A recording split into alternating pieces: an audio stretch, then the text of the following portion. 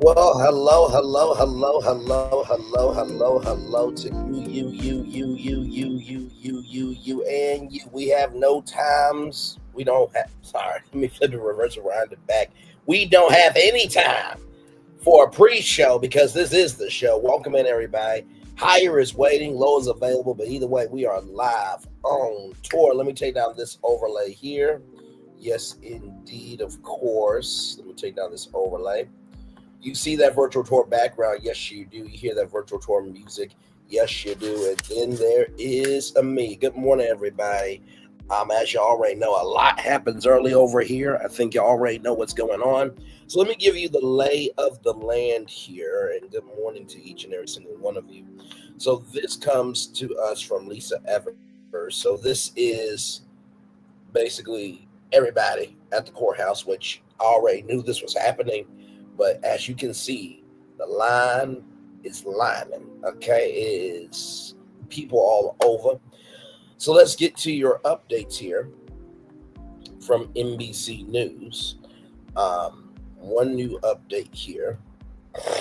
The lawyers have arrived at the courthouse. Combs' lawyers appear relaxed as they arrive in federal court ahead of a crucial hearing that will determine their client's fate. Alexandria Shapiro, Brian Still are in the cafeteria having a chat um, as as the latter loads up on valuable potassium via morning banana. Outside the federal courthouse in Lower Manhattan, there were lines and crowds everywhere with a crowd of people, including news media, interested onlookers gathered for Combs' sentencing. Many others were there for a naturalization ceremony in the courthouse, where at least a half dozen New York police department officers were lined up on the sidewalk where Combs' family is expected to arrive. So this just happened at 9:56 a.m. about 5 minutes ago. Prosecutor who led the case against Combs won't lead his sentencing. Prosecutor who led the team and convicted Combs at trial this summer won't be speaking at his sentencing after being fired by President 47's administration. Former federal prosecutor Maureen Coleman was fired just weeks after Combs was found guilty on two Manning Act charges. Comey filed a lawsuit against the administration alleging that her termination was without cause, without advance notice, and without an opportunity to contest it. The DOJ declined to comment on the ongoing litigation when the suit was filed last month. Comey's father, former FBI Director James Comey, was indicted by 47 minute by the 47 administration last week on one count of making a false statement and one count of obstruction of a congressional proceeding stemming from testimony he gave to Congress in 2020. He has denied the allegations, saying in a video on Instagram that he and his family have known for years that there are costs to standing up to 47. And I do believe it's only fair that Maureen Comey is there this morning. Combs' cultural legacy explained here. I'm just giving you all the updates until the verge here comes. Cultural legacy explained. In the 1990s and 2000s, few personalities swaggered through the music industry quite like Sean Combs. In his decades in the public eye, Combs established himself as a multi-hyphenate cultural force, building an empire that toppled amid allegations of sexual abuse and misconduct. We have an update, ladies and gentlemen. Right here, Combs family members are expected to speak at sentencing. Combs family members, all seven children, and his mother are expected to be in attendance, and many will speak. His legal team has also requested to speak on his behalf and is preparing a 15-minute video to present in court. In their pre-sentencing filing, defense attorneys included letters from 70 family members, music collaborators, other supporters, including fellow inmates at the Metropolitan Detention Center in Brooklyn, who described him as a role model who has maintained calm in prison and helped them improve their lives. Combs' former girlfriend, Gina Huya, also submitted a letter to the court this week. She did not testify at trial. She was supposed to be victim three, but saying she had met with prosecutors before his trial. In her letter, she wrote that she felt pressure to feel like a victim by prosecutors during interviews. Prosecutors had planned to call her as a witness. However, as the trial approached, they told the court they could not reach her or her attorney. And we also know that Young Miami also wrote in a letter as well. So that's the latest update here. Let's get back. Oh, another update here. Combs' mother is in court. Combs' mom and other close family members and friends have filed Combs' family during his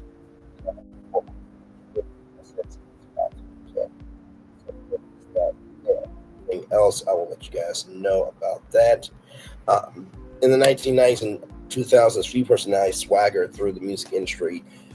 Quite like Sean Combs in his decades in the public eye, Combs established himself as a multi-hyphenate cultural force, building an empire that toppled amid allegations of sexual abuse and misconduct. Combs founded the Bad Boy Records label in 1993 and cultivated the talents Mary J. Blige, Usher, and the Notorious B.I.G. He was a producer and one-man hype machine in the recording studio. Combs blended rap lyrics with catchy R&B samples, creating a new template for a generation of artists that he pivoted to performing in his own right, pumping out tracks such as I'll Be Missing You and Shake Your Tail Feather. He topped the Billboard charts, racking up 14 career Grammy nominations, and earned a reputation as a savvy hit maker. He helped push hip-hop firmly into the mainstream. Combs was not content with simply conquering the entertainment industry. He cemented himself as a global lifestyle brand, launching ventures often as he changed his stage name. He spearheaded the successful clothing label Sean John in 1988. He became brand ambassador for the liquor company Ciroc, and he presided over annual white parties in the Hamptons. He elevated trendy streetwear into symbols of aspirational luxury. As you guys know, prosecutors want 11 years prison time, while the defense is asking for 14 months. So that is where we are. So prosecutors have requested that the judge sentence him to 135 months in prison, or approximately 11 years and 3 months. The probation department has recommended 7 years and 3 months, right? So the prosecutors plan on reading letters, some of which were submitted and filed this week, including those from Combs' former longtime girlfriend, Cassie Ventura, her parents, Combs' former assistant stylist, Denante Nash, and just days ago, Nash filed a lawsuit against Combs, citing years of mental and physical abuse. As you guys also know, Combs has been held at the Metropolitan Detention Center in Brooklyn since his arrest in September 2024. Judge Miriam denied Combs' efforts to be released on bail, saying in part that he fails to satisfy his burden to demonstrate entitlement to release. Miriam said Combs has not shown that he did not pose a flight risk or danger or demonstrate an exceptional circumstance that would justify sending him home. And then line sitters have held spots to enter the Manhattan Federal Courthouse since yesterday morning. I figured as much. Dozens of people who were paid to hold spots in line for the main courtroom where Combs would be sentenced are starting to leave as court reporters and members of the public arrive in taxis and Ubers ahead of 10 a.m. Eastern Standard Time sentencing, according to the line sitter company Same Online Dudes LLC. That's a good name for a company. People started lining up at 9 a.m. yesterday. Most of them braved the declining New York City temperatures, sleeping on the street in tents and sleeping bags. Combs wrote in a letter to the judge, I lost my way. I got lost in my journey, lost in the drugs and excess. My downfall was rooted in my selfishness. Combs wrote in a letter filed in court. Combs asked for mercy, and he wrote that he takes full responsibility for his actions. I'm so sorry for the hurt I've caused, but I understand that the mere words I'm sorry will never be good enough, as these words alone can't erase the pain from the past. So what was the outcome of Combs' trial? As you guys know, Combs pled not guilty to deny the allegations against him. The U.S. government prosecutors accused Sean Combs of orchestrating a decade-spanning criminal enterprise and forcing women to participate in marathon drug-day sexual encounters with male escorts known as freak-offs. He abused, threatened, and coerced women and others around him to fulfill his sexual desires, protect his reputation, and conceal his conduct. Prosecutors for the Southern District of New York wrote in the indictment. So in the end, the jury of 12 everyday New Yorkers delivered a mixed verdict. Combs was acquitted on 2 charges that each carried a maximum sentence of life in prison. Racketeering, conspiracy, and sex trafficking by force, fraud, or coercion. But they did find him guilty on 2 counts of transportation to engage in prostitution. Prostitution charges are otherwise known as the Mann Act, a federal law passed in 1910 that makes it illegal to move people across state lines for immoral purposes. And then, of course, everybody knows the timelines of his arrest. There was a lawsuit that was filed by Cassie Ventura that was settled literally the next day. I was the first one to do it because I remember it was me and Make It Make Sense sister who was doing her first live. Cassie Ventura, also known as Cassie, alleged that Combs raped her, beat her in fits of uncontrollable rage, exerted a tight hold over her life between 2007 and 2018. She alleged that he would force her to engage in free calls with other men, often sex workers, whom he paid to travel with them while he watched. Combs denied the claims, and the suit was settled the following day between the two parties. But that lawsuit opened up the floodgates. In March of 2024, federal agents executed raids on Combs' properties in New York, Los Angeles, and Miami. Southern District of New York issued the warrant. For law enforcement sources told NBC News at the time Combs will face charges until September of 2024. He has been in federal detention since his arrest on September 16, 2024. His trial began May 12th and continued to closing arguments by attorneys on June 26th, and the jury spent 13 hours deliberating across 3 days. Combs was acquitted on 2 counts of sex trafficking and 1 count of racketeering, but found guilty on 2 counts of transportation to engage in prostitution. And then Combs expected to address the court for the first time. So anticipation is high. Intention will fill the 26th floor courtroom of the U.S. District Court in Manhattan as Combs enters to learn his fate and how much more time he could be spending in prison. The sentencing hearing could last up to 4 hours. It may include testimonials from family members, victims, attorneys, and a video produced by the defense. So that's where we are this morning, and welcome in. Glad to have you here. So yes, indeed. So this was updated about 7 minutes ago. So we are right now at this update. Combs' mother is in court right now. That's where we are this morning on a Friday morning, 11 minutes after 10 o'clock. Glad to have all of you here. Let me see if I can get ABC News Live.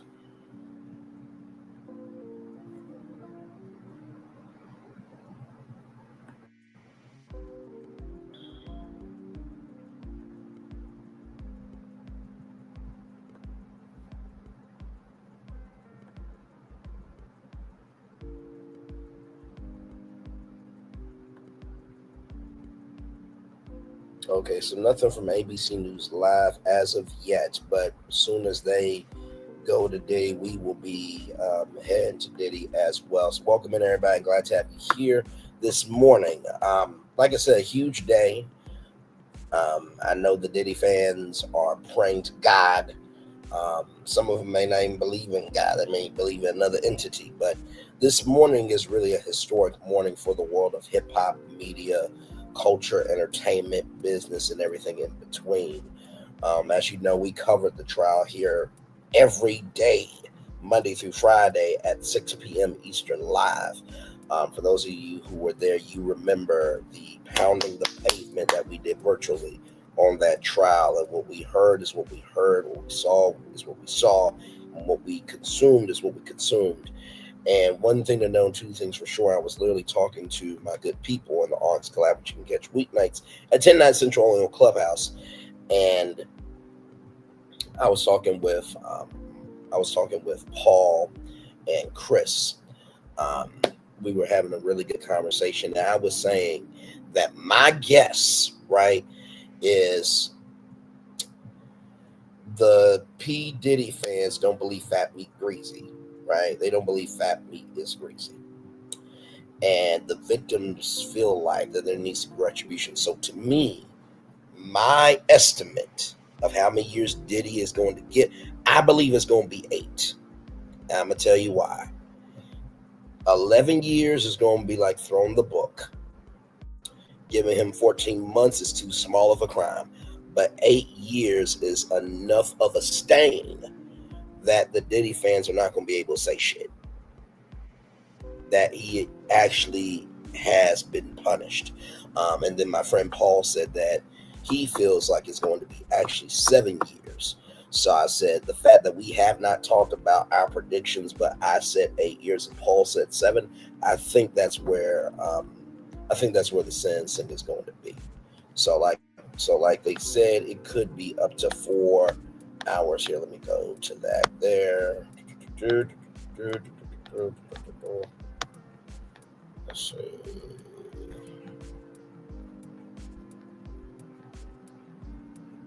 Yep, right here. The sentencing hearing could last up to 4 hours. It may include testimonials from family members, victims, attorneys, and video produced by the defense because Diddy has wanted to say something to the court on the morning of the trial. So I think he had a request of how he wanted to dress for the trial and how he wanted to dress for sentencing. So we are live this morning. Like I said, I took yesterday off. I saw there was a 4-page letter from Diddy. I did not want to read that letter because at this point, he has been sentenced as guilty. So the letter is non-existent to me. It should be non-existent to y'all. Should be non-existent to the culture. But that is the freedom of speech, and you are innocent until proven guilty. But he was proven guilty. So welcome in, everybody. Glad to have you here. We are live on tour this morning. Yes, indeed, we are. We are. Welcome in to each and every single one of you on a good Friday morning. Welcome into Braylon's virtual tour live. Glad to have you here. We are live on tour covering the Judgment Day of P. Diddy. And I'm going to turn off my camera here for a minute because, as you all know, there is something we do over here for the morning editions. One thing to know and two things for sure, that over here on this channel, a lot happens early. Rolling. It's a new morning for America's family. Sun's coming up, so make it all that it can be. You know a lot happens early. I'm Harry Smith. I'm Julie Chen. I'm Maggie Rodriguez. Morning everywhere. Come on, get up. I'm Russ Mitchell. And I'm Dave Price. And it's a little early for this. Right now, this it's a new morning for America's family. Sun's coming up, so make it all that it can be. You know a lot happens early. Every day's good when you're starting it out right. But whatever you do, the daylight. And a lot happens early. Can you feel it? And I say, Good morning, everybody. Are you girls ready for the Jonas Brothers? We have an early show exclusive. Yes. A lot happens early. Dirty. A lot happens Early. The Early Show, weekday mornings on CBS. It's a new morning.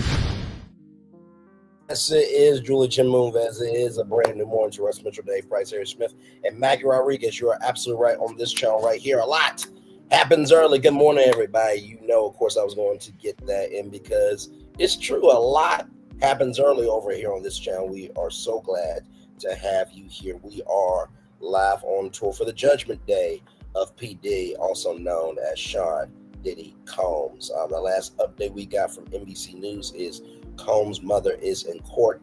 Combs' mama, other close family members and friends start filing into the courtroom around 9:45 a.m.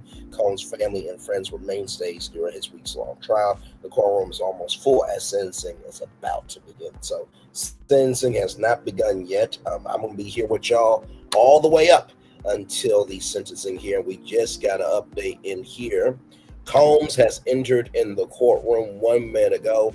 The rapper entered the courtroom at 10:10 a.m. for his sentencing hearing wearing a cream sweater with a white button down underneath and black pants. He gave hugs and shook hands with his legal team and took a look at a folder in his seat. When he sat down, finally he gave his family a look. That just happened 1 minute ago at 10:17 Eastern Standard Time. It looks like we have another update here. Court is now in session. Judge Smeary has taken the bench. The Combs sentencing hearing is underway. So there it is there. Now I want to see if we can get some live dynamic video in here for this.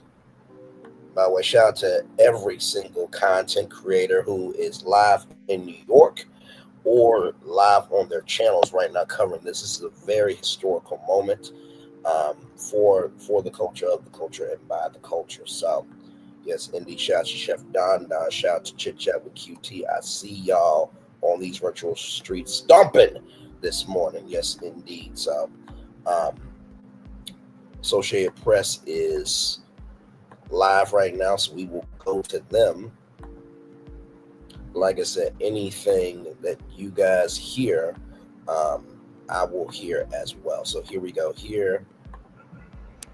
So Associated Press is live outside the courthouse there. So whenever the hearing, whenever the sentencing is reached, they will be right there outside the courthouse Just to give you guys the lay of the land, all the national networks, ABC, NBC, CBS, Fox is there. The CW does not have a news department.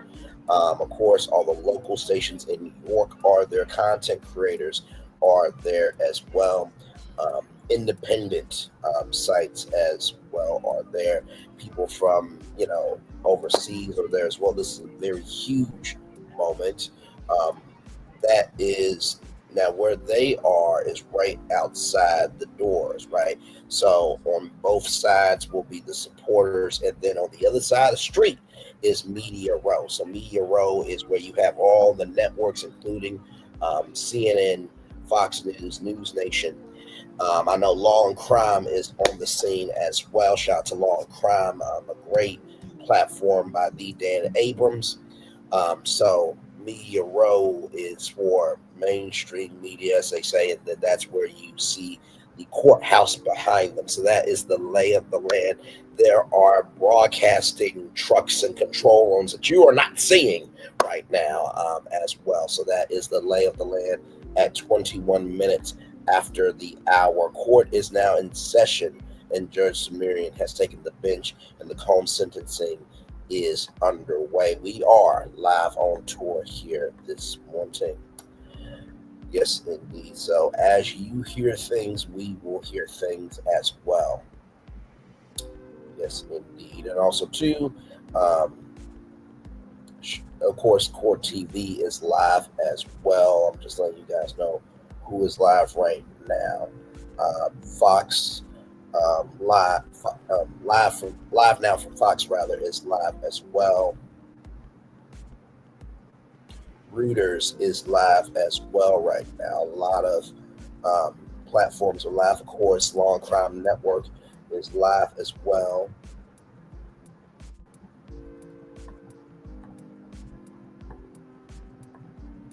Hey, three people, welcome in. Good morning to you. We are live on tour. This is the live shot outside of the New York U.S. District Court right now. So not too much going on. The sentencing literally just got underway here at 10:18 a.m. So literally 4 minutes ago, court is now in session.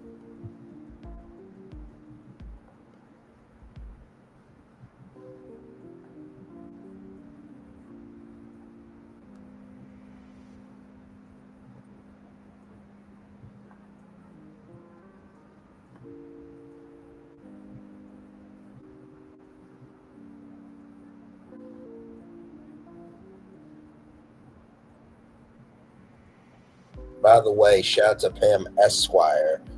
She is live. Shout out to Caramel Rail. She is live as well this morning. Shout out to Lati Dati and everybody. In the words of T-Talk with your girl there. Pinky the Housewife is also live as well. Yes, indeed. There. So a lot of content creators live right now for this historic experience that we are all experiencing, the sentencing of one of the former biggest voices in hip-hop culture, media, entertainment, business, and anything and everything that can happen in the world. He was rather one of those big names, and now he's been reduced to shit because he did shitty things. So we are live on tour, 24 minutes after the hour. This is the live view outside of the U.S. District Court in New York. Shout out to the Associated Press, who is live right now. Like I said, 10:18 a.m. Eastern Standard Time, 6 minutes ago, Judge Smear has taken the bench, and Combs sentencing hearing is underway. So when I hear an update, you will hear an update as well.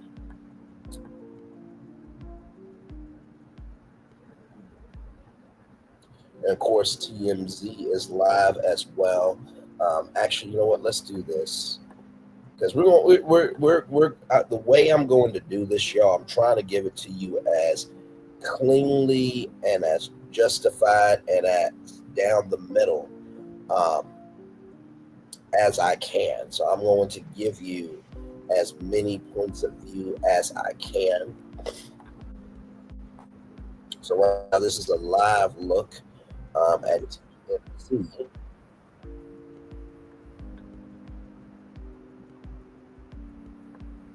The judge. So this is Right, a so live there's look no at with this video, TMZ. actually. That is public. Do you have a mic on? Guys, whoever's going to be doing updates needs a microphone. Well, Janet, you should have one too. Do we have another mic for Liam? We need a mic. We need a microphone for Liam because he. You should have Shure microphones. you know how they have the Shure microphones with the mic flag? That should be at everybody's table who is covering the trial live in real time. He's the one doing updates. Just keeping up. I'm gonna say 5 to 9 years. Isn't there a risk, Oh wow. that Okay, so let's pause here for a minute. Here are the results of this poll. 22% of people believe that Diddy will get over 10 years. 26% of people 5 to 9 years. 53% of people believe he will get 1 to 4 years there. This poll was just released 24 minutes ago. 923 votes, 925 votes now. So that's where we are live with TMZ. So this is a live. Yeah, he wants a connection with the judge. That he's going to go off the California. That he could say something that. Right here is. I'm very interested to see what the defense has to say about all of this, because I assume they're going to say, hey, there was no bullying here. We did none of that. We were well within our rights. So I think that's important too. Yeah, remember, Mia testified that she was sexually assaulted by Sean Combs multiple times. In her letter to the judge, she said that the sentence should reflect the years of coercion, financial abuse. We have an update here. We have an update here. Let me get that to y'all right from the space right here, right now. Judge explains how today's sentencing will unfold. Sumerian said he received reams of paperwork on both sides of the case. He's ready to proceed. The material includes sentencing memos, exhibits, letters from family, friends, and inmates, and a defense video. I have read all the material, read the letters, and greatly appreciate those, he told the court. That just happened 1 minute ago at 10:25 a.m. Eastern Standard Time. Another update has just come into us from NBC News here 1 minute ago at 10:26 a.m. Eastern. Mia will not make a statement at today's sentencing. A woman referred to only by a pseudonym throughout Combs' trial was expected to offer a witness impact statement during Combs' sentencing today. However, moments after the court began on Friday morning, it was announced that she no longer wished to speak. Instead, she submitted a victim impact statement that prosecutors are asking the court to consider in Combs' sentencing.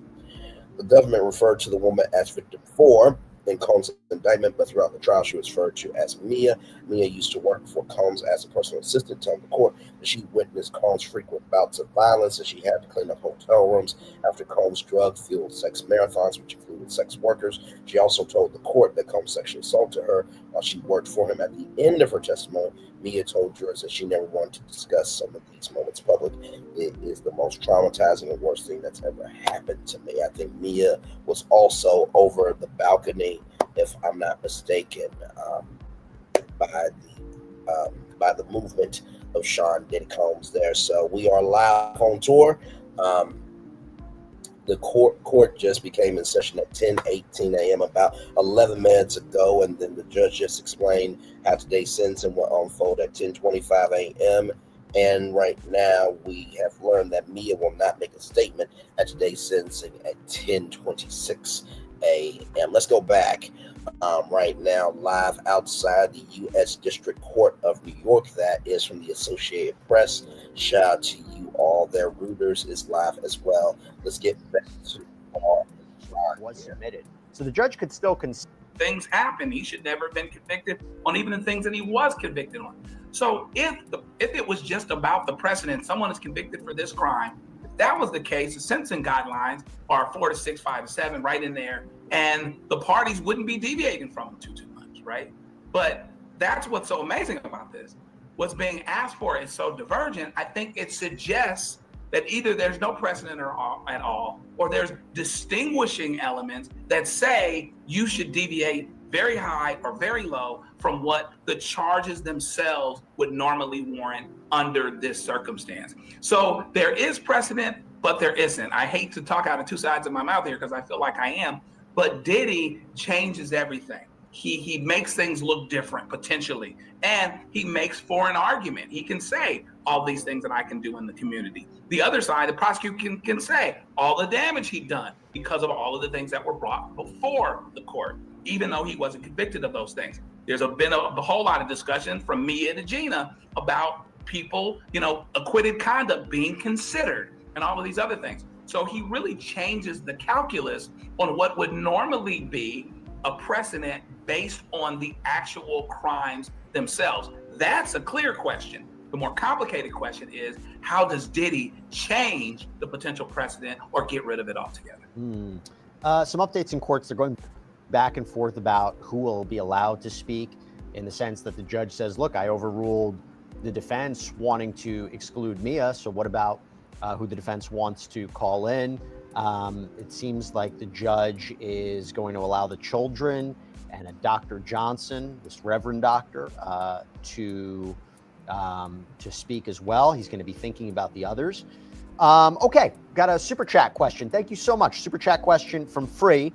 I'll go to you, Aaliyah. This is from Free. Does Diddy get to go last with the video and the letter? So will he make the last statement and provide his background? As we've been speaking before, I'm not sure that the video actually comes in as far as the sentencing is concerned. I think the judge saying that he received it and reviewed it is probably as much as we're going to receive regarding the video in the sentencing hearing today. I also think that it depends on the judge and his preference and what he wants to hear. Is it normal or customary for the defendant to have his statement last? Sometimes, but the judge might want to hear from the victims last. It really just depends on how this judge wants to run his courtroom. Okay, good stuff there. Let's go to TMG. Going back and forth have been these letters to the judge. Dear Judge Supermanian. Yeah. So he could be referring to a letter written by So lawyers. they said Mia was lying. Yeah, that's what they were saying. What was this the is the one we wrote yesterday. What was did we write about inappropriate that the judge said? What did he say?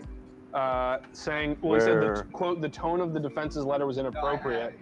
Yeah. Said that Okay. They said virtually everything that came out of Mia's mouth was a lie. That's the quote. We got people in it. And so that's what the judge is saying, that when they accused Mia of lying and everything that she said, that was the inappropriate comment. Oh, and that's why Mia says she felt bullied and that's why she felt bullied, and that's why she's not going to testify. Well, that's also a sign that not so fast, Diddy. Yes. That maybe they will consider some of the stuff that Mia said. I think they will. Well, and it's interesting too, because some people believed that Mia was not telling the truth. Now, here's the thing. One thing to know, two things for sure. I was not there. You were not there. We were not there. We are outsiders looking in on someone else's experience. And Mia would not have been there if she did not have something to say. So in the words of DJ Khaled, congratulations, the defense played themselves. But this is also the same defense team that asked a woman about what type of purse or bag that she got and did not give a fuck, damn, or ish about the sexual abuse that she went through. And this is the same defense team that said that this was a modern love story. And this is the same defense team that had a dumb motherfucker on a publicly available documentary called The Downfall of Diddy, The Indictment, which you can see on Tubi, where he said 1 bottle of baby oil goes a long way when the federal government found over 1,000 bottles of baby oil. So that's where we are right from this space right here, right now. Welcome in to all of you. We are live on tour here, 10:26 a.m. Mia will not make a statement at today's sentencing. Instead, she submitted a victim impact statement that prosecutors are asking the court to consider and calm sentencing. At 10:25 a.m., judge explained how today's sentencing will unfold. Sumerian said he received reams of paperwork on both sides of the case. The material includes sentencing memos, exhibits, letters from family, friends, inmates, and a defense video. I have read all the material and read the letters and greatly appreciate those, he told the court. Court just began 16 minutes ago, 10:18 a.m. Court is now in session. Judge Sumerian has taken the bench and called sentencing. hearing is underway. So that is the latest. As I hear updates, you will hear updates as well. We are live on tour, everybody. Of course, Law and Crime is giving their commentary there. This is the live look outside the U.S. District Court of New York. Now, of course, for those of you who may not know this, I want to show you this fact here that you need to know here.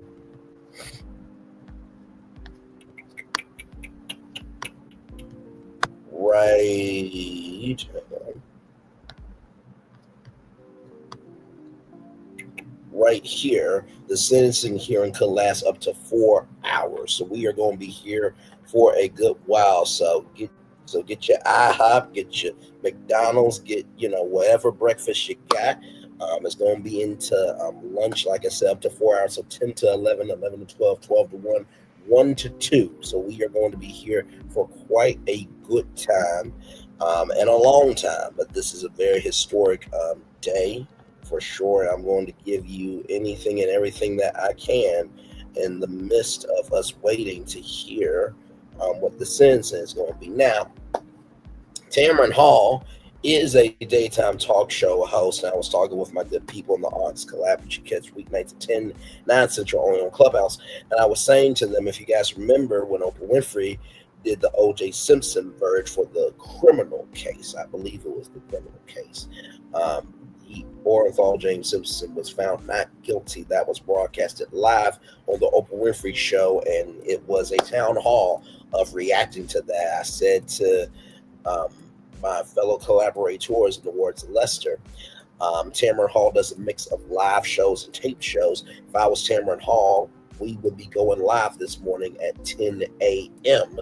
At least to cover the first hour of it, because Tamron Hall is a very topical very topical actual and factual talk show. So we are live on tour this morning. Glad to have all of you here in the building. Yes, indeed. Like I said, we are live on tour. Let's go back to are we on with? No, we can look over there.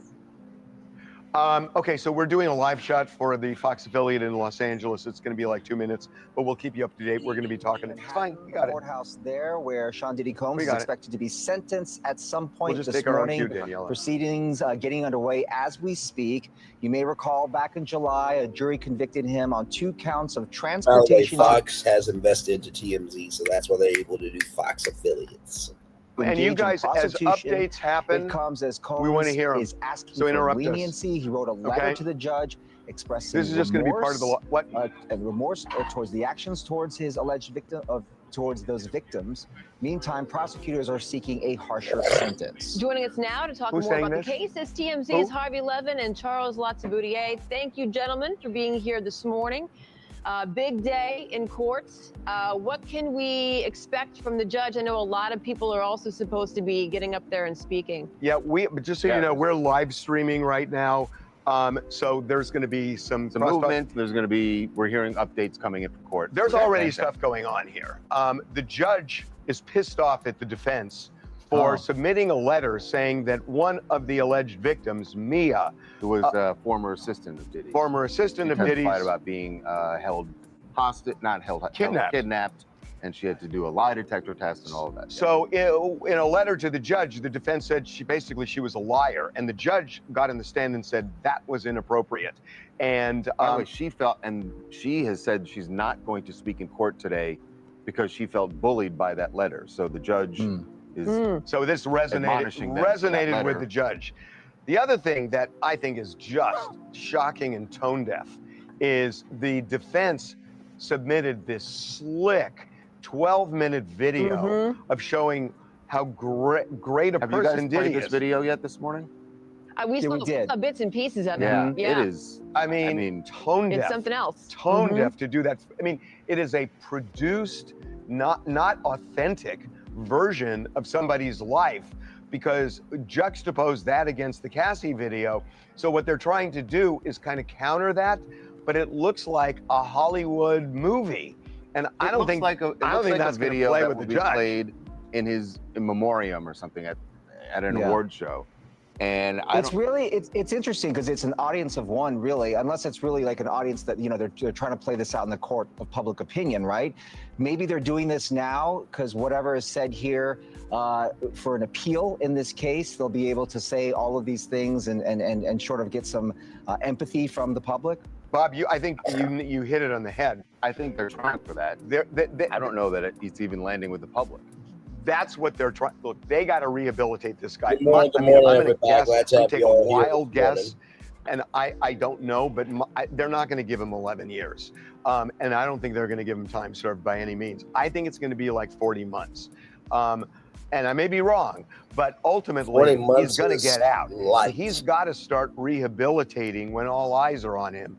I don't know that this is the way to do it, but I think that was the play. I'm just basing it on the comments on our live stream. Oh, they hated when we it. played that video. Nobody hated it. Felt like everyone said that, you know, the real him is the guy you saw beating Cassie because he didn't know he was being recorded there. All of that stuff in this video is produced. He knows that there are cameras there, and it's easy to say that he's putting on a show. Liam, is there anything else that just happened? No. By the way, have you guys? He's wearing. He's in white. So he's wearing a white collared shirt with a white crew neck sweater. Just so you know, I was told last night that the prosecution is going to take hours to present their case on this. Diddy, who submitted a letter to the judge the other day, I'm told he still might speak. I think there's some conflict among his team, but he might speak. And no matter what his team says, what I'm told is he's a wild card, and depending on how he thinks it's going, he may just spontaneously say to the judge, I want to speak. But I know there's some feeling among some of that team that he should not. That he should. That a letter doesn't connect with the judge the way eyeballs do. And that. But now, at the very start of this, you have the judge admonishing his team.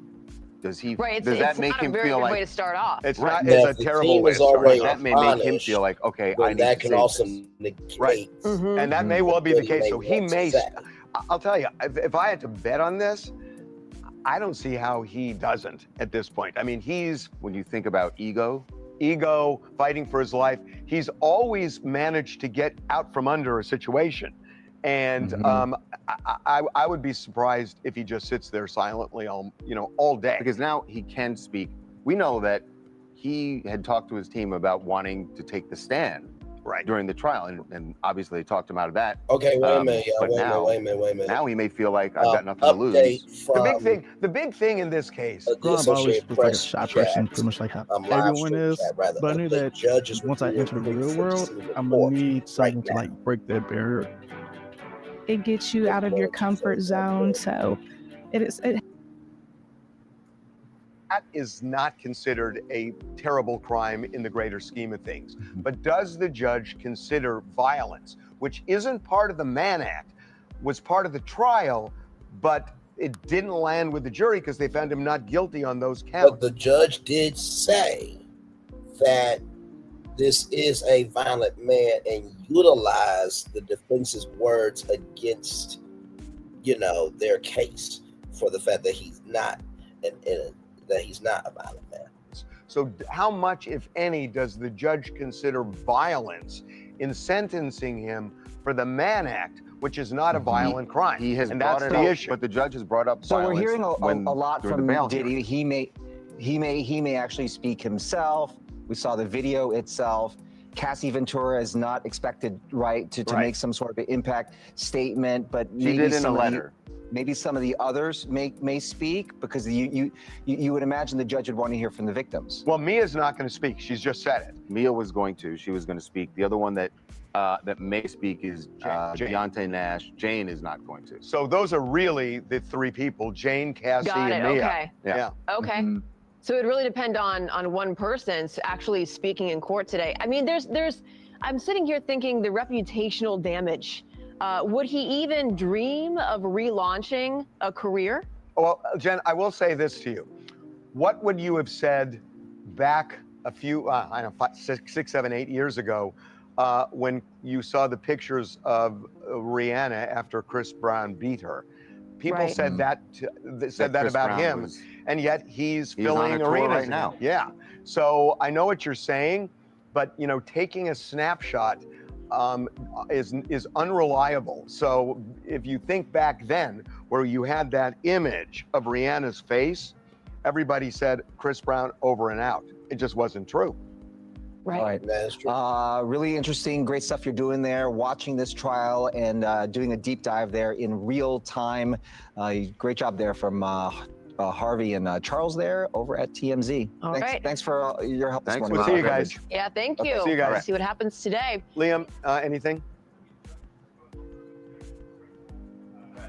The defense says acquitted conduct cannot be considered. There's no guidance from this on any court. Acquitted conduct can be considered. He cites a court case. U.S. objections. They argue for the criminal sex abuse guideline. Judge says there's little precedent on what type of threats required. Bodily harm makes the most sense to force Jane and Miss Ventura to engage in sex acts. Does this conduct establish the convicted conduct? There was the flight in Cannes. That's it. Okay. Just going over that. So look, yeah, you know, I'm a little surprised when I heard last night that prosecutors were going to take hours. I suppose that could change, but that's what they told the judge. So this could go. Update here, ladies and gentlemen. We have an update. We're going to pause it with TMZ for a minute. Right here, Judge says defense there about me. It was inappropriate. You guys heard that from TMZ, but I'm going to read it to you here. 3 minutes ago, 10:43 a.m. Eastern Standard Time, Judge Smearing chided Combs' defense team, saying the tone of the letter his lawyer submitted to the court about the accuser synonymously known as Mia was inappropriate. In a court filing Wednesday, Combs' lawyers forcefully pushed back on prosecution's request that Mia be allowed to speak at this sentencing hearing. She lied that she had sexual contact with Sean Combs without her consent. She lied that she was a victim. The defense team said virtually everything that came out of her mouth was a lie. Attorneys who represent Mia defended their client's integrity in a statement to NBC News. Mia was incredibly brave to walk into a public courtroom, testify about the worst events of her life, stand up for herself, her friends, and abuse women everywhere. So basically, the defense is saying that domestic violence doesn't matter. If you are saying that a woman has lied about her experience, you're also saying that her truth doesn't matter to just save your client's ass. So, no surprise that the defense team is shit scared. They are out their rabbit-ass minds, and really, they all should have been swallowed by their mothers. Sincerely, I mean, to write a defense letter after your client was found guilty and could be facing 20 years in jail for what he did commit, this was a dumbass move. And if anything, as Harvey Levin said, the fact that the judge did not like this at all, this could also hurt in the letters that his family, his friends, the inmates, and everybody that wrote letters. This could hurt that tremendously, because if you don't respect the victims, then why should I respect anything that your family and friends and everybody else that's come through for you have to say? So back to Harvey Levin here from TMZ. Today with Mark Garagos, who is part of this, and we're supposed to do it at 1 o'clock today, and Mark gave me a heads up that may not happen. It may go beyond that, which is 4 o'clock Eastern time. So, you know, we will see. Just so you know, in about 20 minutes, we're going to go down for an hour because we have to shoot our morning meeting for our other television show, and we're going to have to do that, which is going to take an hour. Then we're going to come back up at 9, and then we'll 9 o'clock Pacific time, 12 Eastern, and then we will just carry it through until we get a verdict in this case. But not a verdict, excuse me, a sentence. Look, I think the judge has made his mind up. Yep. I mean, this judge has heard everything. He's heard all the testimony. He has read all the documents. It's been briefed like crazy. The judge knows what he's going to do. And unless there is a huge bombshell. New update, everybody, here coming in from NBC News. Prosecutors have some space to use acquitted conduct. This just came in at 10:48 a.m. That's my alarm. Please forgive me there. Prosecutors have some space to use acquitted conduct. Judge Smearing gave prosecutors at this sentencing hearing the freedom to cite acquitted conduct, referring to actions by Combs in charges for which he was found not guilty. The court will be best to determine whether it qualifies as relevant conduct. He said, we consider all facts and impose sins, but not greater than necessary. So even though Combs was cleared of the most serious charges of running a criminal enterprise, testimony about the alleged coercion he might have used against his former girlfriends, Jane and Mia, could be cited. That is a huge development. We also heard that from TMZ. So even though he did not get sentenced on the biggest charges that could send him away to jail for life, they could use that conduct from those charges to make the case for him going away for 20 years. So really, even though he was not sentenced for those charges could be used to determine the rest of his life. Very powerful update there that just came into our show here at 10:48 a.m. 2 minutes ago. We are live on tour, everybody, back to the Associated Press. This is live outside the U.S. District Court of New York. Associated Press is live there. Also, Reuters is there. Live now from Fox is there. Live now from Fox is live, rather. Law and Crime is live. I also saw Chef Don is live. Caramel Rail is live. Bam Esquire is live. Chit Chat with QT is live as well. We got a lot going on here, ladies and gentlemen, here. So let's get back to TMZ. I think whatever is in the judge's head when he walked up on the bench is going to be the sentence that Diddy gets. And could there be a big bombshell? No. I mean, I don't see anything. You know, all of the people who are going to talk to the judge, I think just about everyone, if not everyone, they've already testified. So their story has been told. And what Diddy says, I mean, what is he going to say? I'm sorry, worst day of my life. It's what he said in the letter. And Anderson he'll that he's going to get 2 to 5 in years. essence, if he I ends think up speaking. the max is 8. I just don't see anybody My friend moving Paul the said needle 7. here.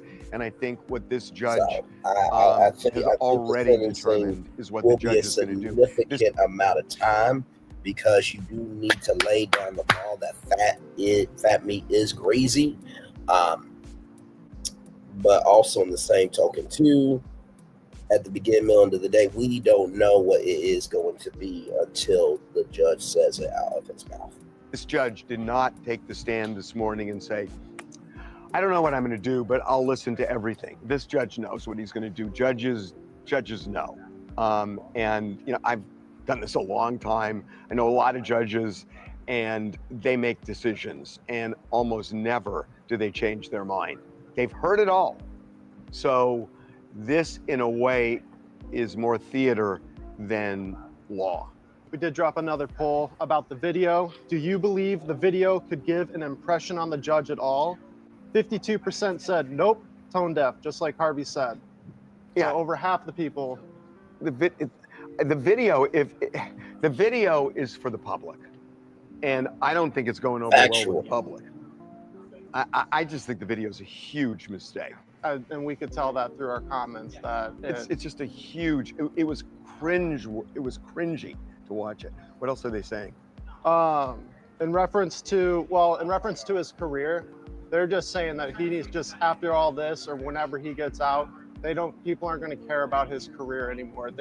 He should just go and be with his family, like the videos. Like, do you guys remember Michael Vick? Oh yeah. Michael Vick, was it Atlanta Falcons? Atlanta Falcons. It was the Michael dog fighting. Was engaged in this brutal dog fighting, and people were outraged at it. And everybody said, he's done. He came back as quarterback of the Falcons. Came back as quarterback of the Eagles. The Eagles, excuse me. The Eagles. And everybody wrote him off. they wrote Chris Brown off. So I don't think you can do that. I don't think, you know, especially post-cancel culture, because cancel culture went so far that there's this reaction against it that you don't want to cancel people. And I'm not saying he's going to be or not going to be. I'm just saying you can't count it out. This is a considerable difference between Diddy and Chris Brown. We saw the effects of Chris Brown beating Rihanna. We did not see the actual beating. That's and true. That's harder for people to let go of. Well, hold on. And I agree with you, but there's one thing. You're right, but we never saw the damage he did to Cassie. We did see the damage. Yeah, we did. There were photos in the trial. I mean, there were photos in the trial, but I don't believe there were photos of the beating. I think there were photos of other instances. I can't remember specifically, but again, my point is not actually seeing. They're both pretty bad. They're both bad. Oh, I'm not saying one is. I'm saying for the public to let go of something. What? Right. They're both horrible. But when you see what Chris Brown did to Rihanna's, to let go face. of something, seeing the person, this celebrity in this case, actually do it, makes it harder to let go of. You know what another difference is? Rihanna forgave him. Right. Yeah. Rihanna immediately Rihanna forgave him. Immediately. Remember they went jet skiing right after. Jet skiing. They got back together a couple of times. Yeah. Looks like we have an update here. Sean Combs objected to the characterization of Miss Ventura and Jane as victims. That is overruled. He also objects to the Whoa. Hold on. That's a big deal. It's a very big deal because on the Mann Act conviction, it's the transportation of the prostitutes to go have sex with No, that's a huge But they were deal. only victims in the RICO sense and in the sex trafficking, force, fraud, and coercion. Right, that's a huge he's gonna deal. Consider them as victims That's for purposes of sentencing. a big deal. That's a very big deal. And it means that his head is in the space of violence and victimhood, and that indicates or suggests to me that he will go with a stiffer sentence. I think Wow, so that's a huge deal. So Diddy was saying that Cassie and Jane were not victims, but the judge overruled that, which means this judge sees the bullshit. Let me bring in an expert here that understands about schemes and shit. Let me get her up. I believe she is moving about this morning. Give me one moment, please. Let me see here. Bertha, what is your take upon this morning? We never got no picture. We was telling you a story, Mama. Well, it could have been a scheme that Todd set up for him to come to you with the bush. You heard what Bertha said, Scott. That's where we are. So if you're just coming in, welcome in, everybody. It is 58 minutes after 10 a.m. Diddy said that, and I quote, Cassie and Jane are not victims. That's what Diddy said, and the Judge R. Samir, has overruled that, which means he is about the business of right is right and wrong is wrong. So let's get back to TMZ here. We are live on tour. Like, comment, share, subscribe. Shout out to the 4 people that are here. Like, comment, share, subscribe. If you want to be a part of this conversation, drop in the live chat. We'd love to hear what you have to say upon this historic day. Let's roll back. I just want to stick to that for a sec. There's more to that. Judge says there was Jules and Paul and Cabral, Jules, Reggie, Rico. As to coercion, when something is voluntarily, something's voluntarily, it is uncompelled. That is from Black's Law Dictionary. It's a broad concept. The threat to release videos and to Jane's home, that's coercion. Okay, so this is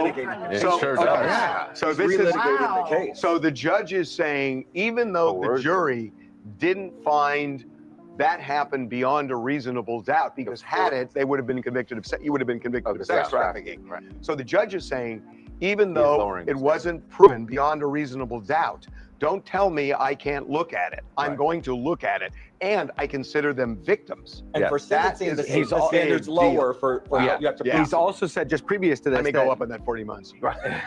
He also said that in terms of the violence that happened in the acquitted conduct, so the conduct that the all of the acquitted stuff we're talking about, he can still consider the violence that occurred in the relationship, despite the fact he was acquitted on the violence. Okay, well, this is the game core. Changer. This is the core of the case. And it sounds to me like now look at this. This is very interesting. Now, at first it said still 1 to 4 years. That was the majority. Now it's changed to maybe 5 to 9 years. 46%, 19% over 10 years. So I'm seeing 5 years here. The prosecutors are wanting 11 years and 4 months. The defense is wanting 14 months. I really do believe, without a shadow of a doubt, I believe that it's going to be probably 8 years. My friend Paul from the Onyx Club said it is going to be 7. So I'm thinking it's going to be in that range of 5 to 9 years.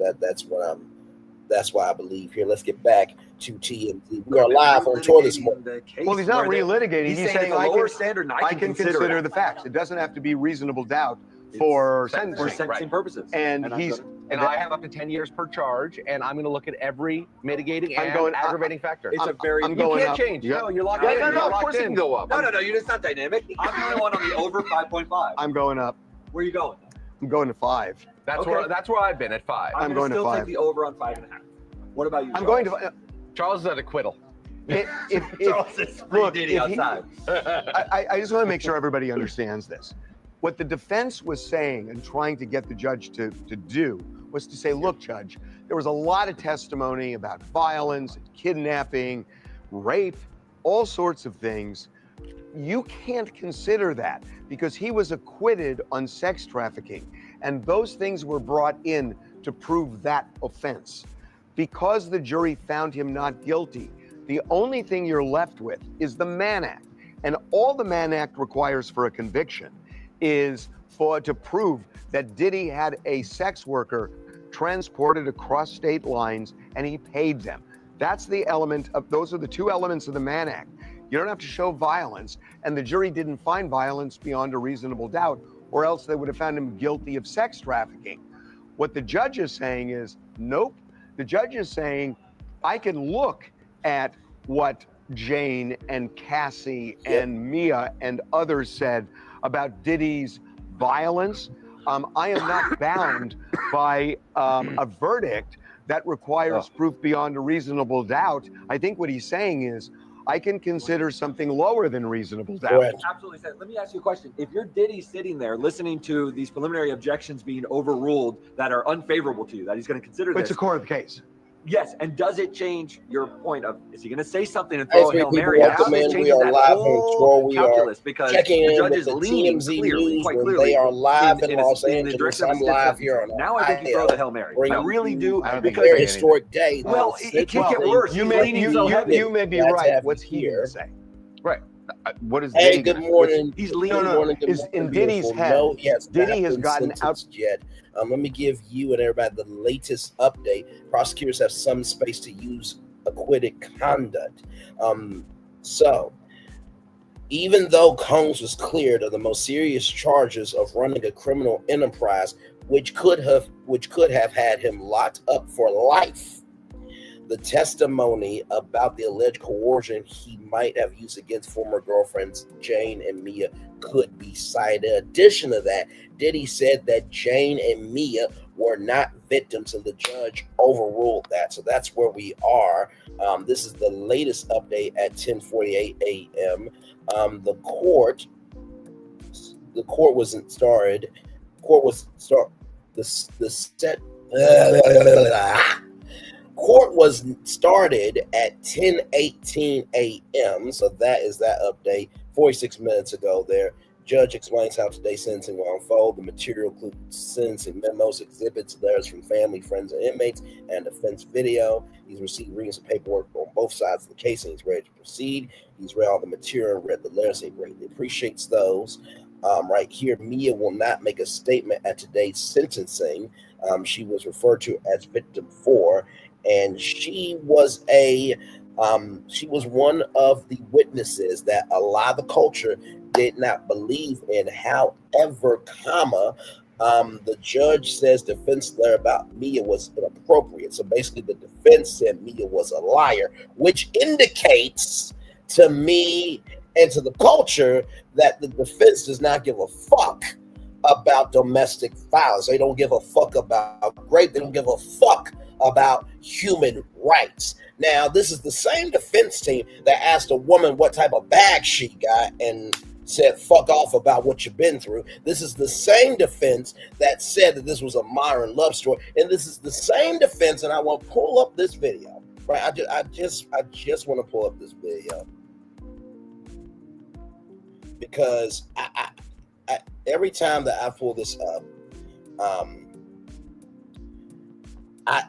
literally, this is in a publicly available documentary. Okay, I just want y'all to know this, and this is available in the Downfall of Diddy indictment, available on Tubi. I want y'all to watch this, because when Diddy got raided, right, in New York, Los Angeles, and Miami, the government found over 1,000 bottles of baby oil, and this is what Diddy said. They called them freak-offs. But, you know, back when I was a kid in the late 70s, they were called threesomes. If these are genuinely threesomes, how do you explain 1,000 bottles of baby oil? I don't know where the number 1,000 came. The U.S. attorney said it. I can't imagine it's thousands. I mean, you know, and I'm not really sure what the baby oil has to do with anything. They're essentially saying it's a lubricant for an orgy. I guess. I don't know what you need 1,000. One bottle of baby oil goes a long way. I don't know what you need 1,000 for. For an orgy.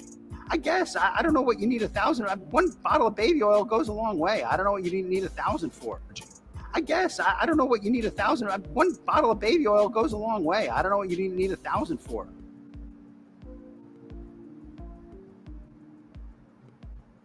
The fact that this clip was not used in court, I'm pissed off. Pissed the fuck off. Pissed off to pistivity. All around the world, and I can't find my head.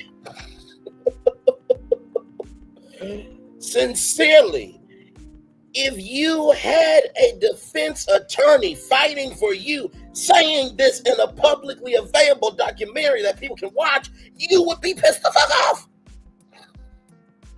All right, my friend, love you as always. It is all good. You know I was going to be on top of this as always. We are going to be here for a good while. By the way, everybody, and I hope work goes well for you, my friend. In case you do not know, to give context, conjecture, and connection here, just to let you know how long this could be, the sentencing hearing here. Let me go to this. Let me go to this here. Let me go to this. Let me go to this right here.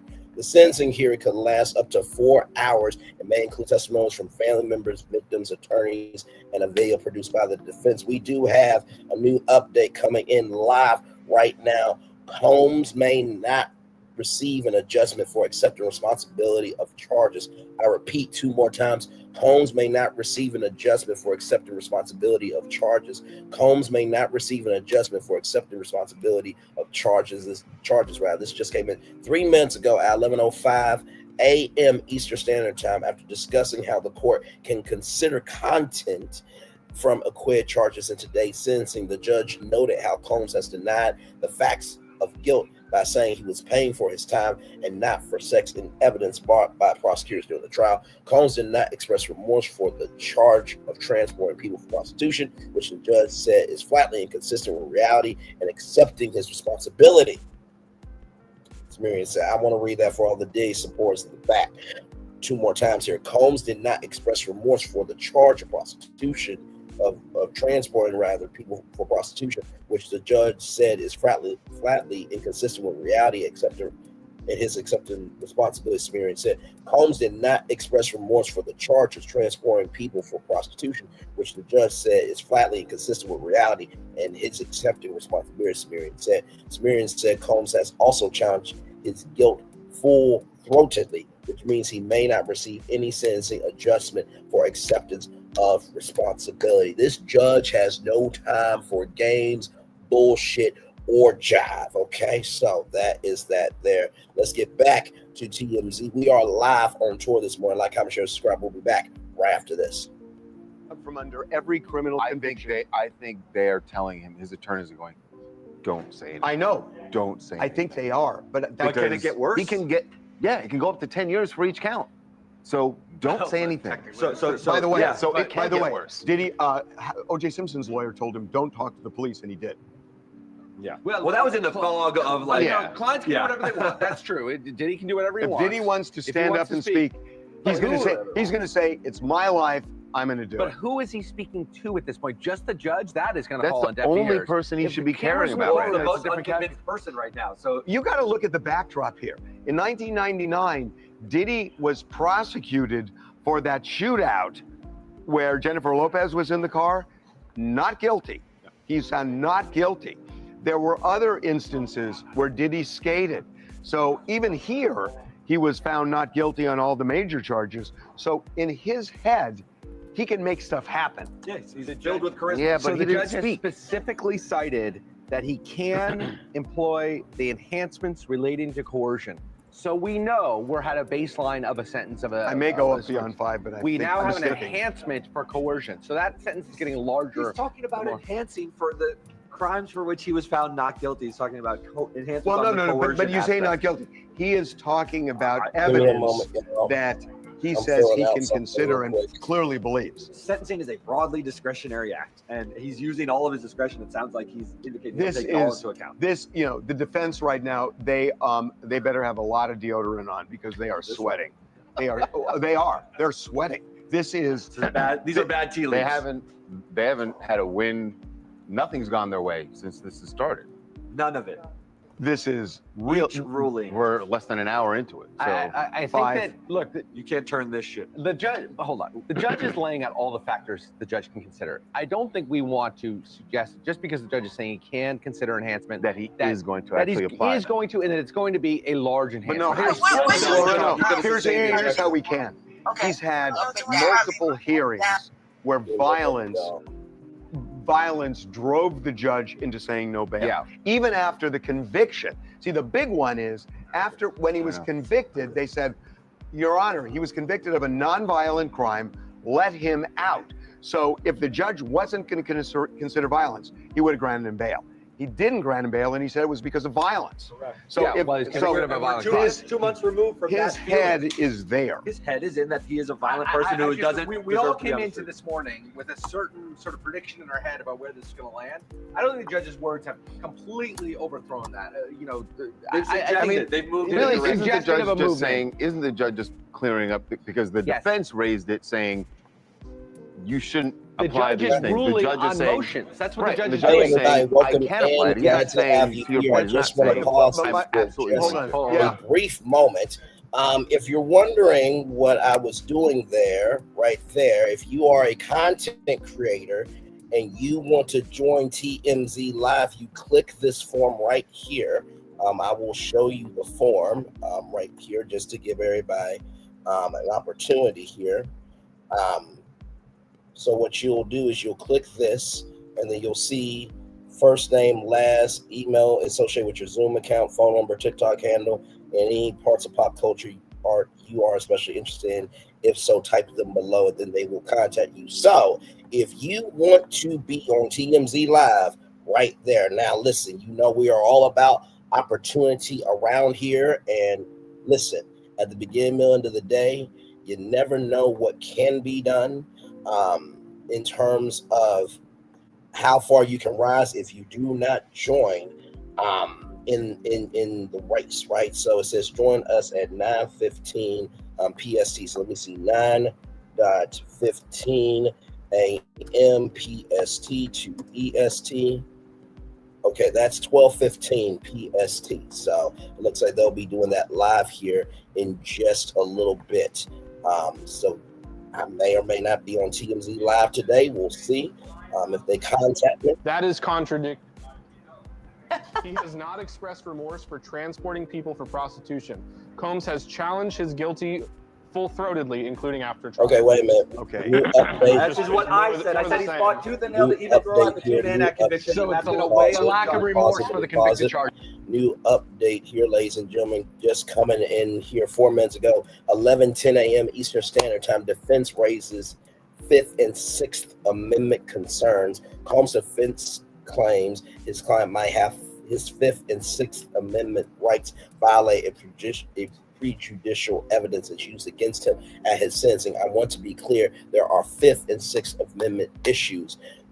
Double jeopardy at stake here, Shapiro said. The Fifth Amendment protects Americans from being tried twice for the same underlying action, while the Sixth Amendment guarantees fair and speedy trials. Well, here's the thing, right? He was found guilty on 2 counts of transporting people for prostitution. So he was found guilty. So he did have a full-fledged trial. The verdict was the verdict. There's nothing you can do about that. And also, too, guess what? He got tried, and what they're trying to do is trying to have an acquittal, but it's not happening. This sentencing is happening today, and into Mr. Shapiro, your client tried to write a letter to acquit the trial, you see, to acquit what was going to happen today, and Sumerian threw out that and said you are not getting a new trial. So this Fifth and Sixth Amendment shit is dumb as fuck. I just want that to be on the record. That's the latest update that we have as of right now. Let's get back to TMZ tour. Does Liam have a mic? Yeah, he does. Can you hear me? Why? Well, that's No, the he's old on a mic. prostitution that I'm paying for. Okay, so what Liam just said, apparently there was a microphone issue. We should try to fix the mic issue, by the way. Checking. So what Liam said was that Diddy has expressed no remorse for transporting sex workers across state lines. He has not taken accountability for it. Wow. Well, that's the buzzword of sentencing. In every sentence you hear acceptance of responsibility as a mitigating factor. Just 100%. Yeah, that's true. He also said, which I think we've all talked, it makes common sense.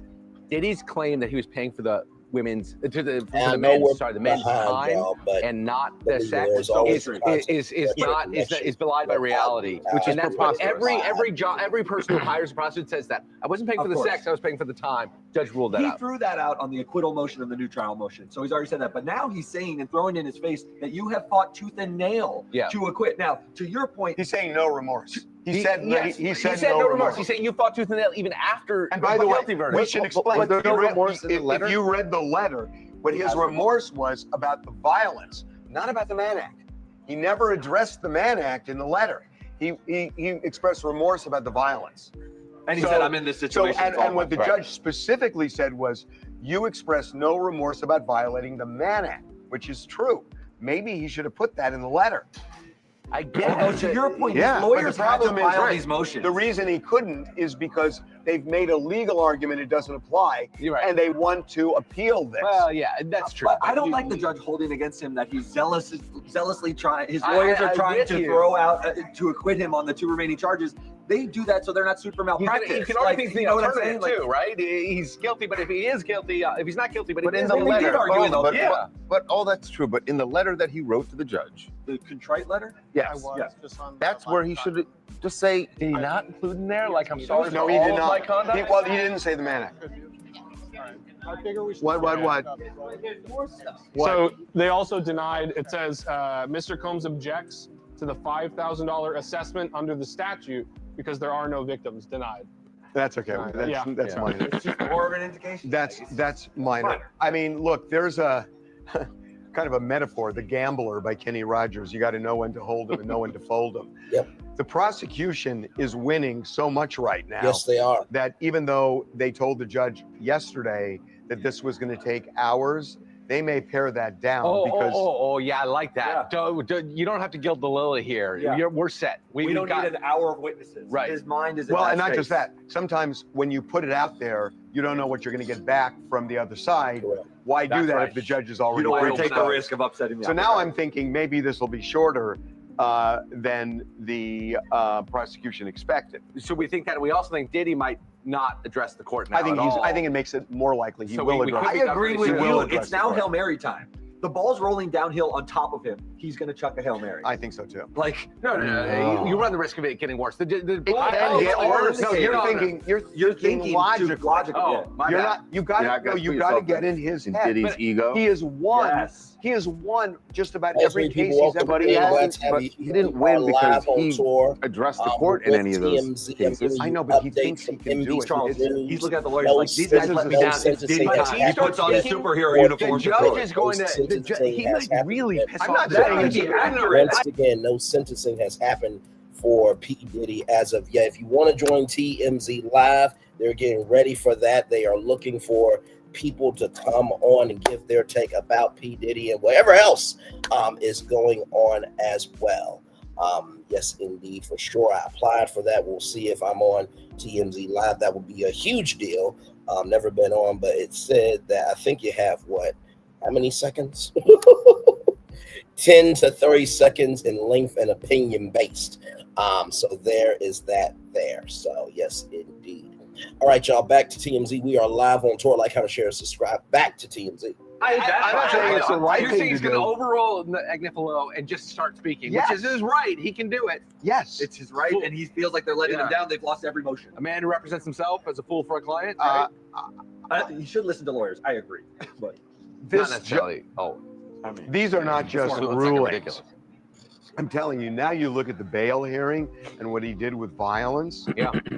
That's going to be a big element of this case. Yeah. So what of the sentence? This will be violence is going to be a huge element of this sentencing. And he said, I can consider enhancements because of violence. Yes. No one's thinking 1 to 4 anymore. So I know. I'm at 5, and now I'm thinking up. So we put in our predictions. Jim, what's everybody saying? Because everybody said before 1 to 4. Not me. Have you changed your mind now? We can. Okay. We'll have to. Yeah. Have you changed your mind? All right. Well, actually, in the comments, a lot of people have started increasing the potential sentencing. They were as well, where they're saying now it could be more than 4 years. I think it's easily 5. Usually the wisdom of crowds. I don't know. Yeah. I think it's easily 5. Let's slower roll just a little bit. You know, I know this sounds insane.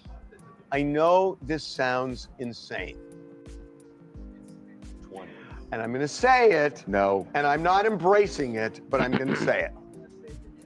What if Diddy gets up and says, Your Honor, take that. I now can appreciate what Donald Trump went through with the federal government. No. That's the smartest thing you possibly do. Play for your pardon, dude. Play for your pardon. You're losing in sentencing. Play for the pardon. I know what it is like to be victimized by an overzealous federal prosecutor, and that's exactly what is happening here. Donald Trump suffer from this, and I'm suffering from this now. We need to rise up against the corrupt judicial system in this country. The problem with that, Harvey, and I get why you said it's crazy, because it is, but you're basing your commentary on the foundation of reality. He's a victim, I'm a victim. The problem is he got a guilty verdict, just like the president got a guilty verdict of being convicted felon. The difference is skin and privilege in the game and how people consume you being a game maker and a player, but most of all,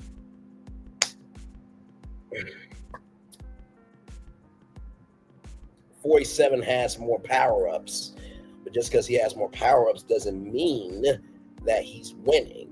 And if P. Diddy thinks that he can win with the same power-ups as the president, then he must be out of his existence of the comprehension of thought of you really think you can actually win. Let's roll on. It's the only play. It's the only play. But Trump already said No, but before he appealed to her. Trump said, "Oh, he wasn't he said nice to bad me stuff. during the election." He didn't slam the door.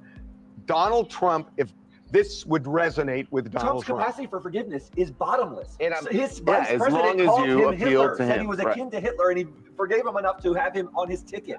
If Diddy says Donald Trump is... I'm actually serious. And I'm hereby donating $100 million to Trump 2028. And it's over at Well, he that doesn't point. have to say that. Okay, Yeah, he's not well, gonna I say think that. Lily. No, he doesn't have to say that. But if you really he, want to spike the book, I'm just saying, if he says that I now understand what the president went through, blah, blah, blah. thumbs his nose at the judge. Do you guys think that's crazy? Do you guys think that's crazy? I'm not saying it's right, but do you think, I mean, Is there where's a he red going to hat go? Is he going to say, under the "Oh, Your desk? Honor, you can't"?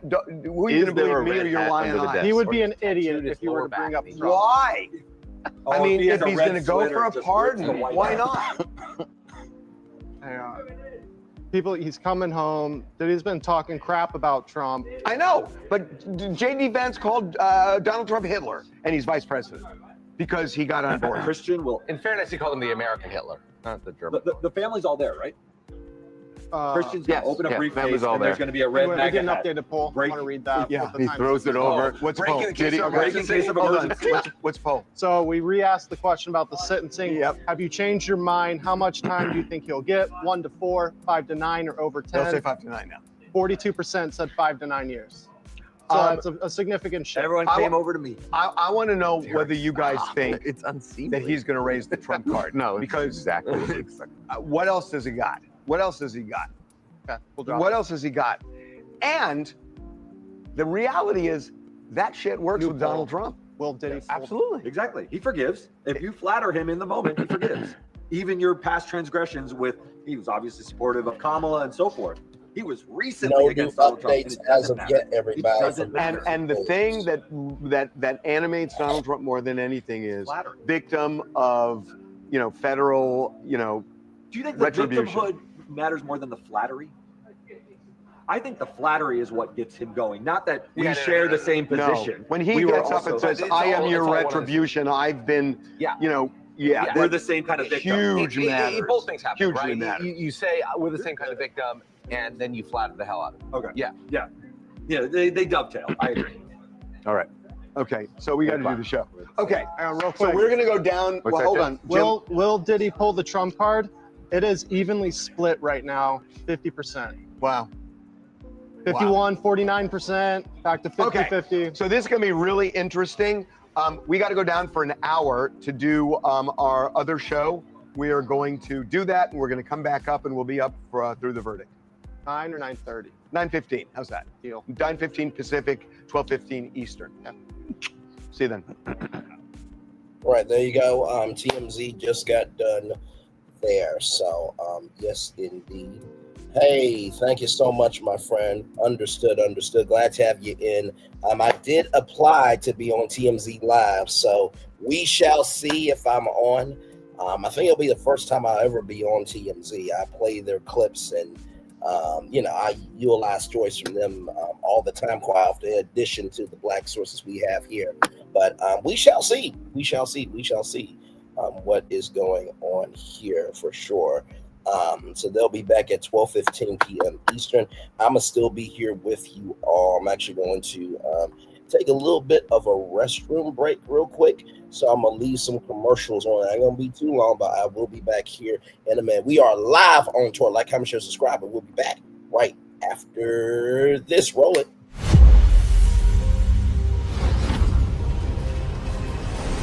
Beyond this gate, find gardens green and epic worlds to fill your dreams.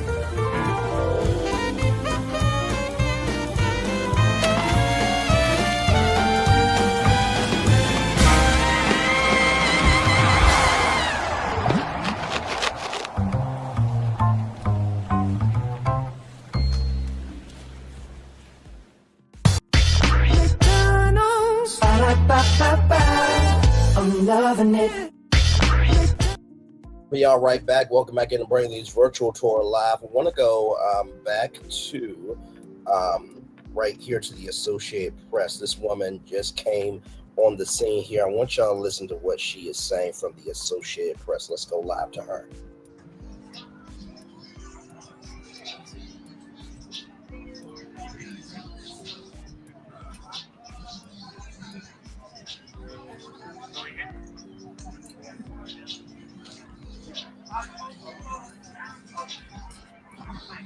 Which way are you looking to go?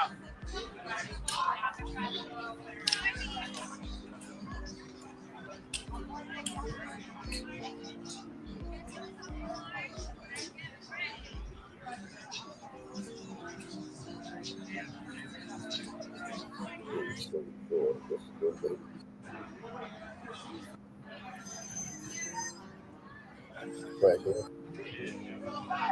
Should be coming on right here, y'all. I literally saw this while I just came back from taking this little rest real quick.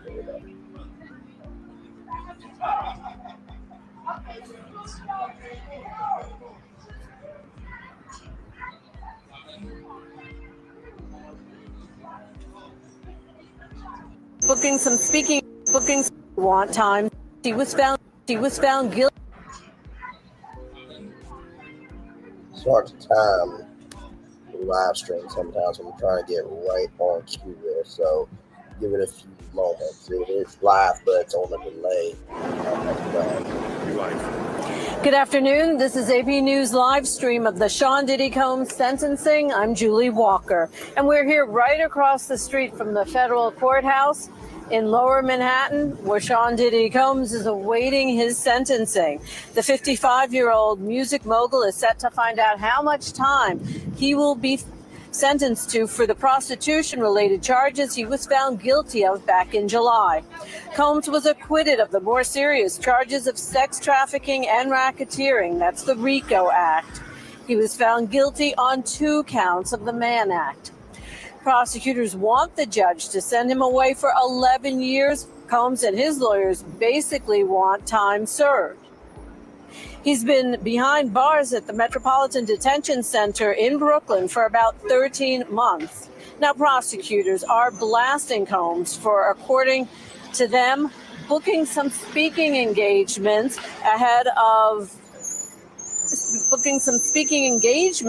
in Miami next week, apparently assuming he'd be free to do it, saying that is the height of hubris. The prosecution's recommended 11-year, 3-month sentence reflects the conduct appropriately consistent with other similarly situated defendants and fully respects the jury's verdict. That is what the prosecution is saying. Now, Combs was not, as I said, Combs was convicted of the Mann Act, but he was not convicted of sex trafficking and of racketeering, which he was charged with. Those are the 2 charges that would have carried the maximum sentence of life in prison. As it is, the Mann Act, which is a prostitution-related charge, carries a 10-year sentence in prison. Again, prosecutors want him to be there for 11 years. His lawyers want him out seemingly immediately. He's served 13 months so far. Now, Combs is set to address the court. In a letter to the judge yesterday, he said that he's a changed man. He's a reformed man. He feels like the time he spent at the Metropolitan Detention Center was enough time to change him, to make him a better person. He says in the letter that he knows saying, "I'm sorry," is not enough, but he says he is sorry. Now, Cassie, the prosecution's star witness and Combs' former girlfriend, sent her own letter to the judge saying that he should get the maximum sentence, saying that he's not a changed man, saying that she doesn't believe him, and that when she said that she was assaulted, no one believed her, and he denied it until that infamous video came out of Combs beating up Cassie in the hotel hallway. Several other people have written letters to the judge, members of Combs' family. his mother. She's 84.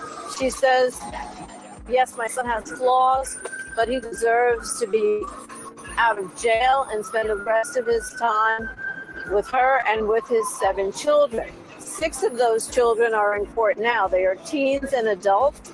The youngest, who's not there, is a 2-year-old. Those teens and adult children of Combs also wrote letters to the judge, pleading with him to let their father out, saying that he is a good man and he is a good father, and they want to spend time with him. And in Combs' own letter to the judge, which was 4 pages long, he talked about how he missed his children, how he missed important events with them, taking one to college, graduation, other events that he missed that were family time. And again, saying that he's changed, that one of the things that happened to him while he was in jail was that he was able to get off of drugs and able to get off of alcohol. He says he's been drug and alcohol free for 13 months, even though those things can be found in jail at times because they're smuggled in. He says he's not doing any drugs or any alcohol. He also told the judge in his letter that he believes that he will never be back in criminal court again, that he is leaving those ways behind him. He said he was appalled by the things that he had done, and again apologized for them. Now, one of the people who was set to speak today is no longer speaking. That's a former assistant, and she testified under the pseudonym Mia, and she had said that she's no longer speaking. Julie Walker from the Associated Press for 1 minute, everybody, to bring you this live update here. 1 minute ago, 11:30 a.m. Eastern Standard Time. Prosecutors say Combs did more than just transport people for sex. Assistant U.S. Attorney Christy Savick urged Judge Smearing to view Combs' conviction as more than acts of transporting people for sex, but as aggression should that draw long prison sentences.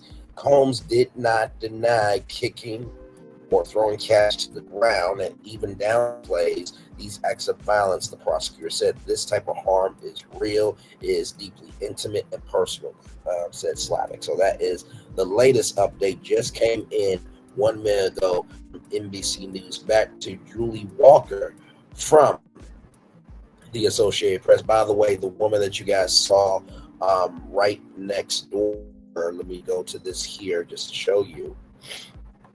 Right here, this woman right here. Go right here. Come on, give it to me right here. So this woman right here was right next to Julie Walker. If you saw what Julie Walker was saying, now let's get back to her. Julie Walker from the Associated Press. Speaking because prosecutors say she's no longer speaking because she felt intimidated by the defense after they wrote a letter to the judge. Now, the people who are speaking or who are supposed to speak are his children and two doctors who treated Combs and Combs himself. The trial took 6 weeks, just a little over 6 weeks, actually almost 2 months. We were done, though, by July 4th. So Combs has been waiting for sentencing since the beginning of July, and he's been waiting in jail. He asked for bail and was denied by the same judge. He asked for bail more than once and was denied. So it doesn't seem likely he'll be getting out anytime soon. However, no one knows. I mean, it's a big guessing game. And I just heard a cheer go up from the crowd behind me. And I'm not quite sure what's happening in court at this very moment. We do have reporters in court.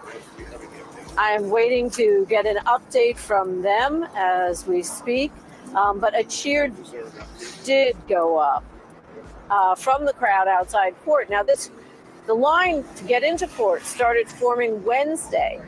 There were line sitters out here holding spaces for people willing to pay them. There were more line sitters on Thursday when we were here, and then when we got here at 6 a.m., there were people already outside court lined up to get in. That's the only way you're able to see what's happening, because none of the proceedings are broadcast. There are no cameras in court.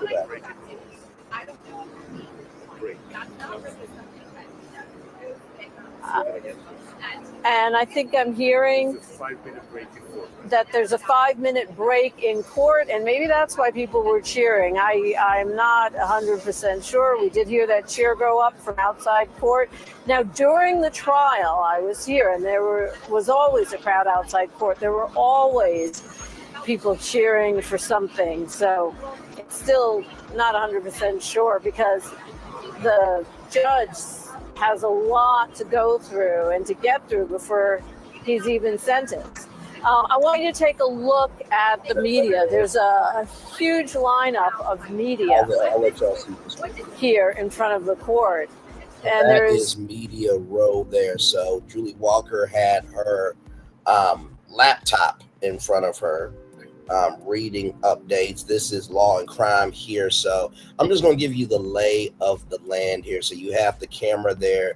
You have your feedback monitor here. You also have your teleprompter right there. So the teleprompter is pretty much a technological system that the producers enter in the script, and then there's somebody controlling the speed of the teleprompter. So your natural voice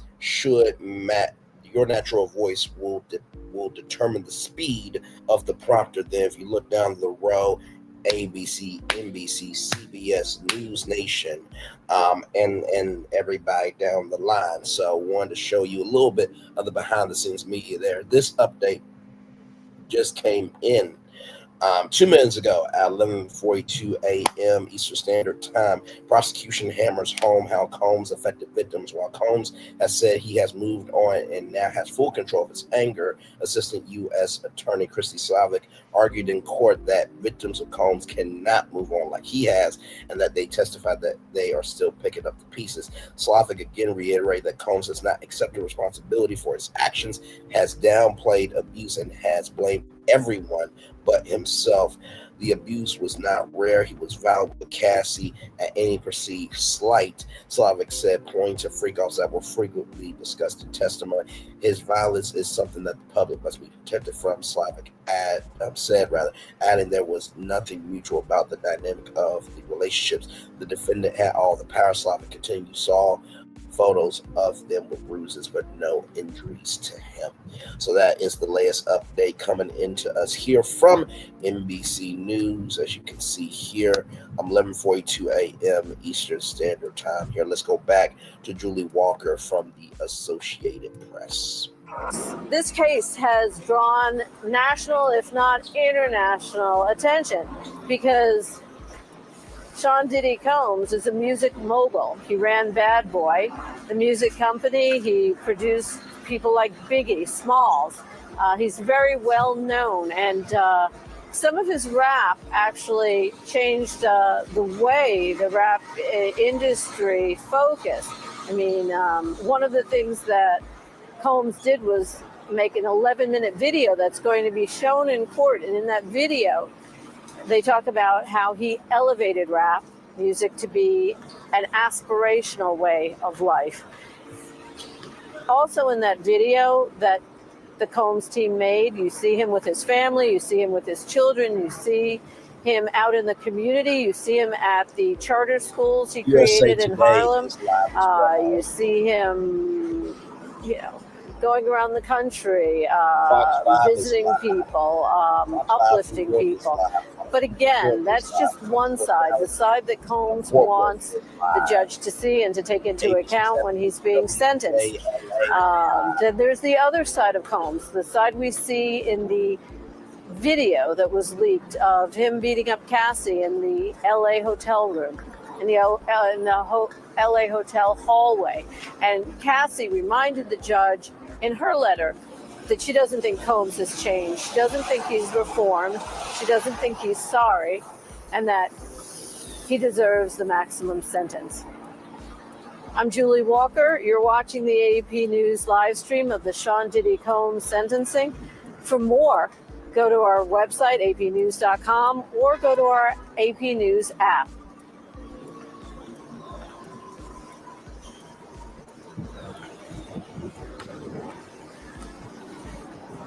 here.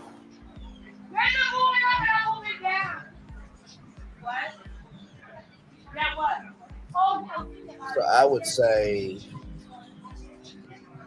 so 16, 15, 14, 13, 12, 11, 10.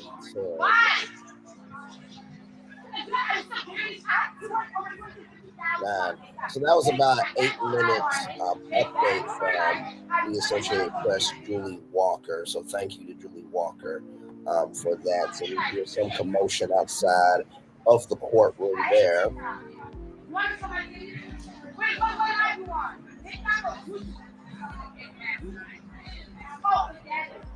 So, Nikki News, as you know, gorgeous, you know I'm here until it happens. Let me fill you in, gorgeous, on this here. Let me get back to this. It's good to see you. I hope all is well. Love you as always. By the way, like, comment, share, subscribe to Nikki News or Narcissism. A great woman, a great sister, and a great soul that makes the world better because she's here for it.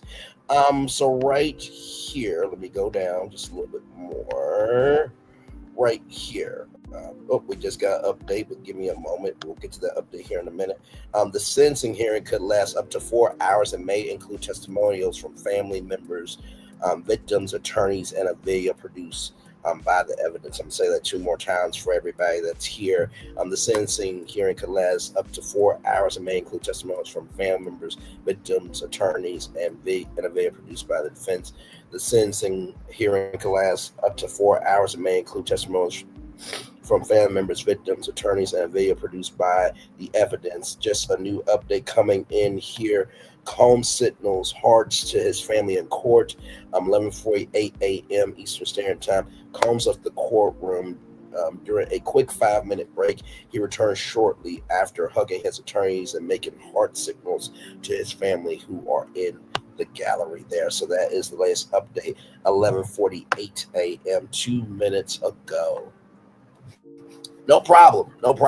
Listen, I think if anybody knows my stamina for being for the culture, of the culture, about the culture, Nikki News on Narcissism knows I throw down. We've been up here for 6 hours before. Okay. We have done back-to-back lives on breaking news stories before. I am war tested. I have cavalry energy, and we pound the pavement until they tell us you ain't gotta leave, but you're sure gotta get the fuck up out of here. So we're here, ladies and gentlemen. We're here this morning. I knew that today was going to be very important. So as y'all know, I don't go live on Thursdays unless something in the culture needs to be talked about. I did hear about the 4-page letter, but at this point, the verdict was reached that he got 2 charges carrying 10 years on each count. At that point, anything that he has to say is dead on arrival to me. I did not read that for that specific reason, but also too, after what happened with Jimmy Kimmel and being on for all those lives, and not to mention I was sick on Monday, I was like, Bray, take off Thursday because you're going to need the energy Friday morning at 10 a.m. So everything happens for a reason, for a season, and for the appropriate connection that needs to be made. We are live on tour here. Glad to have you here. It is 51 minutes after the hour here. Of course, I did apply to be on TMZ Live. We'll see if I'm on. If I am, great. I'll have to leave here. It'll just be 10 to 30 seconds. And if not, hey, I'll be back right here. But just know I'm here until there is a verdict reached. So, listen, I'm feeling a lot better. Feeling a whole lot better. Let me tell you something. If you listen to the 11 a.m. show on Monday, Auntie, you will hear it in my voice. I am so much better today. So much better. For sure. Oh, I almost forgot to tell you. To those of you who may or may not know, let me show you this thumbnail. Yours truly, by the way, everybody, let me take down this beautiful comment here and this banner. Yours truly is a finalist in the Pharrell Williams Black Ambition Prize competition. We have a chance to win up to $100,000 in funding for Brainley's virtual tour of the brand, and to potentially get some very powerful connections to get us where we need to be. I got the email. Tuesday, I think at 8:09 a.m. And I read the letter in that live. So if you missed it, go to this here. But if you remember, I posted the pitch video for this in February, 7 months ago. And yours truly is a finalist. We also have the chance to win a $25,000 most popular venture prize. So listen, we've been working over here. We have been working over here. Yes, indeed. Isn't it interesting? Every time there's a bazooka aimed at me, it's the bazooka, because bazookas are directed by technology, right? The updated bazookas. The problem is when it's old school bazookas can't battle against God's protective bazooka armor. Oh, I know they're attacking you because they ain't nothing to themselves. Put on this armor. I got you. They're like, wait a minute. Is he? Damn.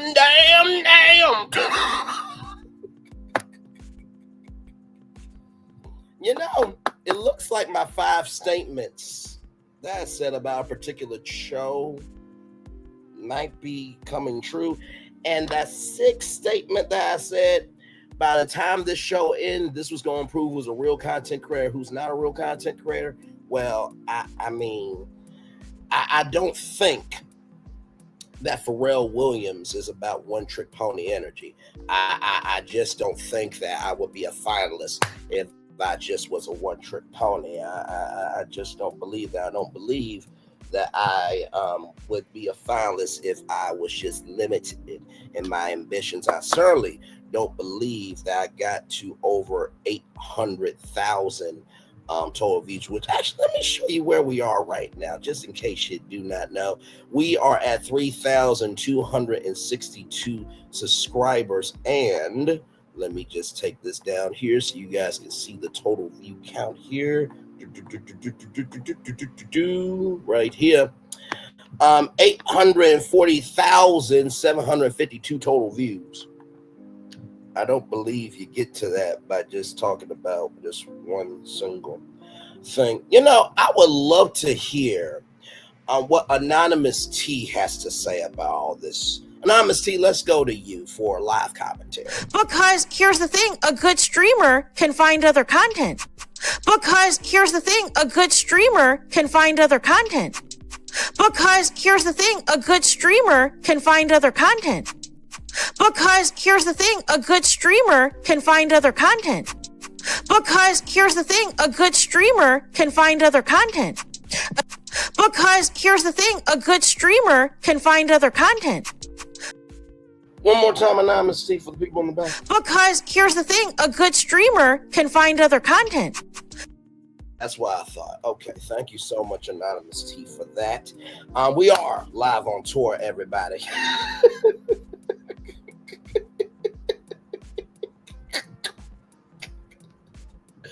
So no other updates as of right now. We are here until the verdict happens. I'm sure this is going to be the biggest stream of the day. As you guys know, of course, there are other destinations to cover. And believe me, just because I was off Thursday doesn't mean I was not off from paying attention to what is going on in these virtual streets. But this is the hottest destination that people are traveling to virtually, right from the space right here and right now to talk about.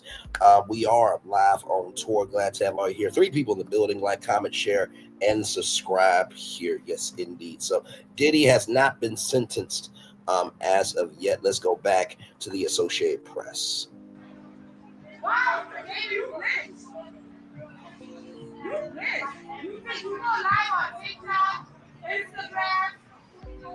Oh Oh, somebody saying somebody's a bitch. Her words, not mine. I did not call anybody a bitch this morning, okay? I just want that to be very clear. That woman who was live in New York called somebody a bitch and lying on TikTok and Instagram. I am repeating what is being said to give you context, conjecture, and connection to the experience that we are all being a part of. Let's roll on.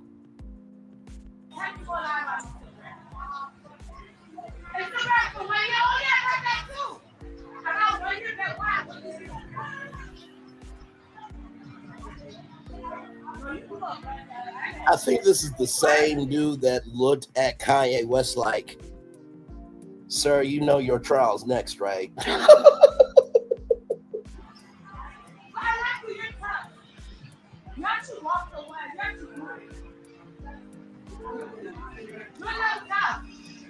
I don't know if she knows this, but she's being heard by 8,925 people on YouTube right now. I don't know if she knows that, but I would let you know where you fucking just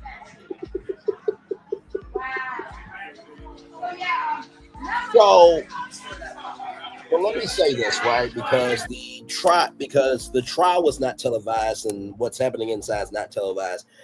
I'm going to give you what's probably happening from a media point of view. Like I said, go to Pam Esquire, go to Lee Turn, go to everybody, Lati-Dati, everybody that works to talk with your girl that does law. We cover the social, cultural, media side of it.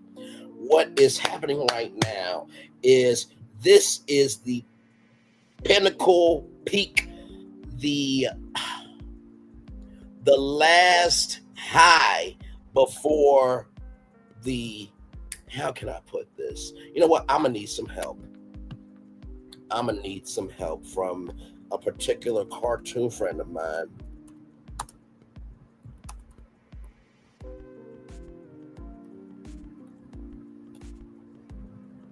Give me a moment.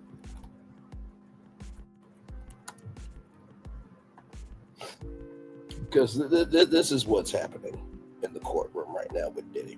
This is what's happening. He's hoping for this result. Where's the kaboom? There was supposed to be an earth-shattering kaboom. So he's hoping for earth-shattering kaboom in terms of being able to get out of this shit. But somebody said, in the words of Sugar Mama, hold up, shorty, hold up, ish.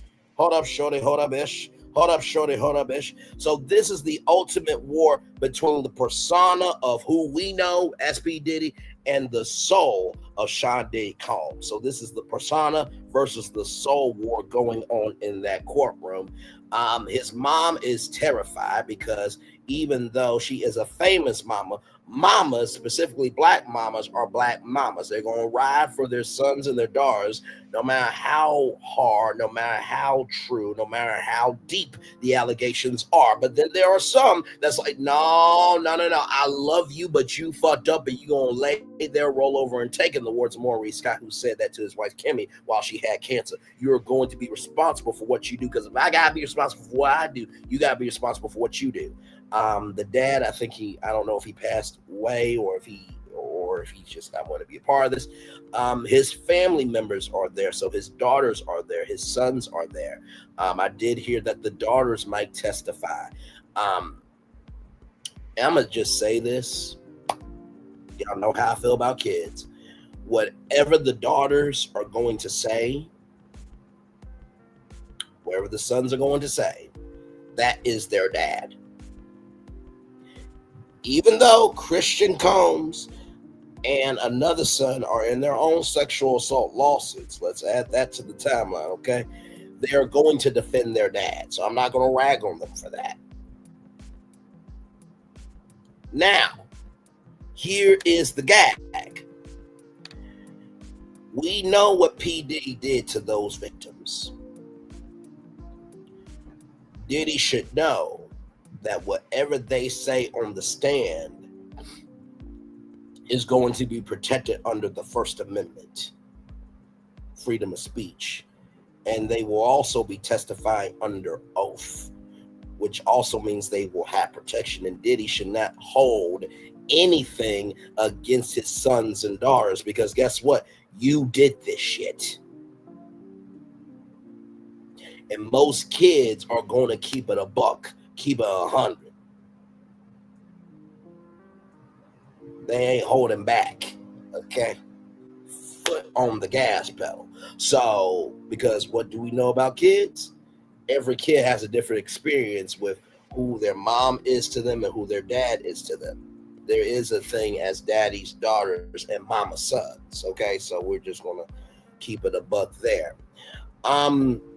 In terms of his defense team has been, reamed up the asshole with no lube in terms of being hammered about disrespecting Mia by saying Mia's a liar. So they already got a ding on them this morning.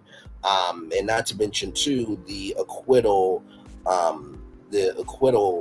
charges, right? So even though Diddy was not charged for the two charges that could have put him away for life, the judge is going to look at that as evidence to determine his sentencing. And also too, Diddy said that Jane and Cassie are not victims, but the judge overruled that. So that's strike 2. So the defense is losing their rabbit ass minds this morning. Because remember when Diddy was on his knees, which shouldn't be an unfamiliar position for him. When he was on his knees, he didn't recognize that because of the Manning Act, he got put right back in jail. And the defense rather did not know about that, right? So the defense got reamed out more during the trial than the prosecutors. And you know how they say the wheels of justice, while they turn slow, they are moving? Sometimes the wheels of justice is not during the trial. Sometimes the wheels of justice is moving when it's time to lay down the magnitude, the weight, and the frequency of the consequences, ladies and gentlemen. So to me, that's what's going on from the media point of view. And let me just say this. Y'all remember that scene in Power where Omari Hardwick's character, Ghost St. Patrick, had a pew to Tariq's head? Get up, Tariq.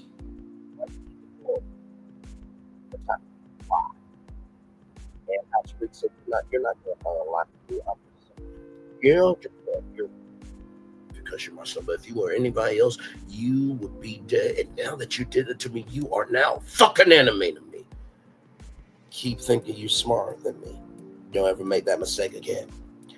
That was Tariq recognizing that his father can be an executor. And the heat was too much for him. This is the closest heat Diddy has ever fucking had in his life. If he thought rehearsing for a tour was hard, once again, let's go to our good cartoon friend Marvin the Martian. Where's the kaboom? There was supposed to be an earth-shattering kaboom. One more time. Where's the kaboom? There was supposed to be an earth-shattering kaboom. That's where Diddy is right now, mentally. All right, everybody, a new update has come into our show here.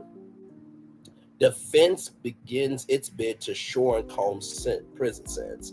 This just came in at 12:03 p.m. Eastern Standard Time. The defense has begun its bid for a shorter prison sentence for Combs. Prosecutors are seeking an 11-year, 3-month prison sentence, which would be 134 months, while the defense is aiming for a 14-month sentence, which could amount to time served. The performer and music executive was taken into custody. It was taken into custody September of last year. And that is the latest update there. Let me go over to the Associated Press here.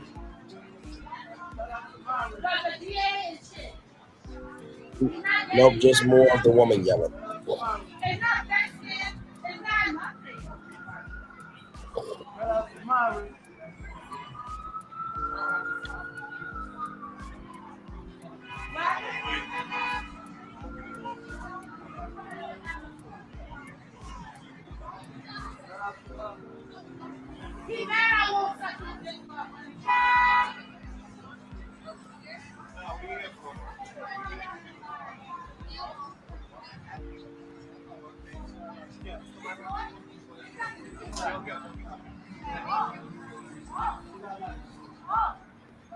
Who?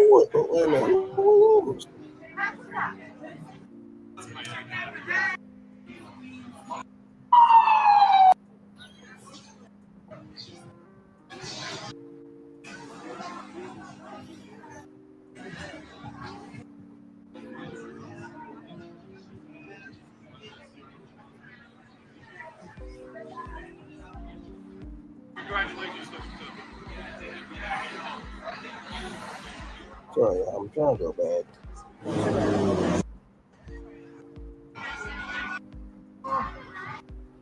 Hey, it's Victor from Victor's Home Solutions. My roofing crews are doing work in your neighborhood this week. If I'm not mistaken.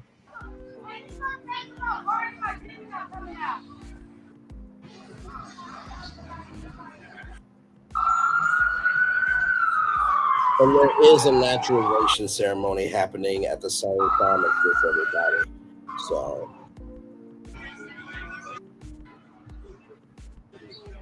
really was just the people walking over here.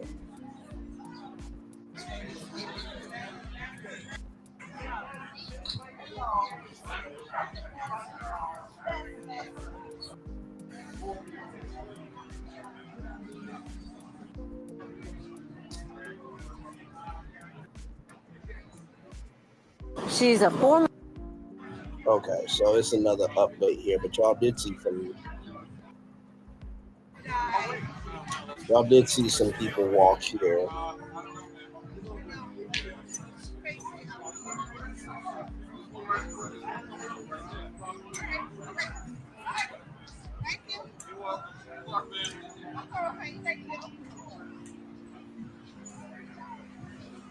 Yeah, you saw some people walking here, y'all.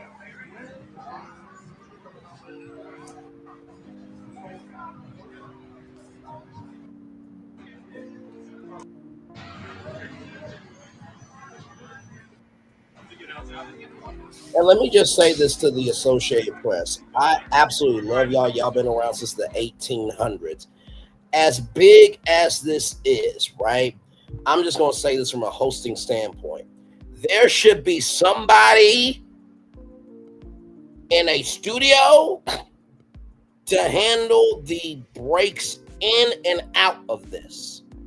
Because when Julie Walker shows up and there is no transition, it breaks up the experience here.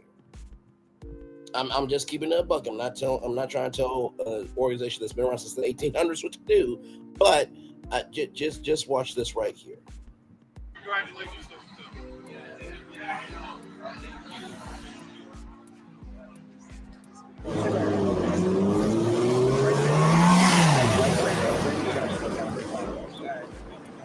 Three, two. So when you hear that 3, 2, that's the camera operator, the producer counting them in. There should have been a host from the Associated Press, and please don't tell me y'all don't have the money to have somebody. All right, everybody, I'm Braylon Lee live from New York, or basically I'm in Ohio, live from Ohio. Let's go to the Associated Press, Julie Walker, who was live on the scene with a guest. Julie, like, how much would it take to do that? Because to hear 3, 2, 1 is like, okay, there's no transition to, there's no transition to guide the audience into the next phase of this experience. That's just from a producer hosting standpoint. That's my media brain going. Let's go, Julie Walker. Good afternoon, and welcome to the AP News live stream of the Sean Diddy Combs sentencing. Behind me in the federal courthouse, Diddy is waiting to find out if he'll go to prison or if he'll be set free. And joining me now is Sarah Krisoff.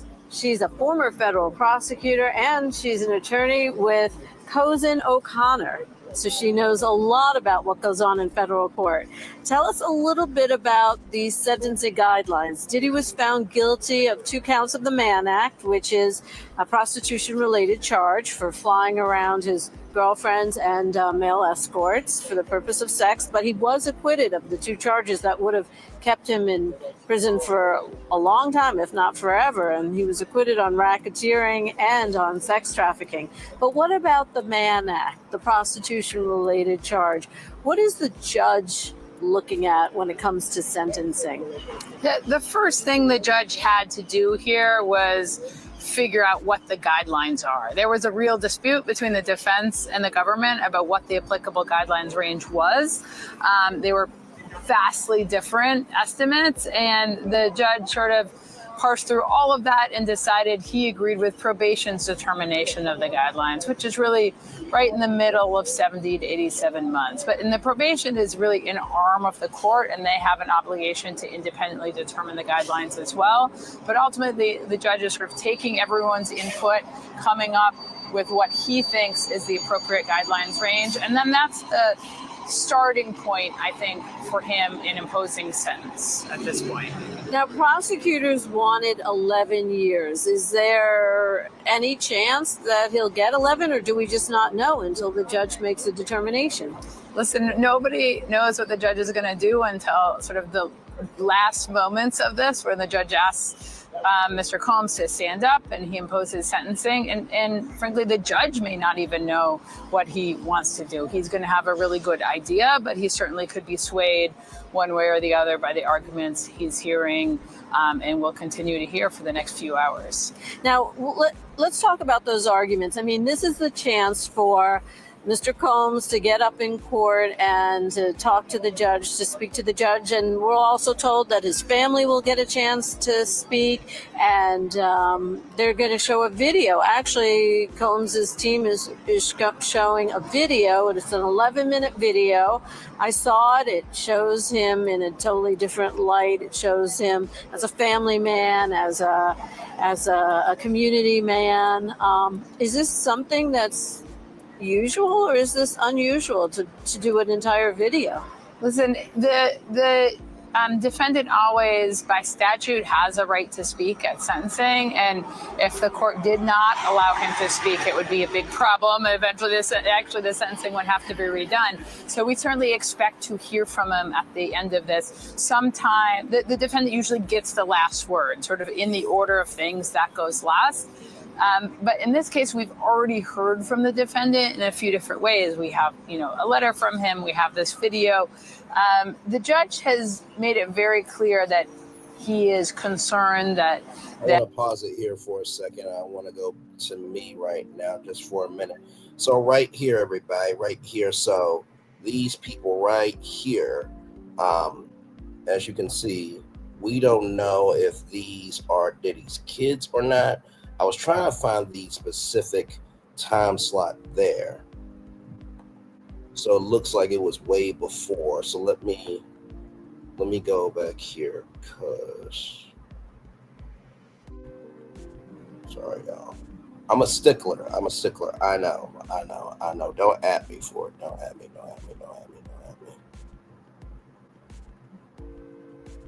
I knew it wasn't crazy. I knew I saw some people walking.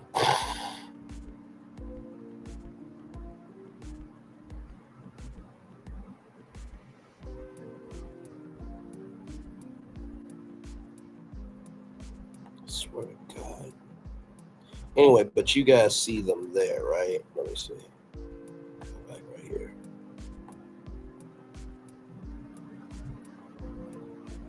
It's like right here. So you see those three right there, walking there. So we don't know if those were Diddy's kids or if they are part of the naturalization ceremony. So just want to add that for context, conjecture, and connection. Let's get back to these two here from the Associated Press. That Combs is not repentant at all, or has, is not really accepted responsibility for his actions. And that's going to sort of play into what the judge does at the end of the day. So I'm curious to hear, when Combs actually stands up and speaks live, does he take on a little bit more responsibility or not? That's been an issue that's come up. Some of the letters to the judge from those who testified, like Diddy's ex-girlfriend Cassie, has said that she doesn't believe that he does feel remorseful, and she doesn't believe that he is a changed man. I mean, how much weight will the judge assigned to those letters from people who say that he should not be let out and he should spend time in prison. Yeah, I mean, the judge definitely seems to be concerned about that. He's raised it a few times during the course of the sentencing already.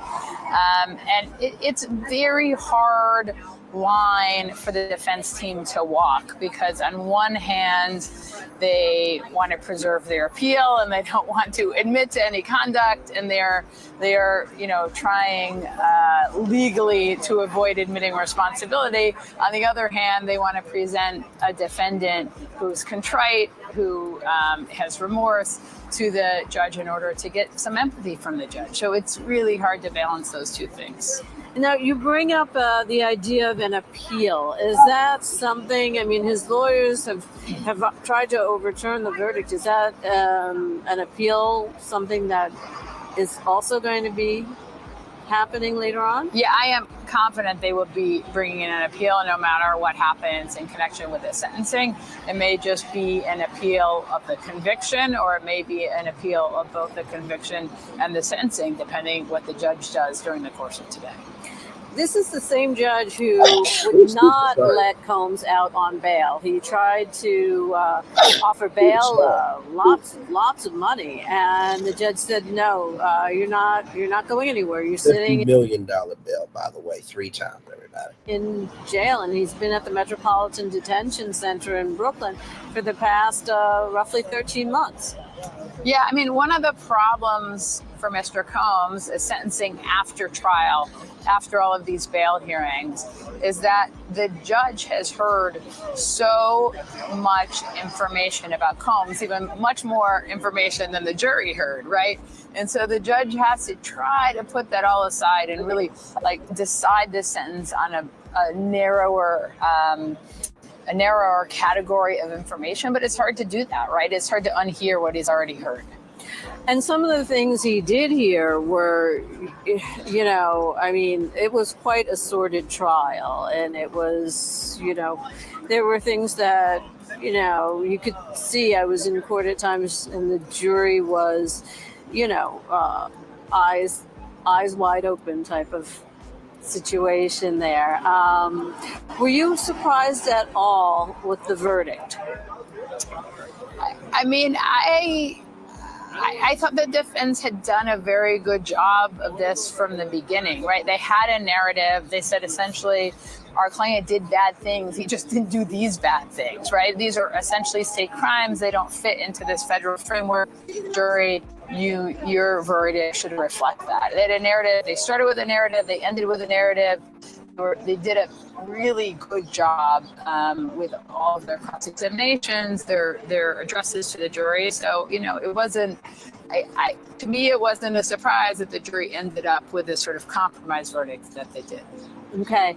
Any other interesting observations as a former federal prosecutor? Because so you've been in the role of, we know Maureen Comey was the main force behind this, and she's been fired by Trump, so she's not here in court on this case today, but there are other federal prosecutors there. What's it like for a federal prosecutor to be there, to be pleading their case with the judge? Listen, they had a big team on this case, had a remarkable number of prosecutors. I was sort of stunned when I saw how many were filing in connection with the case. So they have a big team to pick up the work that Ms. Comey was doing. This is high pressure for those prosecutors because they had, I think, from their viewpoint, was very much a loss at the trial. They didn't get what they wanted in connection with the trial. And I think now, they want to win here. So they are putting everything forward to try to get that win. All right, well, Sarah, thank you so much for joining us. Sarah Kristoff, a former federal prosecutor and an attorney with Cozen O'Connor.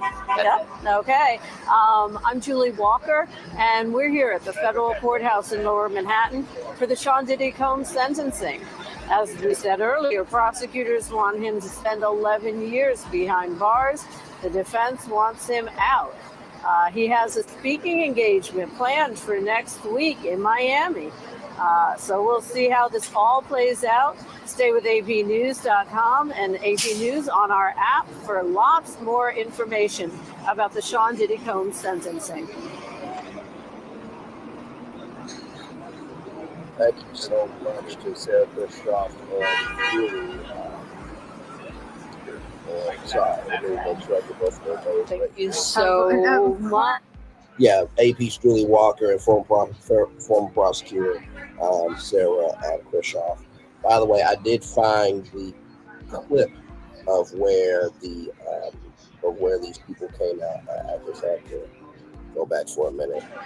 Right here. So as you see right here, these people here, we don't know if they're part of a naturalization ceremony or P. Diddy's trial. But right there, I tried it because I knew I wasn't crazy. I knew I saw people walking. Okay, listen, it takes a minute to just get your bearings together. But there it is there. So that was AP's Julie Walker, former federal prosecutor Sarah Bischoff speaking. And like I said, the Associated Press have a host here, have a live shot here, have a transition for the audience because the randomness of it, like I'm still here for it because when it happens, it's going to happen, but still bring some consistency and bring some stability to the stream. That's all I'm at. But there we are here. We are live on tour. 2 people in the building. Thank you all so much for being here. Like, comment, share, and subscribe. We do have a new update that just came in here. Combs has speaking engagement lined up. Let's see, lined up in the height of hubris. A prosecutor lashed out at Combs for allegedly acting in the height of hubris and booking speaking engagements starting next week, assuming a short prison sentence. That is the height of hubris. That's the opposite of the rule of law. Assistant U.S. Attorney Christian Slavic said earlier today in a letter filed with the court on Thursday by a Miami nonprofit. The group said Combs already has speaking engagements. He's already has speaking engagements set for October 14th, 17th, 23rd, 25th, and 29th. The defense is seeking a 14-month sentence, which could amount to time served. So here at the Miami Foundation, right here, Giovanni Cyrus is the founder and executive director of Reentry One Incorporated, a Miami-based profit dedicated to supporting justice-impacted individuals for comprehensive reentry services, work development, and mentorship. So I guess he's going to do some speaking engagements with the Miami Foundation in partnership with Giovanni Cyrus. So I guess Diddy really wants to conduct business as usual after a trial of this magnitude. So we'll take another commercial break here. We are live on tour, and we will be back right after this. Roll it. When we start a project, we always start with story. That story is key. So we began with the story of the Waturi people. The myth of the Waturi people is that long ago, they set out on their outrigger canoes looking for a new home. There was a legend that said they could only find this new home with the help of this mini golden-finned fish called Kanuku. And they searched across Pacifica and Polynesia, and they visited all these islands. They went to Bali and Tahiti and went as far as Rapa Nui, Easter Island. Along the way, they made friends, collected sort of the culture, and they sailed on and on and on, and they almost to the edge of the world. There, to their amazement, was Kanuku. And she turned to the people and said, "You are ready." Turned and swam away. They followed, and within a day, they caught sight of this smoking mountain on the horizon, which was Volcano Bay. And it was pristine, beautiful, lush, everything that they would want in a home. And that's the backstory that informs everything we do in our design. The idea here is to create the best experience. We know what our guests want. They want the thrill and excitement of our theme parks, but they also want a place where they can relax and chill out and feel pampered. Nobody wants to stand in line. And so we said, let's get rid of them. Nobody wants to carry rafts up a ride tower all the way to the top. So we said, let's do that for you. Exhilaration and excitement and relaxation. That's what you're gonna get at Volcano Bay.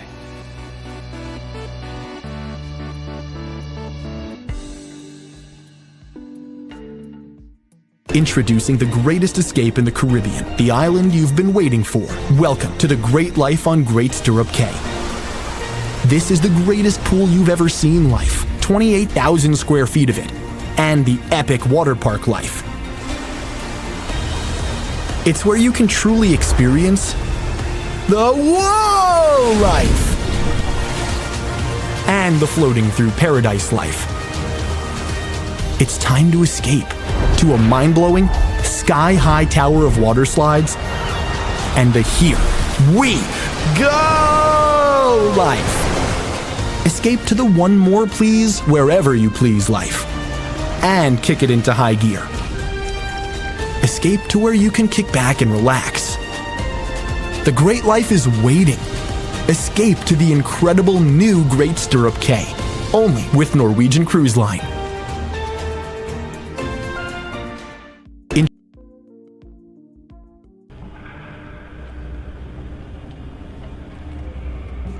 I got a question for you. What does this city know about luxury? Huh? What does a town that's been to hell and back know about the finer things in life? Well, I'll tell you. More than most. You see, it's the hottest fires that make the hardest steel. Add hard work and conviction, and the know-how that runs generations deep in every last one of us. That's who we are. That's our story. Now, it's probably not the one you've been reading in papers.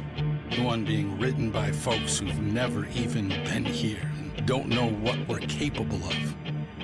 Because when it comes to luxury, it's as much about where it's from as who it's for. Now, we're from America, but this isn't New York City, or the Windy City, or Sin City, and we're certainly no one's Emerald City.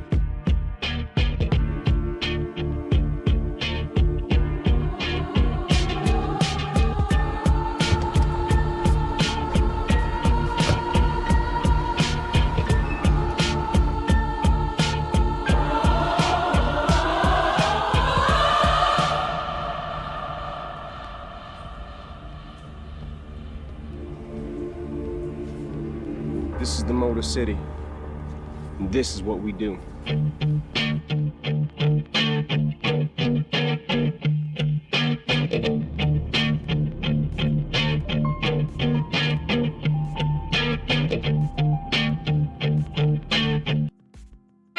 Hey, good morning, America.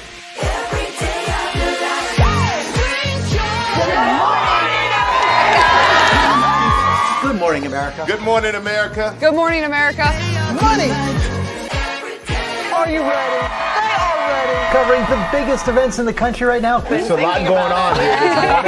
It's always a good time. That's what the show's about. That's good. Really good. Very good. Coming in hot, Jimmy, coming in hot. It's far from elementary. Oh. Good morning, America. I'm not going to try to strut like Michael or anything. I have known George a long, long time. Have you ever gotten him to dance? Sure. Look at that face. You don't just see it, you feel it. I'm in. I'm in. I'm in too. I'll be there. I am here and so happy. I'm in. I'm in too. I'm in. That tells you something when Snoop Dogg's in. Michael, George, Lara, Ginger.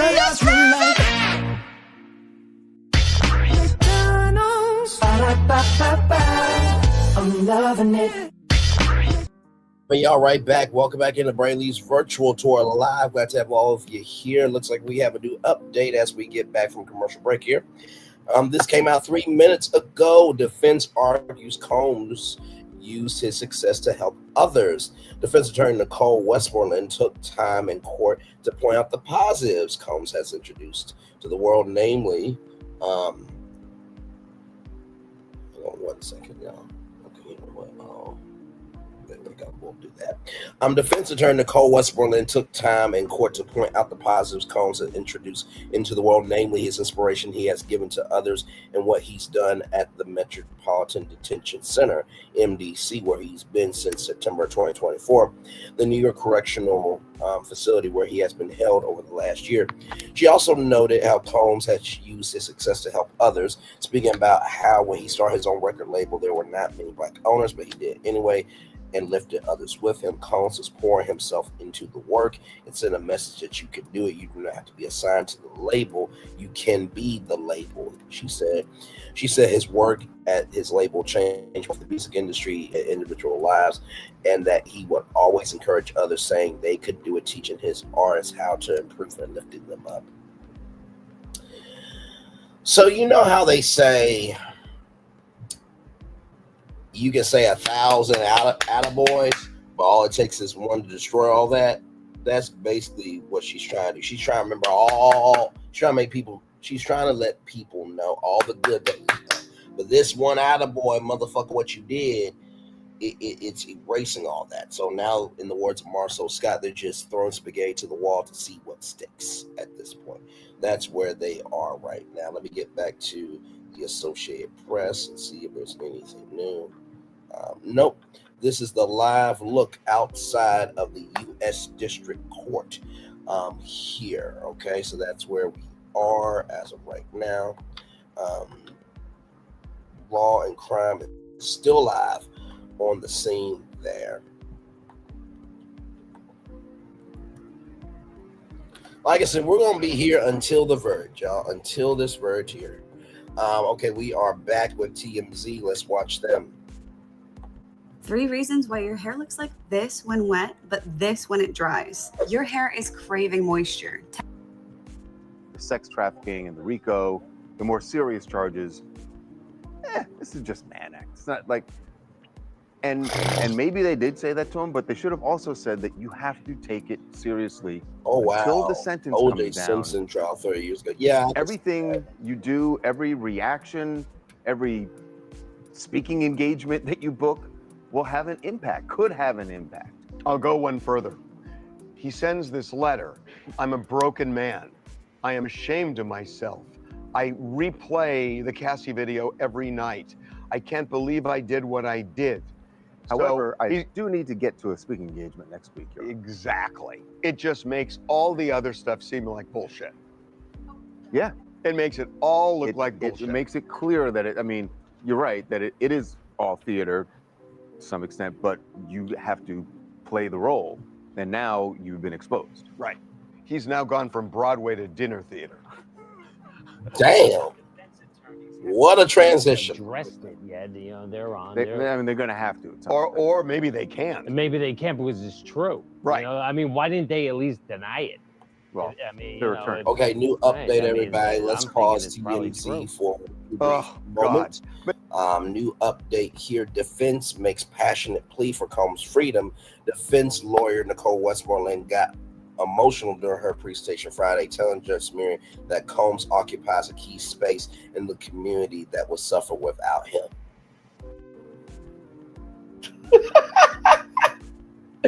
Ladies and gentlemen, there is a guy named LL Cool J that has a hip-hop company called Rock the Bells. There is a brother named Ice Cube who has his own basketball league called Big 3 and Cube Vision production company. Snoop Dogg is out here. Queen Latifah, Flavor Vision Entertainment. We're not going to be hurting for shit. What the fuck? I mean, wow. I mean, talk about showing up to a 4th of July barbecue and you couldn't even get Coca-Cola. They got off-brand Sam's Cola, Big K from Kroger. No disrespect to those. I think both of those are wonderful brands, okay? But this is just ridiculous. Or any other third-party brand, y'all. Our community finally had a seat at the table of voice, and after Sean homes, figured out how to move within that industry. He moved on to help others. Said Westmoreland. He gave others an opportunity to have a voice in multiple networks, a way to show his community they are important in issues affecting the Black community. They are important. I just want to see Nicole Westmoreland. I just want to see who she is. I just, just curious. Just curious. Okay, so Nicole Westmoreland is a Black woman, y'all. Okay, so here she is. Okay, I was about to say, wait a minute, what? Hang on a second. Okay, y'all, we good. I'm just like, a white woman better not be up there doing that shit. I know that much. Because, anyway, let's roll on. But you see what I mean? It's like he's trying to show remorse, and the judge said at the beginning, "You've shown no remorse for violating the Mann Act." So the judge is already thinking that, and then he's looking at this letter saying how remorseful he is about the violence and everything else, which the judge is now going to consider. And he's booking a speaking engagement. So how seriously is he taking this if he thinks this is going to be a wrist slap? I mean, look, let's be honest. There are people who have made it seem like the Mann Act is no big deal, and he got convicted of the Mann Act, so what? And the Mann Act is a racist law, which I agree, when it was enacted, that's absolutely what it was. Maybe it even is still, but you can't keep downplaying it and not think that that's going to seep into his head, right? If everyone is just going like, hey, you got off on the big side, it's just Mann Act, no big deal. Of course he's going to think he's going to get a slap on the wrist. Well, and especially in light of what you said, that he has gotten off with all these things in the past. So he thinks this is following the same pattern that, oh, well, they're just going to, it'll be no big deal. I think if this is true about the speaking engagement, at the very it's least, devastating for him. At the very least, someone should have been impressing upon him, you could get 20 years. He's not. And of course, I got it. But at least make him clear that that is the way the law works. Facts. That you could. And then it also should have been clear to him when the prosecutors asked for 11 years that you could get something close to that. And instead of what it seems like he did was focus on what his team suggested, which was that he get, 14 months? Which basically on top of what he's already served. Right. Oh, no, they wanted 14 months so he gets out immediately. Right. Yes. Which is what? And if you put that in his head, yeah, that's the hope he's going to have. And because he's believed that he usually gets off on these things. So at the beginning of the live stream that we did at 7 in the morning in LA, I said that almost nothing will change the judge's opinion. He's coming out with, he knows what he's going to do. Right. And it's got to be something really big to change it. A lot of big stuff has happened. I got to say, if I were the judge, and who am I to say it, but if I were the judge, and I'm taking this case seriously, and I find out that the guy I'm sentencing is trying to tell me he's remorseful and behind my back has booked a speaking engagement next week, and I planned on giving him 5 years, 3 months, I'd give him 6 years. I haven't been to the grocery store in over a year, but I'm eating healthier than ever. By the Here's how way, I this do it. is new. Meal planning. This is side by side ad, so it will be an ad within the stream, so you can get back to it. Please, I would round up. That fact is a roundup. It may be more. To me, it would be, you've just proven you're a liar about all this remorse and self-reflection and all this other stuff, that you are just treating this like, just let me out. It's the same thing that this is something Diddy would do. He's a narcissist, and he hasn't learned from what the whole. Maybe he is a narcissist, but play it smart, dude.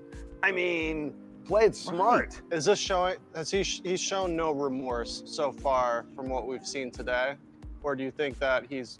Well, he's not said anything today. I mean, what's coming again? This speaking thing to me is insane. Again, if it's true, I mean, we haven't heard the defense address it yet. Cheeky Lay rather says, I'm thinking 8 years. I'm right there with you, Cheeky. I'm thinking 8 years max is what. But it's weird that the prosecutors would stick their neck out and say something like that if they didn't have something. If that's true, it's insane.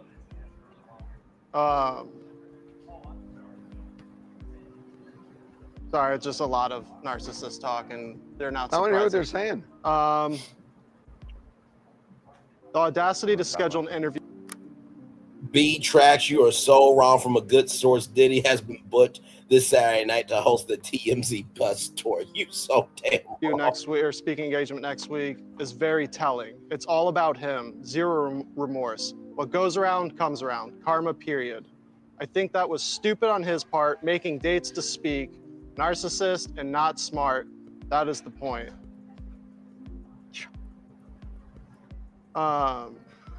Harvey, have you ever considered being a judge?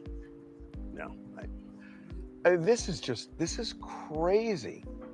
That I cannot believe it. Jim, mic down. What? Okay. Liam, anything? I don't know if my mic's still down. Yeah, no, you're It up. might be up. Okay. So I just got off the phone with someone who's in one of the overflow rooms. First off, there are multiple overflow rooms. I'm told they're all packed, like super packed. Like everyone's in here today.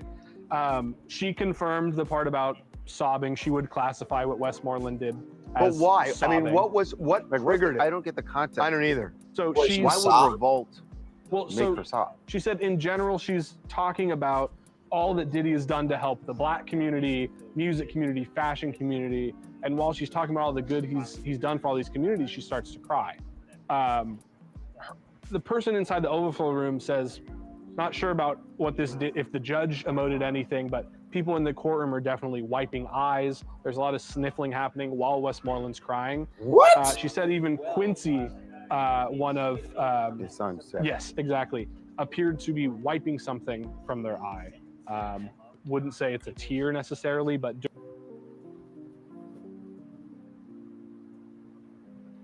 I'm sorry, what? So because this Black woman who is getting paid to defend the man who did this shit to Black women, y'all are crying over impact, but you're not crying over the impact of what the victims went through. I can't. Shut. I don't want to hear shit about Black men will do anything strange for a piece of change. Black women will do that as well, according to this lawyer here, Nicole Westmoreland. Just anything for a check. I cannot. But let's get back to this dumb shit. I'm flabbergasted. Let's roll back.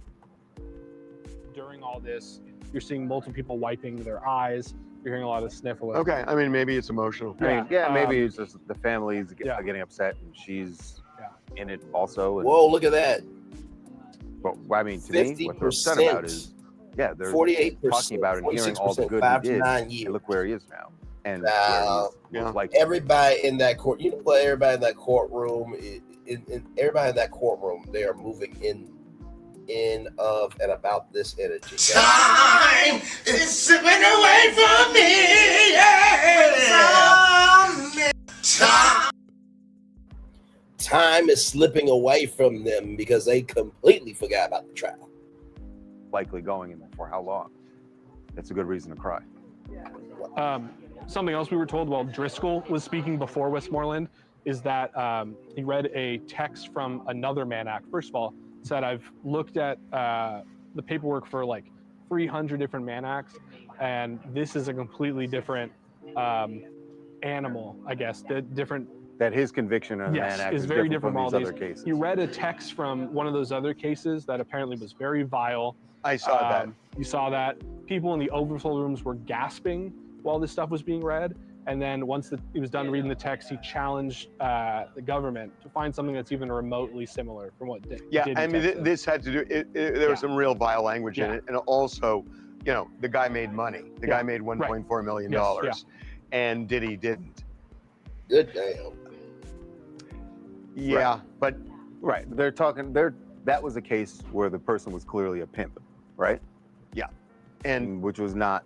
at all what Diddy was. But the thing is, So is that one of the cases that the government used as they used it to show Right. that the sentencing range was much wider than the defense said. Right. And the defense is saying it's much narrower because there aren't those elements. That's fair. But what the judge is saying is, I'm going to consider violence. I'm going to consider coercion. I'm consider all of that Wait a stuff. minute. So I think this is an uphill climb for the defense. I really do. New And boy, if there's new update, everybody. 2 minutes ago, 12:45 p.m. Eastern Standard Time, Combs is just a human being, defense attorney says. In defending Combs, defense attorney Nicole Westmoreland spoke about the ways in which he has helped others and inspired those around him, but stressed that her client is not larger than life. He is just a human being. She knows that Combs has made mistakes like everybody has. Not everybody has mollywopped a woman, and because of that, it's been caught on security camera. I don't think everybody's done that, Nicole Westmoreland. I would ask Nicole Westmoreland if somebody in New York City were to mollywop you. Let's just say if Nicole Westmoreland tonight, was out and about New York City and a man just mollywopped her like Diddy did, would that be a mistake that everybody makes? Not wishing this upon this black woman. I'm just asking a question. Rolling on. Holy. She knows that Combs has made mistakes like everybody has, but that not everybody can say they've helped so many lives past our family or friends or people close or people in our close circle rather. That he's helped so many is an important aspect of Combs' life. Westmoreland said it would not be right to take it from him because he's made mistakes, and that's somewhere along his way, rather, he lost his journey. After 13 months in jail, Westmoreland said her client's clear-headed, drug-free, determined, focused, and remorseful, something the prosecution earlier said that he had not seen or heard from Combs. Okay, we have another update here. Combs' children are now speaking at the sentencing. This is coming just 1 minute ago at 12:48 p.m. Eastern Standard Time. The defendant's children are now addressing the court. Afterward, defense attorney Brian Steele said his team will play an 11-minute video about Combs' role as a mentor, community leader, and philanthropist.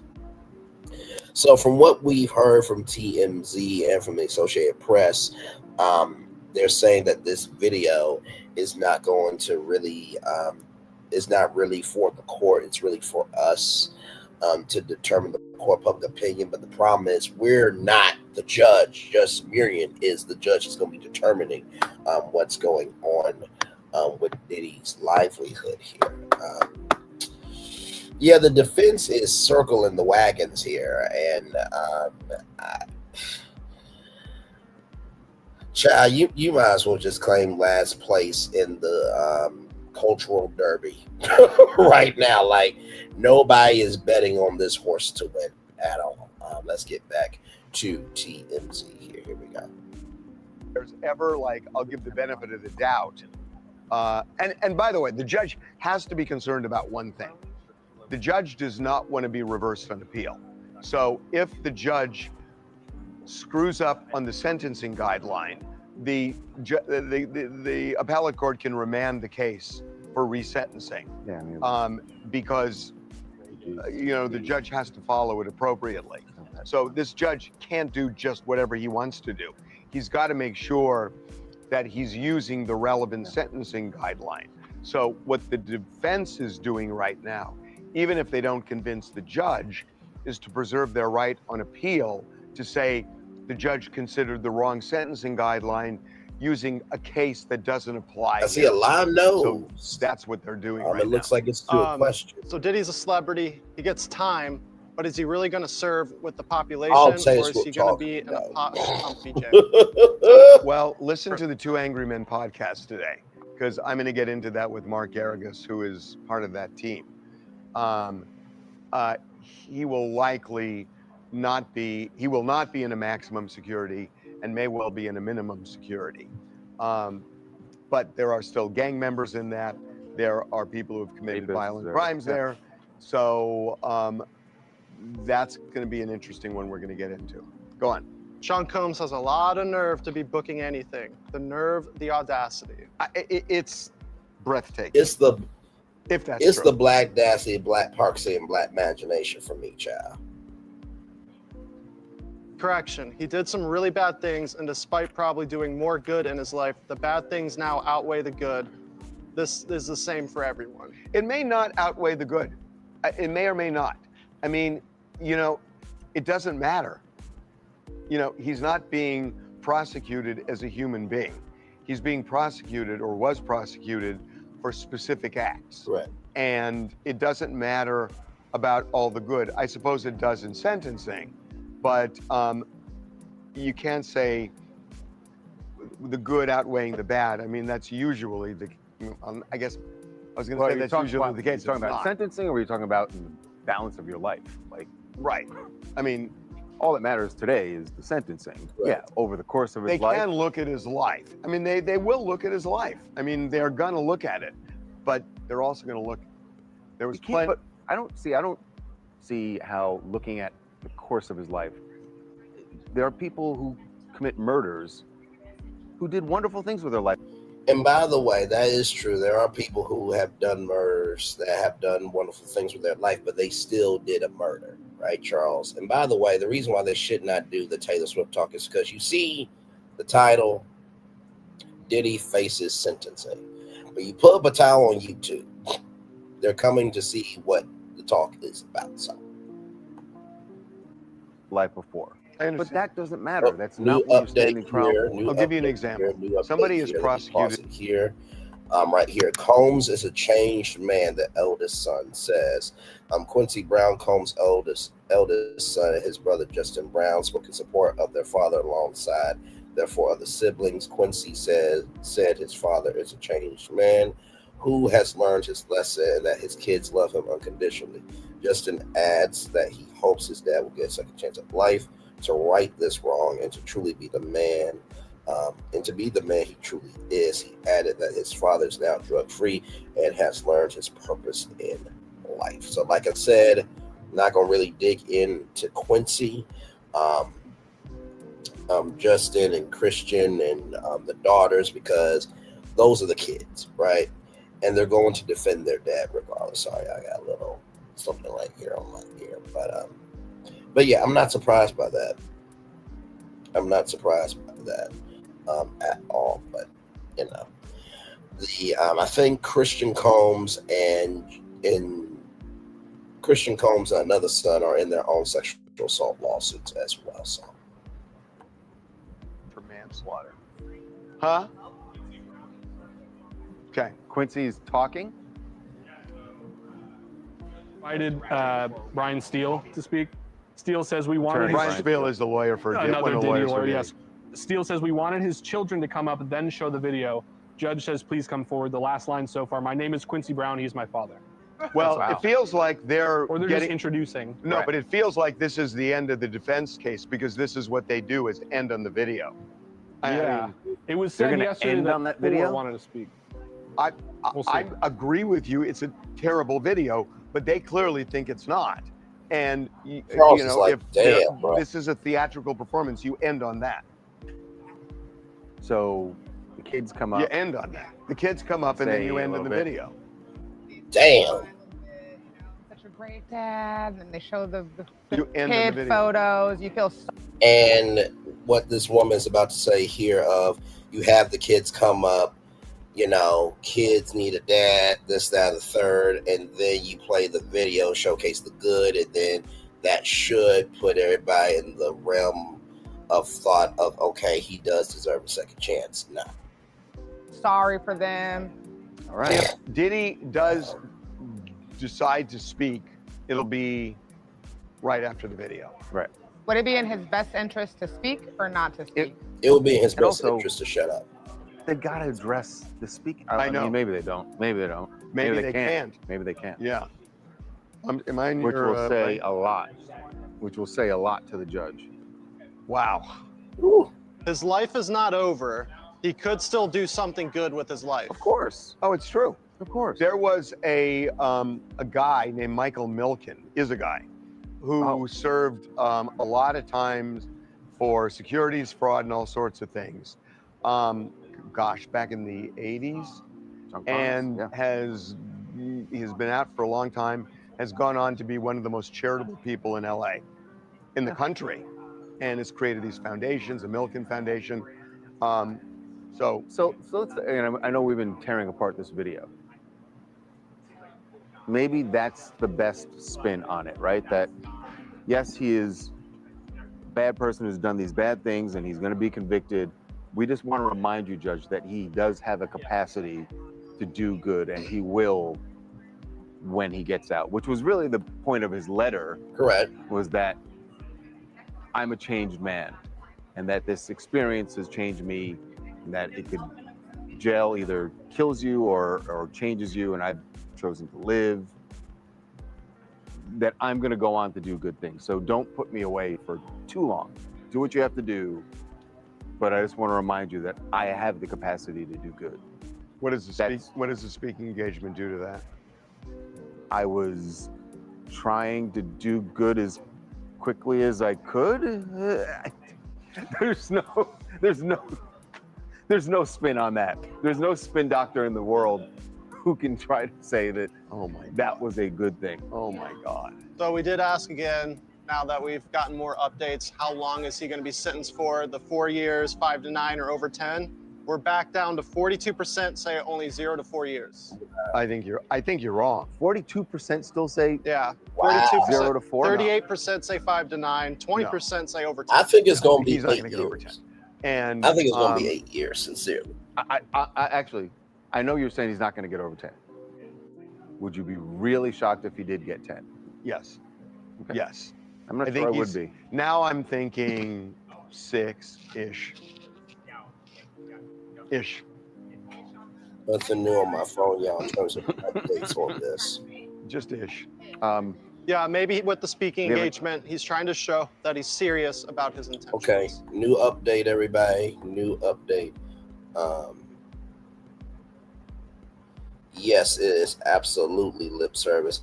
Wow. Oh, okay. I was about to say it was like 100-0, but now it's 86. Yeah, he should strike out. 14% said no. Maybe he was hopeful. New update here from NBC News here. Christian Combs calls his dad the greatest in the world. Oh, Lord Jesus. Okay. All right. Well, as you tell, but it's your truth, good sir. The 27-year-old Combs said his dad has made it a life goal to spread positive energy at Judgement to give us grace, and please give him mercy. He's the greatest in the world. He is my hero. He's always been my hero. Always will be my hero. He's taught me to treat women with respect. Sir, like, you and your brother are both in your own SA lawsuits, good sir. You were on a yacht and SA'd somebody, and your other brother also SA'd somebody. Let me zoom in and read this 2 more times here. He's always taught me to treat women with respect. He's always taught me to treat women with respect. Sir, if he taught you how to treat women with respect, he would not be in jail right now with the potential going away for the next 20 fucking years of his life. But that's neither here nor there, but is all the way there a very important point. His dad's time behind bars has made an impact, Christian said, adding that he can tell Combs has changed. Really? Really? Did Christian Combs go see Wicked last night and was like, you know, that's my daddy. I heard it said that people come into our lives for a reason, bringing something we must learn, and we are held to those who help us to grow if we let them in, we let them in return. And I know who I am today because I knew him like a comet come from orbit, like it passes the sun, like a street on a boulder halfway through the wood. Who can say if I've been changed for the better? Oh, yes, I do believe, Judge, I have been changed for the better. And because that's my daddy,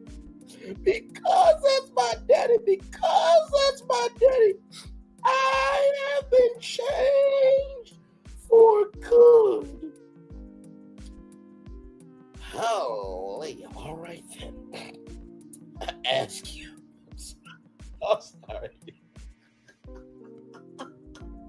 Like, sincerely, like, he was like, you know what? I'm just going to sing the Wicked for Good song, and I hope everybody just cries. I ask you with the utmost respect, please give us grace. Please give him mercy to let him out and become the man we all know he is, Christian Asmarian. You know, before I get to these two updates, you know, just because you ask for what you want doesn't mean that you get it. You know what I mean? And remember when Christian Combs was doing those push-ups? I remember something that Dr. Fitzilier said from The Princess and the Frog. You got what you wanted, but you lost what you had. So Christian Combs and his family got what they wanted with their dad not going to jail, but they lost what they had by him being convicted of being guilty. Just keeping it a buck. Two new updates here. Combs in tears as his children testify on his behalf. This came in 12:59 p.m. about 4 minutes ago. As his 6 children took to the stand to testify as defense, Combs began to cry, holding his head down, his hands, and wiping away tears before putting his head down. His daughter Jessie told Samir that her dad promised he will always be there to keep us safe, and her sister Chance added that they are just daughters who need our father. We have emptiness in our lives, Chance said, adding Combs is thoughtful and he has made mistakes, but that he wants to do better. Chance added that she's seen the difference of how he listens and responds to her, and that this time in jail has been unexpectedly healing. I want to zoom in on something. A difference in how he listens and responds to her. A difference in how he listens and responds to her. So would that mean that Diddy doesn't respect his daughters? Or didn't have a respect for his daughters? I'm just asking a question, okay? With that being said, 3 minutes ago at 1:01 p.m. Eastern Defense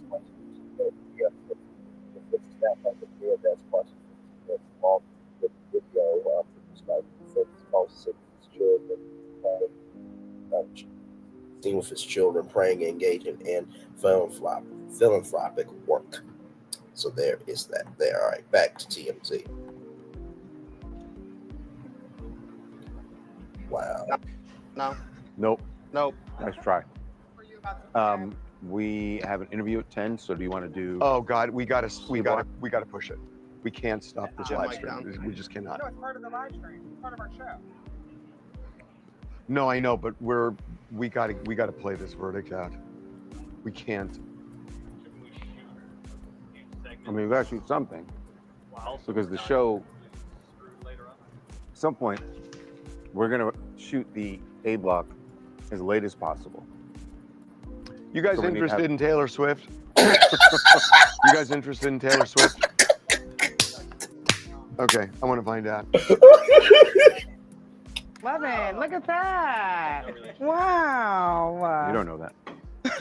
You interested in the new album?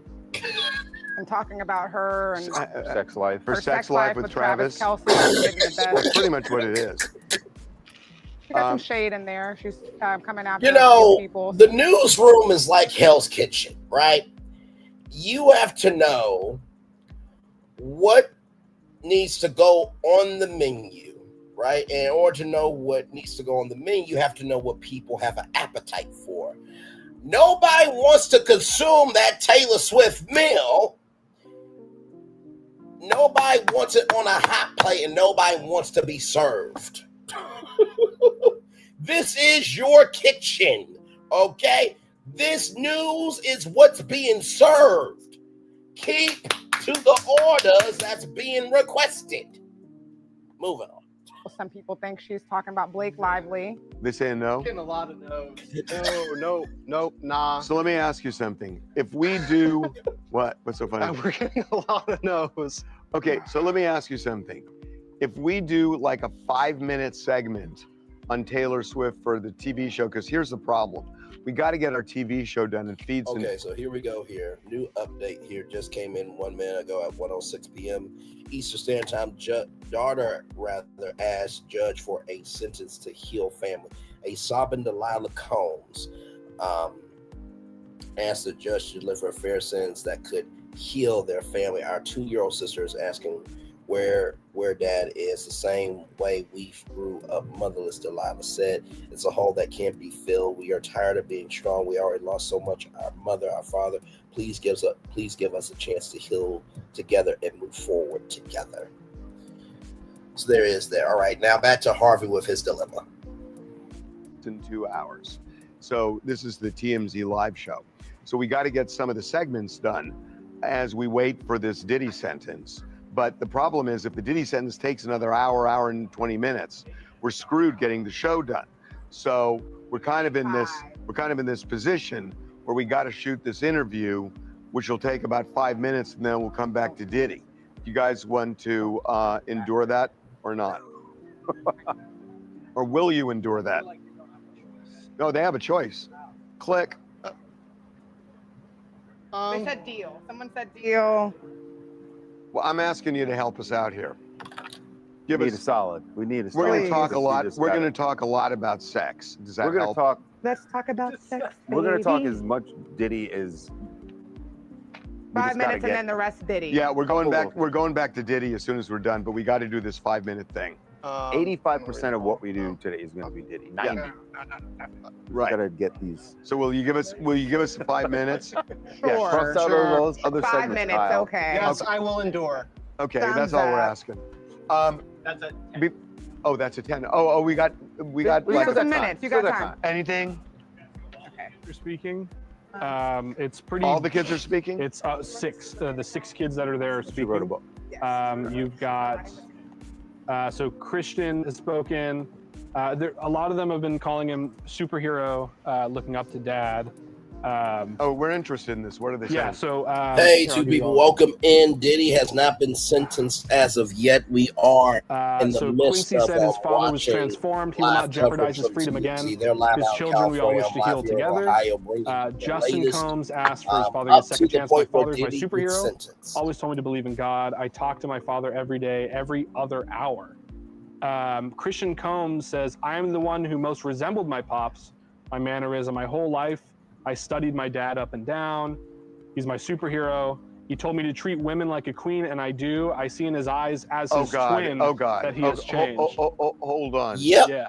He told me to treat women like a queen. And I do. Yeah. God, he told me to treat women like again, it's like, how do you say that when you've seen the Cassie video? Right. I mean, again, it's like, this is a performance by both sides. And when, you coach these people, I know everybody says, no, they're supposed to just say what they, you find out what they're going to say. Maybe don't say, he told me to treat women like a queen, because then you see, then the prosecution is going to stand up and say, his son, Justin, Christian. So the prosecution is going to stand up and say, a queen, huh? Well, look at Princess Cassie. Yep. Right. I mean, you're just giving Harvey them is right. this That's opening. exactly how the prosecution should work. But Quincy is speaking as a father-son relationship, right? As a do as I say, not as I do situation. Correct. Certainly. I'm just saying, is that the way you want to go when you're he's at the mercy of a judge? He's there testifying to his character, right? That's it. He's a character witness. These people get edited. But also, all the witnesses get edited by both sides. If you're going what are you going to say? How are you going to witness? It should be to help your father, not hurt your father. But say, oh my God! And so he should leave out anything that has to do with women. Well, not women, but when you say he told me to treat women like a queen, that's a rough statement when you have seen the Cassie video. Yes, it is. Well, they're not being cross-examined. Like, no, they certainly wouldn't do that in a trial because it's not about them. It's the optics of the situation.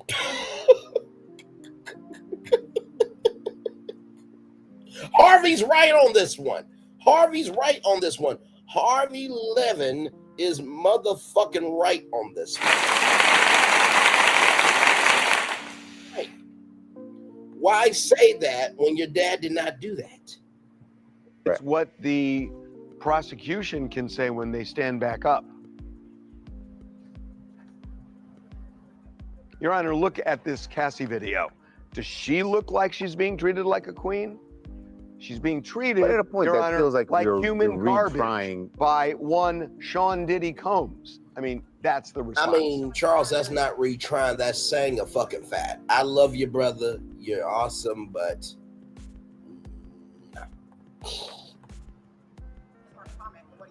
It's his son. Well, I'm just saying these things.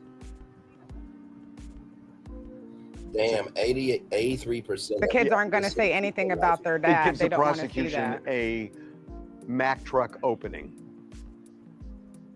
I see where. I see. Yeah.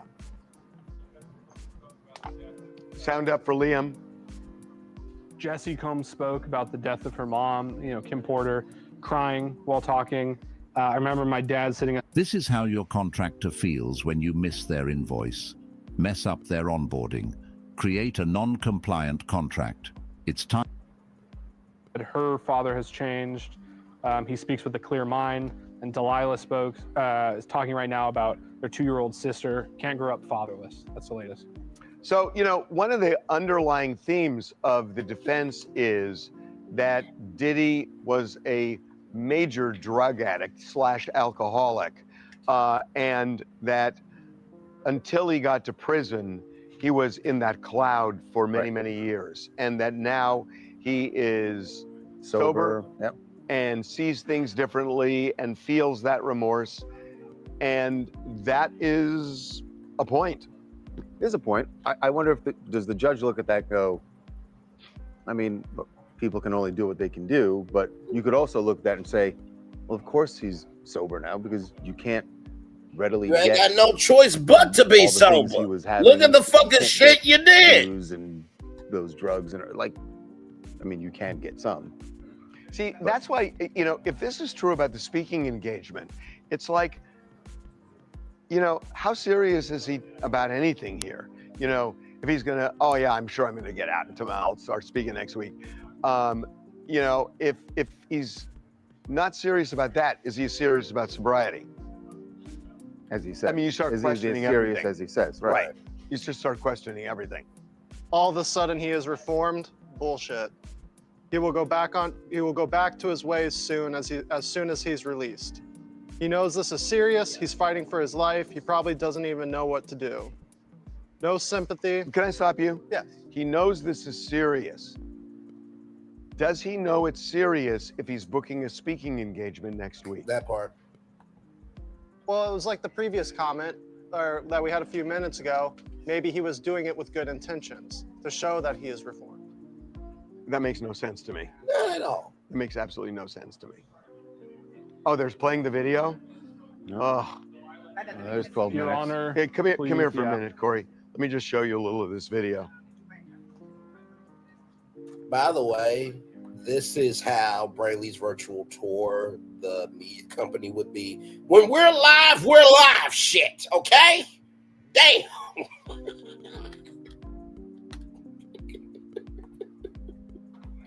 We're doing Here, don't come over my cut-ins computer to quite GMA. yet. We're doing cut-ins to Let me pull not this to up. everybody in the world. I've got it right here if you want. That's Oh, how you got this it? newsroom would be. Well, here's the advantage of doing it here. I can Running my sit. own company. It's honest.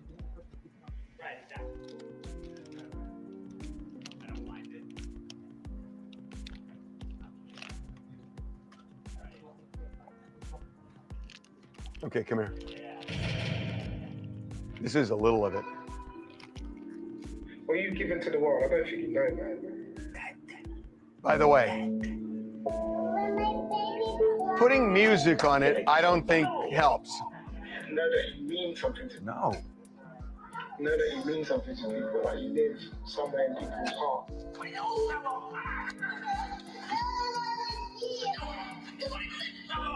Thank you. You hear it? This country and this world we live in may have plans for y'all. I didn't listen to that. I don't want y'all to listen to it either. And I'm happy to say this is our third school we have opened. This official.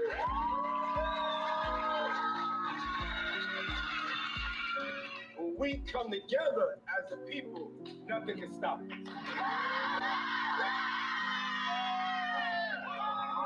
what I want to do with my freedom is, make sure that I can make change. You will change the world. I've been to hell. Yeah. But I'm gonna make it. You're gonna make it. That's right. I got something for you. I told you I had a present for you. Pause it here. New update just coming in, everybody. Okay, lunch break called for Combs sentencing.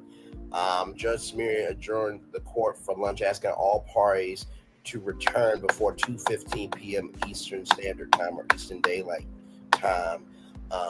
Combs' defense is set to continue its case, arguing that he should be sentenced to no more than 14 months in prison. So we can rest there for a little bit. We'll go back to this, get caught up with TMZ. I ain't that pretty. Oh. This is a heart, because you're my heart. Oh, All right? okay. You're my heart. Like I said, I'm right here with y'all all the way up to the verdict. That's why I literally set my alarm this morning for 10 a.m. So that way I can be here on time for y'all. This is going to be a long one. Full-time dad.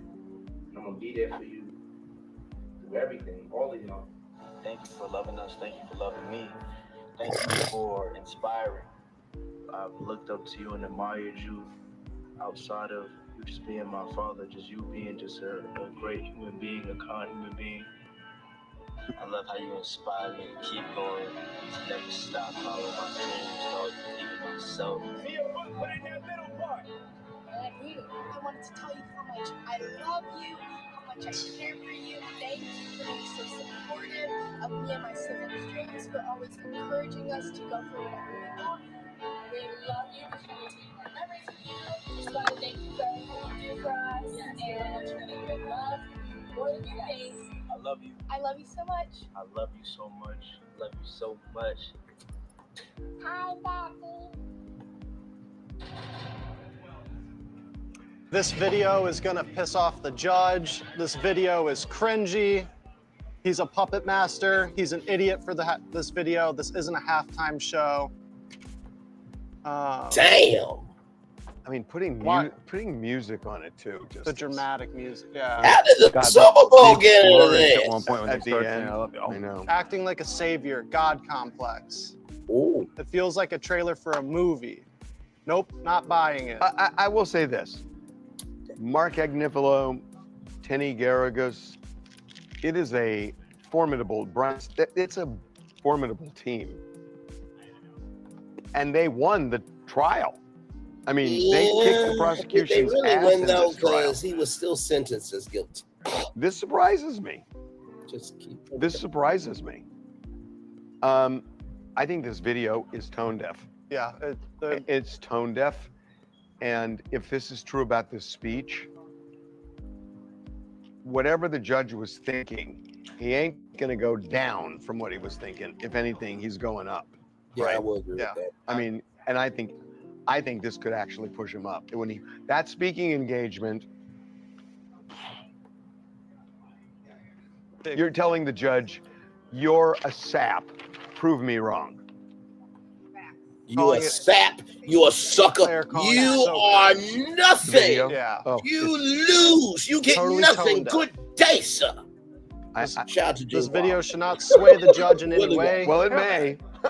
In the wrong way. Yeah. Piss him off. Like, come on, bro. Can you imagine the judge is going to say, I was so moved by that video that. Hey, what is Is there any version of Personally, no. Oh my Personally, God, absolutely Harvey, not. And stop on top it. of that, like you said, Stop speaking it. engagement thing. Now, if I'm the judge, now I'm just pissed off. Pissed off. Now I'm just. You think you're taking this as a joke?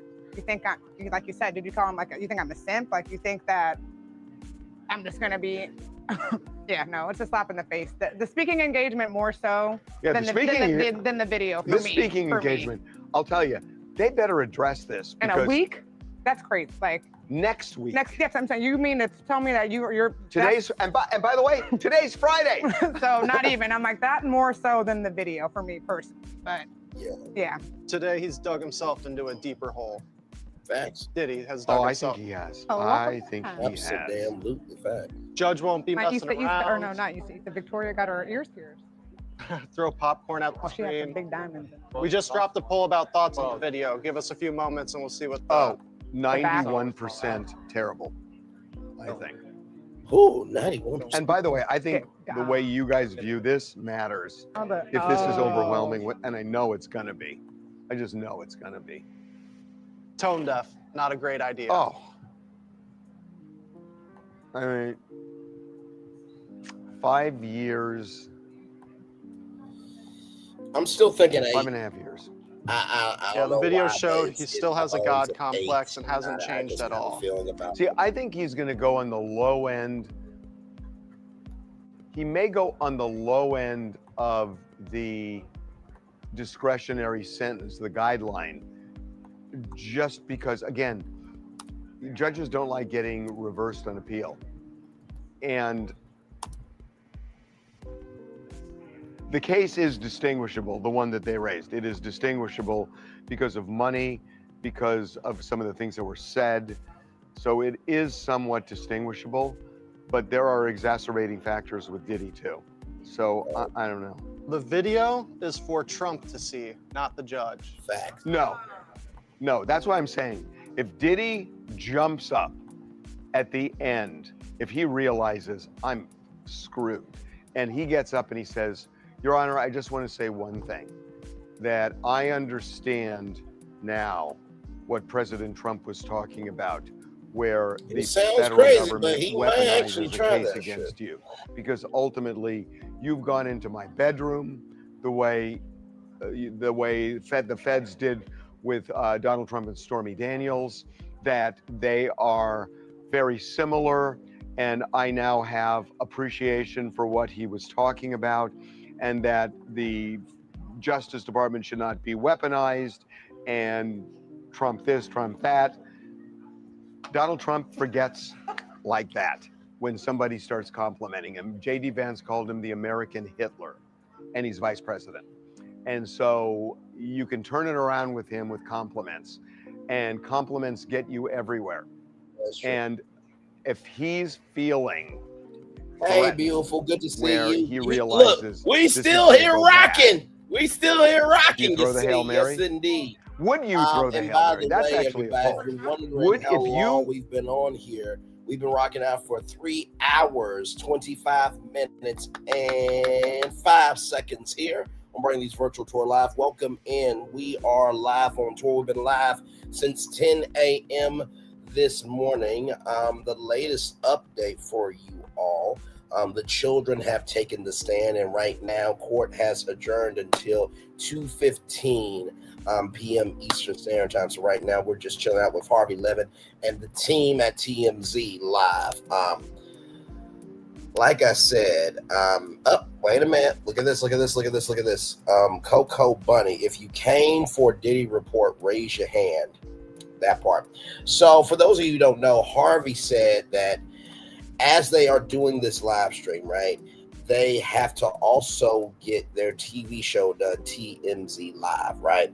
So they had to break for, this interview with Taylor Swift. But here's the thing. I don't know how to say this, Harvey. And I say this with love, grace, and space. YouTube don't give a fuck about linear television. They give a fuck about the title that's on your stream. I'm sorry.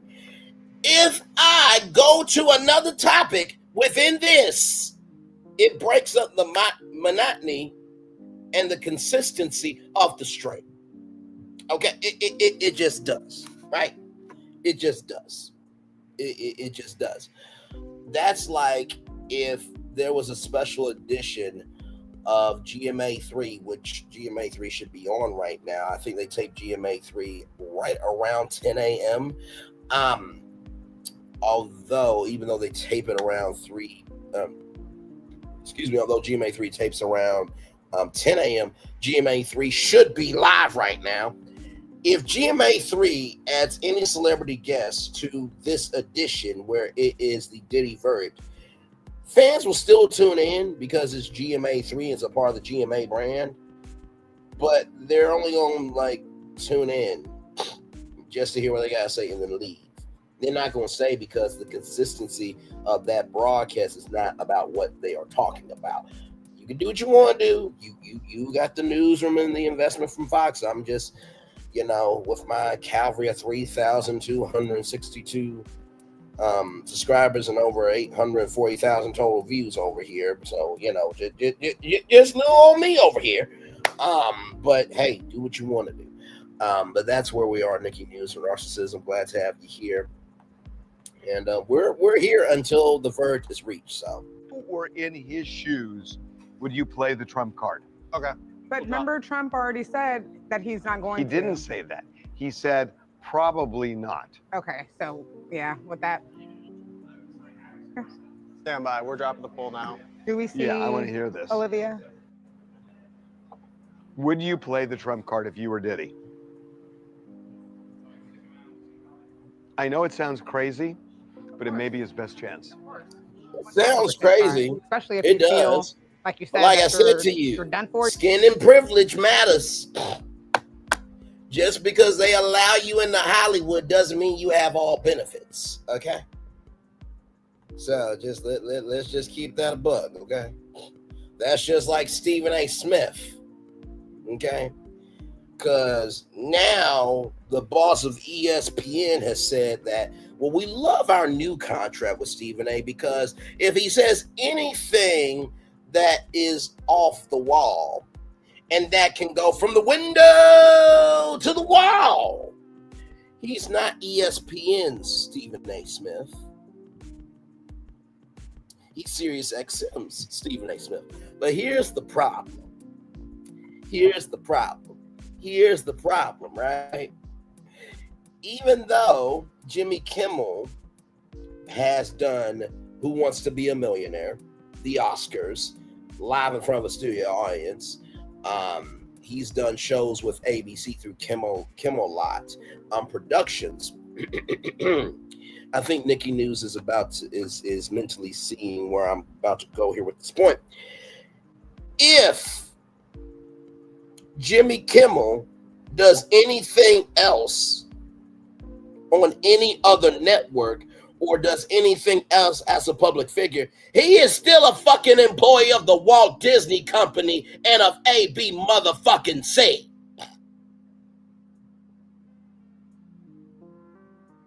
You see. So if he says anything on Sean Hannity, if he says anything on Chris Cuomo on News Nation, if he says anything on any other podcast, if an advertiser who is paying y'all ad money, okay, at ESPN, if they don't like what he said, guess what? He is going to be a house Negro. Just because the terms are there don't mean that consequences can't come down for Stephen A. Smith. I need y'all to see what the fuck I'm talking about here. Are you kidding me? What are we doing? That's like if Braylon Lee's virtual tour live, right? Let's just go ahead and keep it a buck. Let's just say Braylon Lee's virtual tour live, right, was on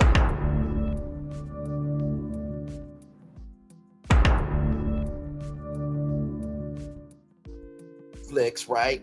Or let's just say that Braylon Lee's virtual tour live was on Paramount Plus. If I do anything wrong as a public figure, and I'm supposed to be hosting the Kids' Choice Awards, and I say the wrong thing, and Nickelodeon don't like it, then guess what? They got the right to not like what the fuck I did. And I don't get how Stephen A. Smith, this is a sidebar, but it goes to this point about the Diddy case. I don't get how Stephen A. Smith can have parameters to say what he wants to on different platforms, but yet not have any consequences for his main job, his daytime job. Somebody explain that shit to me. Because Stephen A. Smith is going to talk about this shit. And if he says anything about the women should not be believed, this, that, and the third, Hello, do you not know how many women work at ESP motherfucking N and at ABC and at the Walt Disney Company? See, okay, see, Stephen A. thinks that, you know, he Stephen A. thinks he's Leonardo DiCaprio from Django Unchained. And he ain't the Samuel L. Jackson character. Oh, man, I'm so sorry. Oh, I'm so sorry. Oh, Mouse. I'm so sorry. I didn't mean to say that shit. Well, Sonny, we're going to have to put you down. In the words of that meme from Family Guy. If you haven't seen the meme of the horse trying to be put down, the horse bucks up and gets revenge. But the point is the same. The higher the levels, the higher the consequences. Let's go back to Harvey Levin and TMZ. For your toast, 6 years. He doesn't want to do 6 years. He doesn't want to do any time. He doesn't want to do any time. Anytime. So I mean, yeah, he's clearly of course. thinking, I'm going to get out because I'm doing a speech next week. So if now he's thinking, wait a minute. 3 more years in prison? Yeah, I'm especially. And this is my only chance to do something. Yeah, and he's already said once that he would consider it, and then he said maybe. So you know that he's already, the train has been turned. Right, and what you're saying is, I don't really care what the judge gives me because what I'm banking on now is a pardon. Yep, I'm going to, yeah. He's not going to, the judge isn't going to change his mind based on what Diddy says. No. I don't think the judge is going to be lenient. What are they saying? It's closer than I thought it would be. Oh, it's ticking up. Would you play the Trump card? 58% say yes. 43% say no. But what I'm interested in, are the 43% saying it's bullshit and you shouldn't do it? Because I'm not saying whether it's a good thing, like morally or whatever. I'm just saying, if you were him, would you play the Trump card? JLo 5, I think it's stupid for him to bring up Trump. Why? Karen said, I can't stand Trump. To save my own ass, you bet. There you go. I can't stand him, but to save my own ass. There you go. That's how it's coming. You want mic down? I don't know yet. Yes, mic down. Harvey, mic down. All right. Still nothing? Status. We are live on tour, everybody. Glad to have all you here. We've been live for 3 hours and 35 minutes here, live on tour. We're waiting for the verdict of P. Diddy, Sean Diddy Combs. All right. She has to leave soon. Real quick, I just want to make note for those asking. Jackson is out today, so it is Corey behind the camera and myself reading the comments. Jackson will be back Monday for those who are missing. Jackson's partying. He's doing what good for him. He's doing what a young guy should do. I mean, On a big I would say a young guy could do it on the weekend, but anyway, whatever. Oh, damn, Charles. Not the weekend. The shade. So we. Yes. I mean, we told you guys we got to take just a quick break, a little Taylor Swift break. We're going to talk to a Taylor author about the new album, Life of a Showgirl. And break down some of the songs, including pretty racy, for Taylor Swift anyway, pretty racy song about sex life with Travis. Well, some of the lyrics are... I mean, Travis will be very happy about it. Aggressive? I don't know if Travis's mom can listen to this I felt like I album. knew that's exactly what was going on, and that's why she's been so different. Donna Kelsey ain't listening to this album. That's why she's been so different and like public with Travis, because she's getting that good, you know, getting that good. I'm sorry.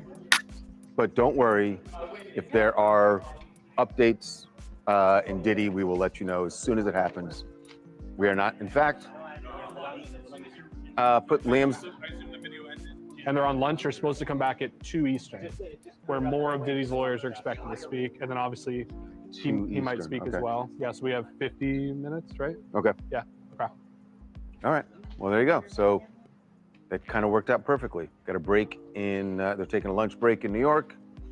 So we'll take a break here. Although there may be a Diddy update here, depending on this phone call. But we're going to take a break now to do our Taylor Swift segment. Audience is a little upset, but I know. They got to take lunch, guys. I mean, you know. Yeah, it is what it is, guys. Like, hang on. Put Liam's mic up. Right before they went to lunch, Judge asked who else is expected to speak. The Reverend Dr. Johnson, then the man from the re-entry program, if you permit. And then the judge asked any more lawyers, said myself and Mr. Donaldson. So 2 more lawyers, and then 2 Reverend Dr. Johnson the Reverend from the and re-entry the program. re-entry And then program. Diddy, potentially. I mean, that could happen at any Yeah. moment. Okay, so they're on lunch now, which is great. Yeah. So here's what we're gonna do. Yep. I just got a good story. Oh, okay. That phone call was told good. you. Okay, we're gonna go. So we're gonna we'll talk to you about Diddy, but we're gonna get a lot of the show done during their lunch break. So we're gonna stay up and then we'll come back. Guys, just so you know, we may be doing the Diddy block live, FYI, at 12 o'clock. Okay.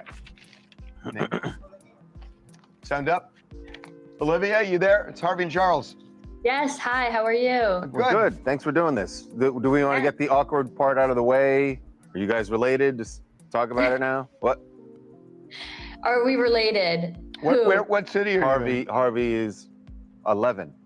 What city are you in? Oh, no way. I'm in Nashville. I didn't know you had the same last name as me. That's crazy. Yeah, no, you have the same last name as me. I'm older. I guess you're right. I'll give you that. Okay, here we go. Not to state the obvious, but all right. Can I ask you a question? Go for it. And then, by the way, before we go in the air, because as soon as I saw you, it struck me. Why did your parents name you Olivia? Because my mom was a big fan of Olivia Newton-John. That's just what I was going to say. Because I was going to say you look like Olivia Newton-John. Oh, really? Oh my God. Well, thank you. Oh my God. I love her. That's so funny. Wait, that's crazy. Yeah. Oh my mom God. was a big Grease fan. Riverside helps with the entire process of making a podcast, from recording to edit, and even generating clips automatically from your podcast. And let me tell you something. I am such a geek for the behind the scenes of media. It's like the fact that we're getting to see like Harvey and Charles talk to somebody before they go on there. Like, that's really like the gag of media. Like, what happens that we don't see, right? So yes, indeed. There. All right, back to this. This is so cool. Cast. Wow. Okay, here we go. Well, the other big news of the day, and really on any other day, it would be forget it. The only news. And also there's a government shutdown. And there's that. No. But after Taylor Swift. Yes, I think Taylor Swift dropping an album would normally top even the government shutdown. But yeah, God is news. You need to stop. I bet y'all, Young Miami can't wait to fill the golden showers again. Y'all ain't ready for shit. And they got a brunch bus, CMC brunch bus. All right, then. Showgirl is out now. Energy, 12 we tracks. like it. I know people in our office have spent the entire night listening to it on repeat. And there's one song in particular that really stands out to people, which is an odd way to put it, but the song is called Wood, and it is very clearly about her fiance.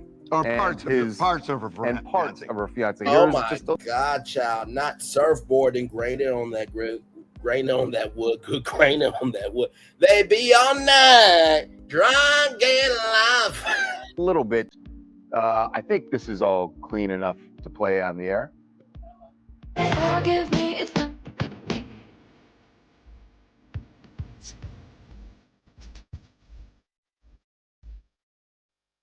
A curse on me was broken by your magic wand.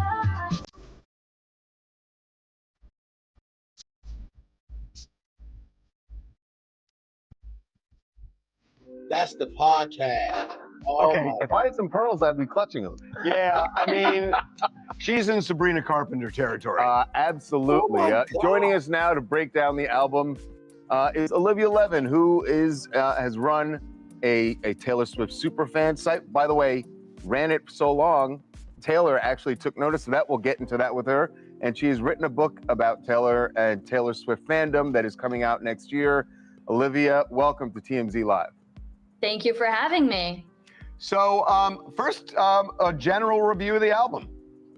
General review of the album, let's see. I mean, the general consensus, as well as my own, is that it is everything and more we wanted it to be. I'm so happy that she chose to produce this album with Max Martin and Shellback, because we haven't had that since her Reputation album. And it has been, I mean, there are theories swirling around about each song, but each song is just infectious. The melodies, they're already stuck in my head even after just a couple. Okay, I'm gonna skip forward. What was going on inside the courtroom? Are we doing on a Zoom or what? FaceTime? Oh, good. Okay. Okay. So Jacob will download us on everything that happened inside. Yeah, we should do her. Yeah. Those lyrics were crazy as fuck. Her breakdown of all the songs. Yeah. Yeah. The meanings and stuff like that. Yeah, I mean, however you guys want to do it. We just want to get him up. Wait a minute. I'm gonna sit while we're listening. Jacob, you there? Jacob. There he is. We can't hear him yet. Hang on. Can you hear us? There you go. Yes. Down to the loading docks. Okay. You can always find him. Spill the beans. Tell us what happened.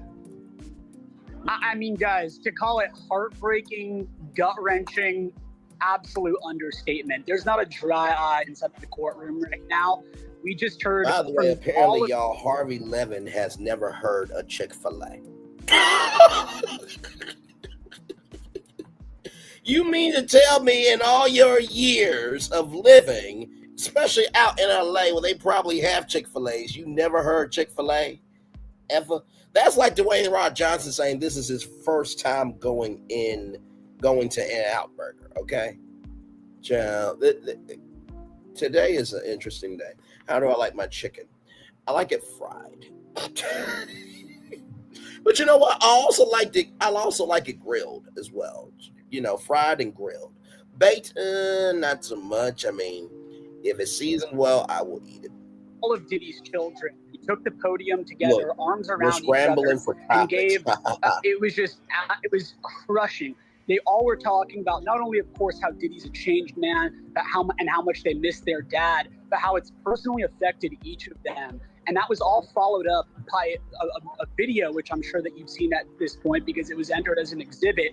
That was a montage of Diddy's entire life, showing him helping his family, helping others in the community. And Diddy was doubled over.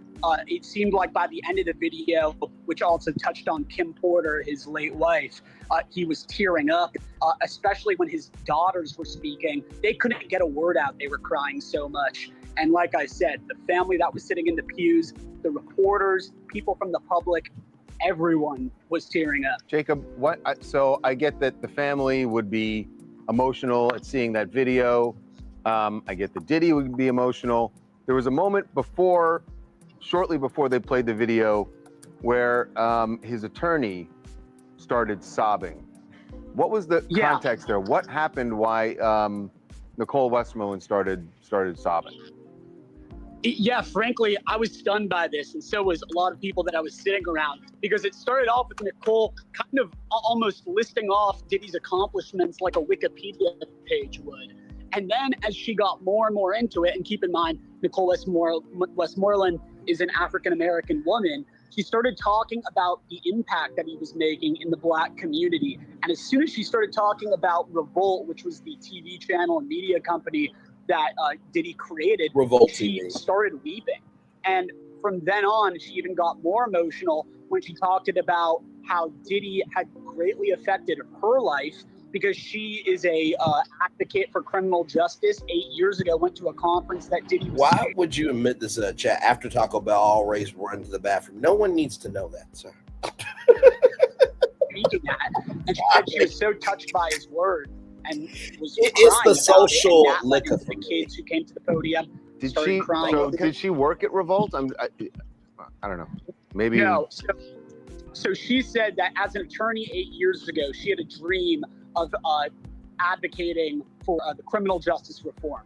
and she went to a conference in DC, and unbeknownst to her, Diddy was there as a speaker, and he started talking about the impact you can make in other people's lives and kind of words of encouragement. But she said that had a profound effect on her, and so much so she started weeping. Talk to us. Wouldn't that be a conflict of interest, though? Because a defense attorney is only supposed to go off the facts, not your connection to the case. So, should she be off the case? I'm just asking a question, rolling on. About when prosecutors said that Diddy booked a speaking engagement next week. What was this about? Give us the full context of it, and whether anybody for a new update here. 1:44 p.m. 3 minutes ago, a look inside the courtroom for Combs' sentencing hearing. More than 30 members of Combs' family and friends are sitting in the first couple of rows inside the New York federal courtroom. Among those people are 2 women whom he shares children and 6 of his kids who earlier made a statement on their dad's behalf. When Combs was emotional around when his kids took the stand in his defense, but really broke down crying when one of his daughters, Jessie, began crying while she spoke. Throughout the sentencing hearing, Combs has been fixing his shirt every time he gets up and sits back down. So that's the latest update. That just came in 3 minutes ago, 1:44 p.m. Eastern Daylight Time from NBC News. So.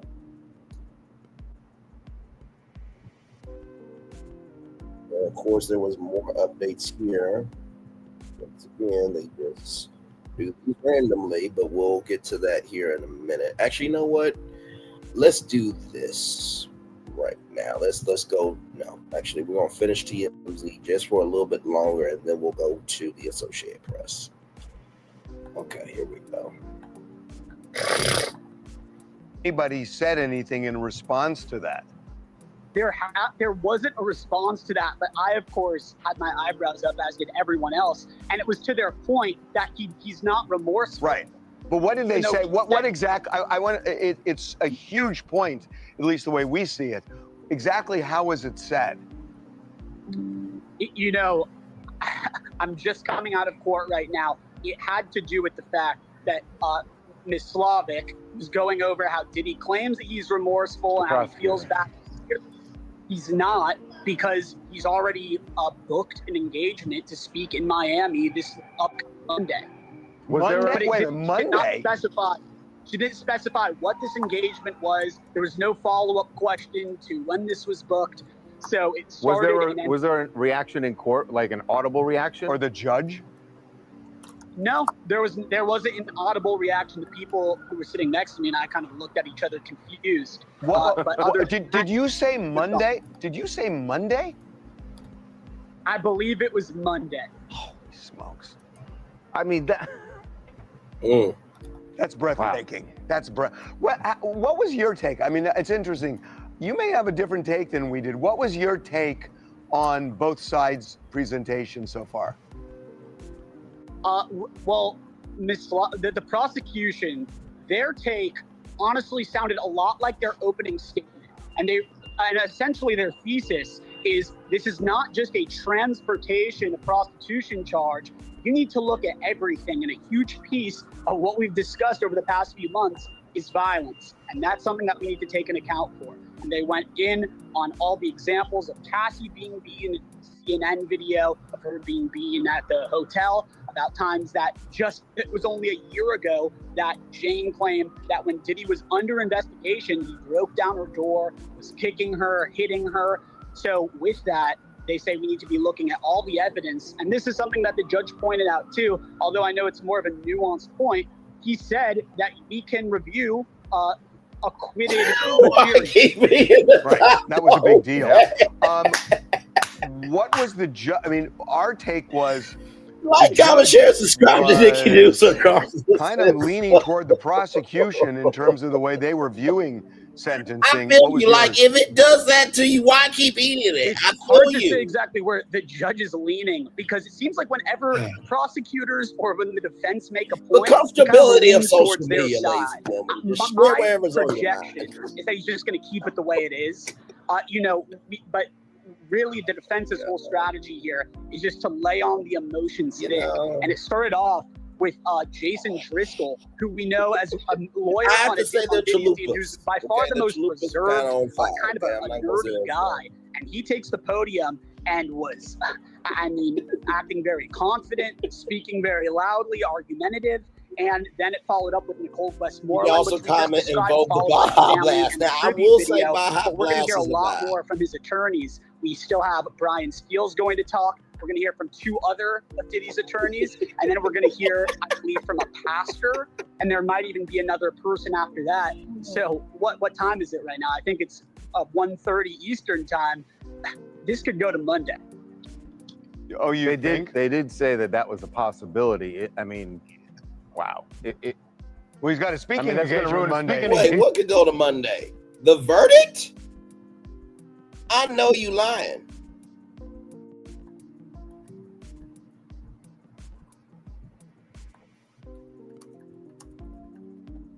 So let's go back for a minute.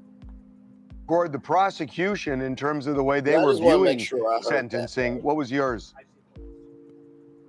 It's hard to say exactly where the judge is leaning, because it seems like whenever the prosecutors or when the defense make a point, he kind of leans towards their side.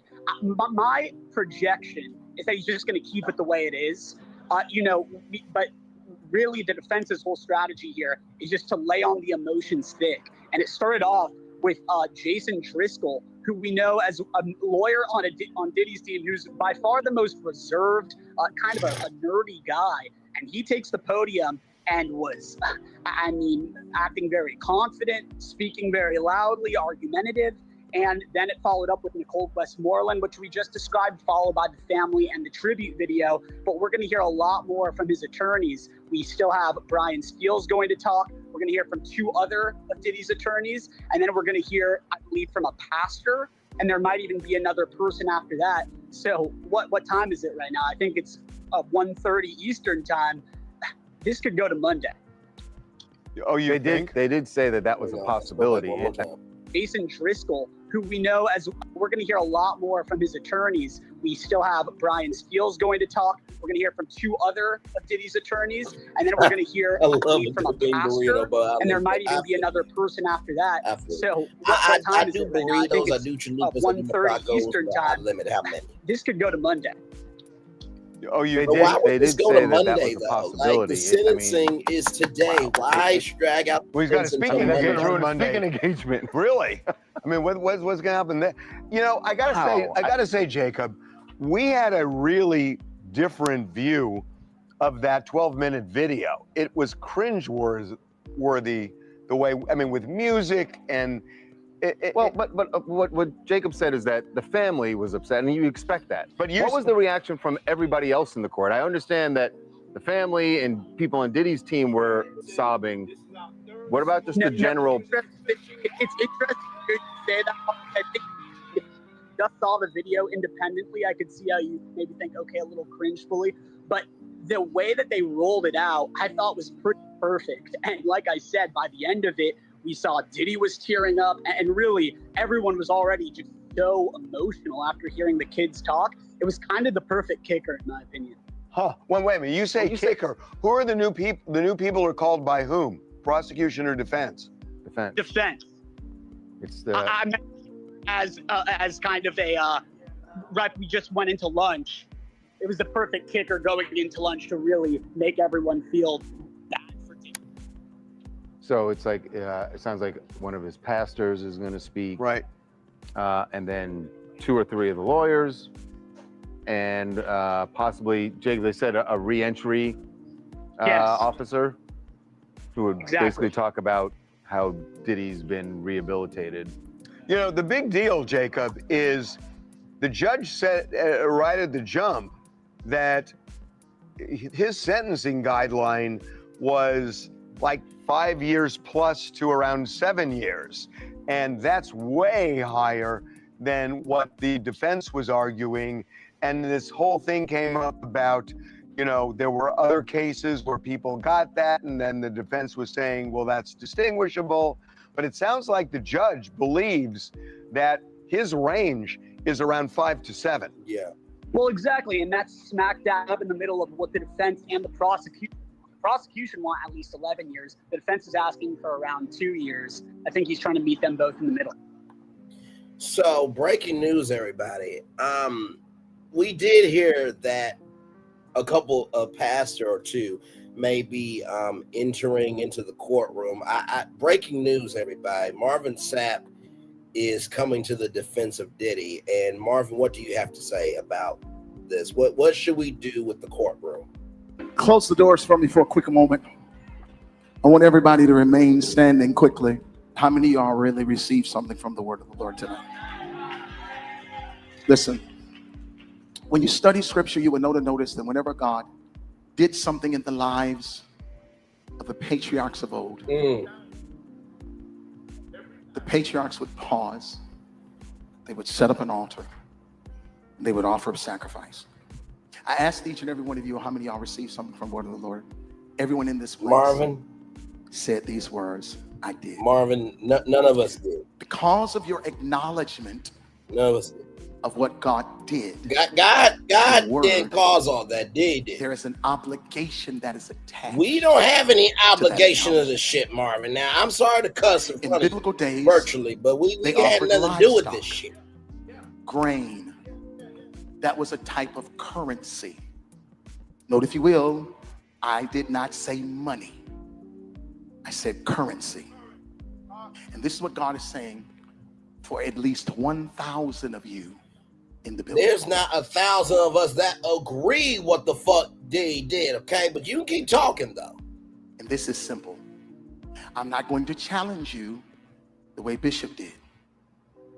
But I know that there's 1,000 individuals under the sound of my voice that can do what I'm about to challenge you all to do. This is simple. 1,000 people giving what I'm about to challenge will be $20,000. 1,000 people giving what I'm about to challenge you on. They got the money. We can't give that. I'm sorry. God don't bless no mess, but you keep going. I'm sorry. I mean, clearly Marvin was seeing that we were live, and he just wanted to contribute his commentary to what was going on here. So let's get back to Marvin. $20,000. Now, for those of us who are on the dais, I'm taking you higher, so put it back. I'm a strong believer that leaders lead not only in time, not only in talent, but also in treasure. Leaders lead in time, talent, and treasure. Well, this time, we are taking our talents to treasure that Black Lives Matter, motherfucker. Listen. Long time ago, that it cost to sit up here. There's 1,000 of you. I said, close them doors. What the? Ushers, close the doors. First of all, we don't have to be here for this shit. That motherfucker is guilty as fuck. Close the doors. Close the doors. Jesus Christ. I can't. We all gonna lead together. Well, we ain't. Y'all ain't going no place. You tell you going out that. Listen, you going your way, I'm going mine.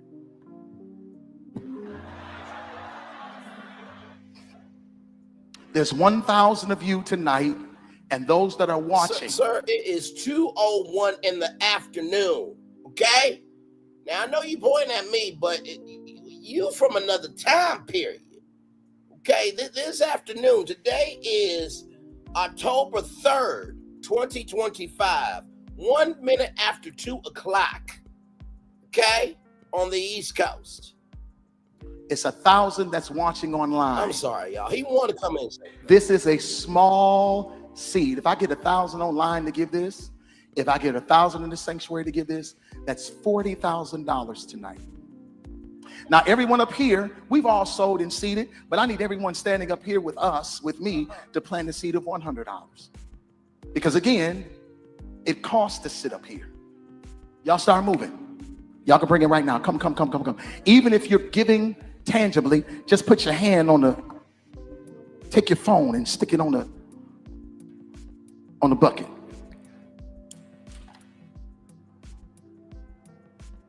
I cannot believe this man interrupted our tour to come defend Diddy. Giving his worship. First of all, nobody worshiping what is happening here. Okay? Now listen, I'm gonna let you finish because I'm respectful of my elders. Giving his worship. 1,000 people online need to give $20. This is easy, saints. This is an easy miracle. No, it's not. We should be able to raise $40,000 tonight just from y'all giving. I'm about to go get in my truck. There's a government shutdown. I'm going to my hotel. Congratulations on you having a hotel room. Meanwhile, there are people homeless, Marvin. Got me some fruit. I'm doing fruit now. You know what? Good for you. Fruit water. Good for I'm trying to. Meanwhile, Look at can't us. get paid $15 a damn hour to even become healthy. Yeah. Now after you come up here, you can open the doors. Y'all can walk out the door after you come up here. Well, But make sure you come this way before you go out the door. Out That's those it. fucking doors. I Look ain't at God. Look at this what Diddy God shit. has done. Hallelujah. Hallelujah. I'm good. I'm out. Peace. We have got to the point where literally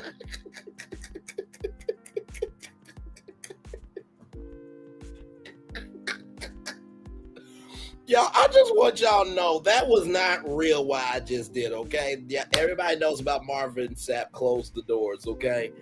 I just wanted to bring just a little bit of levity, a little bit of light, a little bit, oh Lord, just a little bit of, a little bit of breathing room here because this is a very serious matter. And I don't believe Marvin Sapp would support any of this, okay? But when they said, bishops, I'm like, okay, well, listen, I take an inch and make it a mile, so, Yeah, I'm not sure. I don't know that Diddy's going to feel like 5 to 7 is. I in the don't middle. think he's going to see it that way. No. What do you think the chances are, based on the way you've heard it, that I know that Diddy submitted a letter that We've seen this video. we see the video. Will he talk?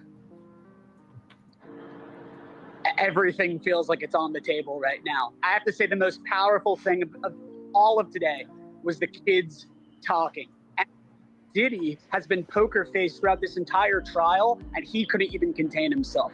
Christian started talking about how his dad taught him to treat women well. I saw Diddy getting visibly emotional then. And then when the twins and Chance started talking, he was just a wreck. And I mean, the kids, like I said, they couldn't even talk. And speaking in a courtroom with a ton of people, it's absolutely packed right now. A ton of Diddy's family, they have 3 rows all to themselves, way more than usual. I mean, it was just a really moving moment. Okay. All right. When are they going back? About 20 minutes. Gonna go grab a hot dog. What's for lunch? Ain't no rest for the wicked. I mean, there's food for the wicked. I didn't say rest. I didn't say take a nap. I didn't say grab something to eat, man. Get a pretzel or something. Your shoulder's killing you, isn't it? It's killing me. Yeah, no. It's a lot of pain. I kind of thought so. Okay, Jacob. Thank you, man. Okay. Well, we'll talk to you after. I gotta say that's interesting. I mean, his take and his take's probably better than our take. Right. I mean, Cut that for like an inside the room. Yeah. Inside the room. Oh yeah, cut that. Definitely. And then when we do Diddy, we should cut something with Jacob so that So we when can we roll do it it, in the even A-block. if we do it live, we can roll it. Okay. Yeah, cut a good minute of him. You want him talking about the emotion. The emotion. You don't have to say that. We'll say that. What? Yeah, we should. We should get that. Cut. So apparently he was crying when they showed the video. Yeah, and you can use Jacob's description as the. This is the behind the scenes. Use that as the main and decision Jacob's making of the description film. inside of it. What to use, what not to use, this, that, and the third. Wow. Do you think the judge has already made his decision? Yes. All of this is just Yes. For nothing. Yes. I want to. Don't upload your videos to YouTube. Wow, Upload Harvey to saying that Restream, all where we of will live the stream it to evidence you. is for nothing because Decides. Is he going to mention that? And Mr. Combs, you had the audacity to book a speaking engagement on Monday. Correct. I am an idiot if I'm wrong about this. That this has had a huge impact on the judge. Yeah. But the judge isn't going to show that. No, but he's going to say it. Oh, When he yes. talks about remorse definitely and gonna everything reference else, I think it's going to be a huge. For me, it would be a huge point that he booked it from Monday. This Monday. This Monday. It's just unbelievable. All right, let's skip ahead. Well, You want the fries, or you want macaroni and cheese instead? No, just want You the want sandwich. soup? No. You have to get the combo. Why do I have to get a combo? Even more so, it was why the hell? Why do I need a combo? Because no one goes to Chick-fil-A and doesn't get the Chick-fil-A fries. Okay, get the Chick-fil-A fries burnt. Are we getting the waffle fries? Who gets burnt fries? No. Can you kill my mic? What the fuck? Wait a minute. What? Wait, wait a minute. Who gets burnt fries? This marathon, ultra marathon, insanity. Charles, it's just another during day the for me, marathon, brother. Ohio. they're I've done running marathons 31 before. more This than a ain't marathon, nothing. by the way. Running 31 miles, and along the way they got to get. That's because they know it's insane. Jason, Dan, how you guys doing? One Chalupa Supreme or a Crunch Wrap Supreme. We're gonna get started in just a second.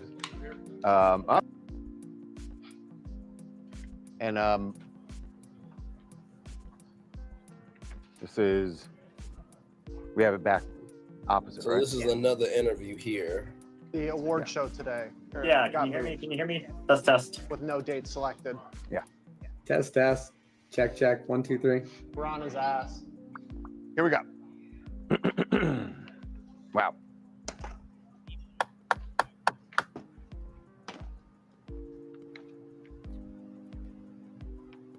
Well, if you are a runner, I enjoy a good 5 or 10K myself.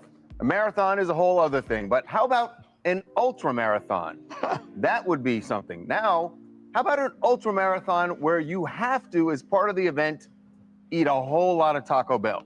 A lot What? of Taco Yes, Bell. that is the event going down on Saturday in Denver. It is the 8th annual International Taco Bell 50K Ultra Marathon. 50K?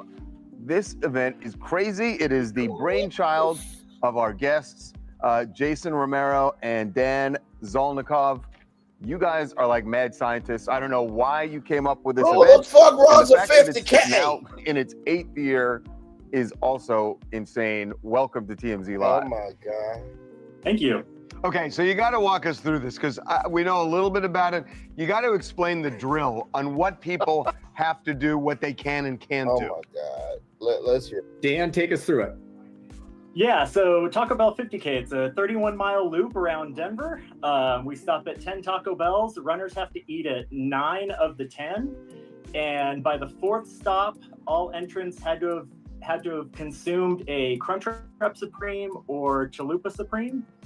And then by the 8th stop, all entrants had to have consumed a Burrito Supreme or Nacho Supreme. So are you monitoring that they actually finish it? Well, what we do is, and what we've asked is that the runners, they keep their wrappers from the food, which is kind of pay homage to the Barclays Marathon, where runners have to tear pages out of a book and provide them to the race director to show that they've done a full loop. So we do count the wrappers at the end. They have to have at least 9 or 10 wrappers at the end to be an official survivor.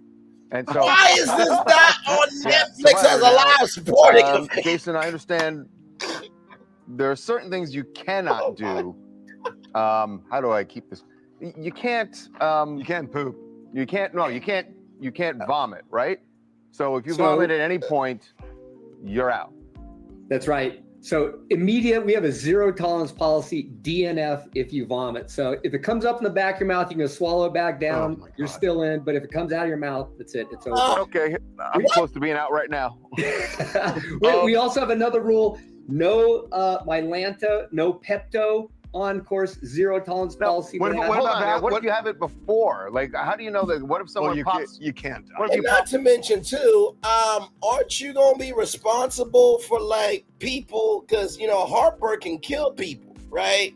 Somebody, if they don't let it out, that can have damage. What? Oh, okay, John. Okay, we got 2 more minutes before we're back live with updates on this damn bird. Pop one of those pills before the race. Karma comes back to haunt. Oh. It'll come What back. about bathrooms? So bathrooms also, this was instituted by the Mad Russian, Mr. Zolnikov. Bathroom breaks are only permitted at Taco Bell stops. There's one off-course bathroom break permitted in a place where we cross through Washington Park. They have some portlets, which I'm not sure why Dan did that, but this year with 500-600 runners, those bathrooms are going to be kind of clogged up. I hope That's the other thing. If you have 600 runners, they're all going to the same Taco Bell at roughly the same time. How are they making all the food? So we've instituted a policy. We use the Taco Bell app in order to order in advance. The other thing we do is we partner with our local Taco Bell franchisees. They're opening early for us. At one of our Taco Bells, our volunteer organization, we have a charity partner here, and one of our Achilles International, the Denver chapter. But one of their folks has bought 200 food items in advance at one of the Taco Bell stops to move people through earlier. And our recommendation to our participants is for the first 3 stops, pre-buy your Taco Bell the night before so that you can kind of get through those first 3 stops. There's a lot of DNFs at stop number 4 where you have to eat the Chalupa or the Crunchwrap Supreme, so it thins out at that point. It is interesting, guys, that, and we should make this clear, Taco Bell is not endorsing or officially affiliated with this race. Sean, have you tried to get them on board? I was going to say, I'm sure you made the call. What did they say? We've made the call, and all we've had is radio silence. Now, Dan and I both have a little bit of a legal background. We think this is tied up in legal at Taco Bell, kind of saying, we don't want any liability, anything. We're getting the brand awareness. Just let them do their thing, and we're happy with that. I mean, they're getting brand awareness, but we're also talking about people potentially vomiting, so that's probably not great. So how do you train for this? Is it eating and running training? So guys, go ahead, Dave. I was just going to say, Harvey, you just got to run a lot and eat a lot. You can't really train for the Taco Bell 50K. You just got to go in and skip around along here. In the Richard Jewell last night, movie. I was in your window. Richard Jewell. Yeah, I played that guy. What a sad story that was. Okay.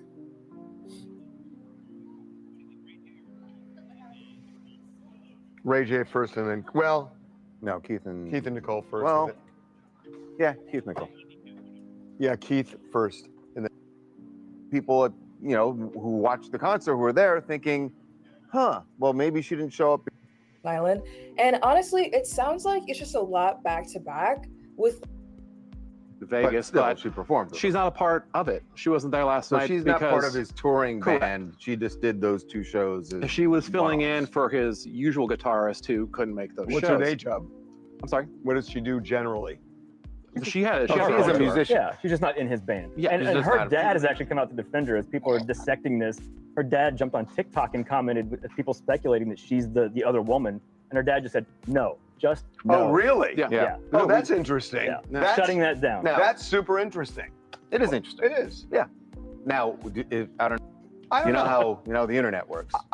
Yeah, maybe people on the internet. I think that's relevant. That's a pretty firm. Hi, I'm Kat Carter from Long Island, and honestly, it sounds like it's just a lot back to back with like the news breaking and then the divorce happening and then like changing the lyrics to adding profanity.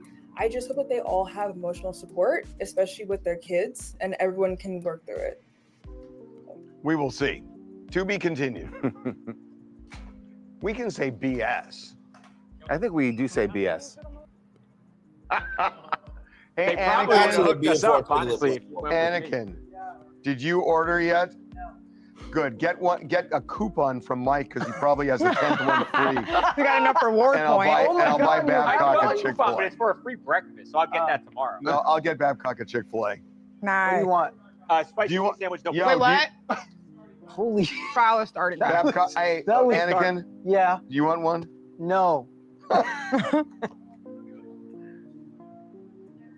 Liam. What did you want, Bab? Yeah. Okay. Oh, he turned himself in? Who is that? Tyrese turned himself in. Oh, he turned himself in? Oh, Lord, Tyrese. Yeah, we're on your side. Excuse. We're on your side. No, if you're not home, it's your responsibility to have someone Of course that's it taking is. care of them. Yeah. Or you lock them up. Put them in a cage. Oh wow, now you Not want lock them up. Yeah. I mean, have a put fencing around your backyard. Well, yeah, Keep them in. So we're all caught up. Yeah. Well, is there another?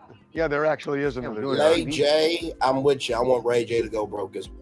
Oh, Ray J? All right. So let's get to this update here, child. From NBC News, one new update.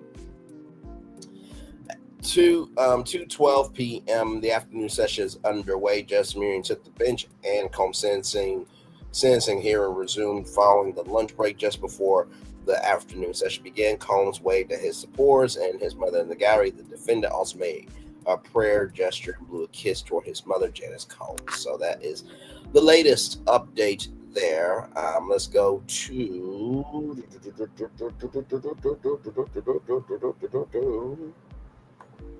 this is it right here. Let's see.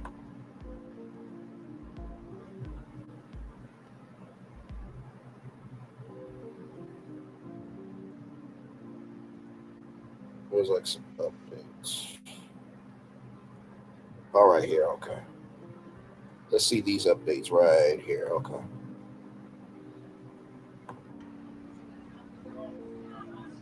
We're here until the trial, y'all. Well, not the trial, but we're here until the...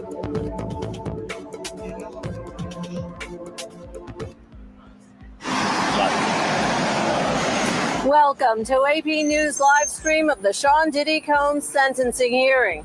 Behind me, the courthouse, where Sean Diddy Combs will find out from a judge how long, if at all, he'll be in prison. By the way, can I just say this? Why do I feel like Maya Rudolph will come to Saturday Night Live just to imitate Miss Walker here? Why do I feel that way? Joining me now is Mike Sisak, AP reporter, who's been in court all day with Combs. He's been in court the whole time during the trial as well. What are you seeing? Well, I think the big question today is how long will Combs' sentence be, but the more immediate question is how long will his sentencing hearing go on for? Right now we're at a lunch break. We've heard so far from two lawyers speaking on behalf of Sean Diddy. She's from Law and Crown, by the way. Want y'all know that. Amazing talent right there. Combs. And then we also heard from 6 of his 7 children. All of his children, except for his 2-year-old daughter, spoke in court, spoke about how their father is a hero to them and that they want him back in their lives. Then right before the lunch break, lawyers for Combs played a video, an 11-minute video that showed highlights of him as a father, as a family man, as a businessman, and also highlighting some of his philanthropic endeavors, charter schools that he founded, running in the New York City Marathon, things like that. All of this to try to convey to the judge that Sean Combs is a changed man and not the person that was put on trial, accused of heinous crimes, violence, and ultimately convicted of 2 prostitution-related offenses. Now, of course, we also heard from prosecutors. They were emphatic in their arguments to the judge. Christy Slavic, the prosecutor, saying that despite what you may hear from the defense, that Sean Combs is a changed man in his year plus in jail, that you have to remember the underlying conduct here, that he is admitted to domestic violence, that he was shown on video in that now infamous tape of the Intercontinental Hotel in Los Angeles, where he is beating and kicking and dragging Cassie, his former girlfriend at the time. The prosecutor trying to counter the narrative that Sean Combs is this changed person by reminding the judge, as the judge is formulating this sentence, to consider the totality of the evidence and everything that came out during this trial. Other people reminding the judge to consider that they think Sean Diddy Combs is not a changed man. Cassie, his ex-girlfriend. At the time, she was his girlfriend, and she's the one in the video seen being kicked and punched by him. Now, she sent a letter. Why do I feel like Maya Rudolph will come on and imitate Julie Walker from the Associated Press of Saturday Night Live? This is the AP's Julie Walker and Michael Sisek, AP reporter as well, who's been inside the courtroom. To the judge, saying that she doesn't believe he's changed, she doesn't believe he's sorry, and she wants him to do serious time. That's right. Yeah, the judge received letters from Cassie, Cassandra Ventura, the R&B singer, who I think dated Combs for more than a decade and was a key figure in this trial, key witness for the prosecution. They also received, the prosecutors conveyed a letter from a woman who testified under the name Mia. Mia was supposed to speak in court today, but the prosecutors said to the judge that she has decided not to do that, in part because she felt bullied, intimidated by Sean Combs' lawyers.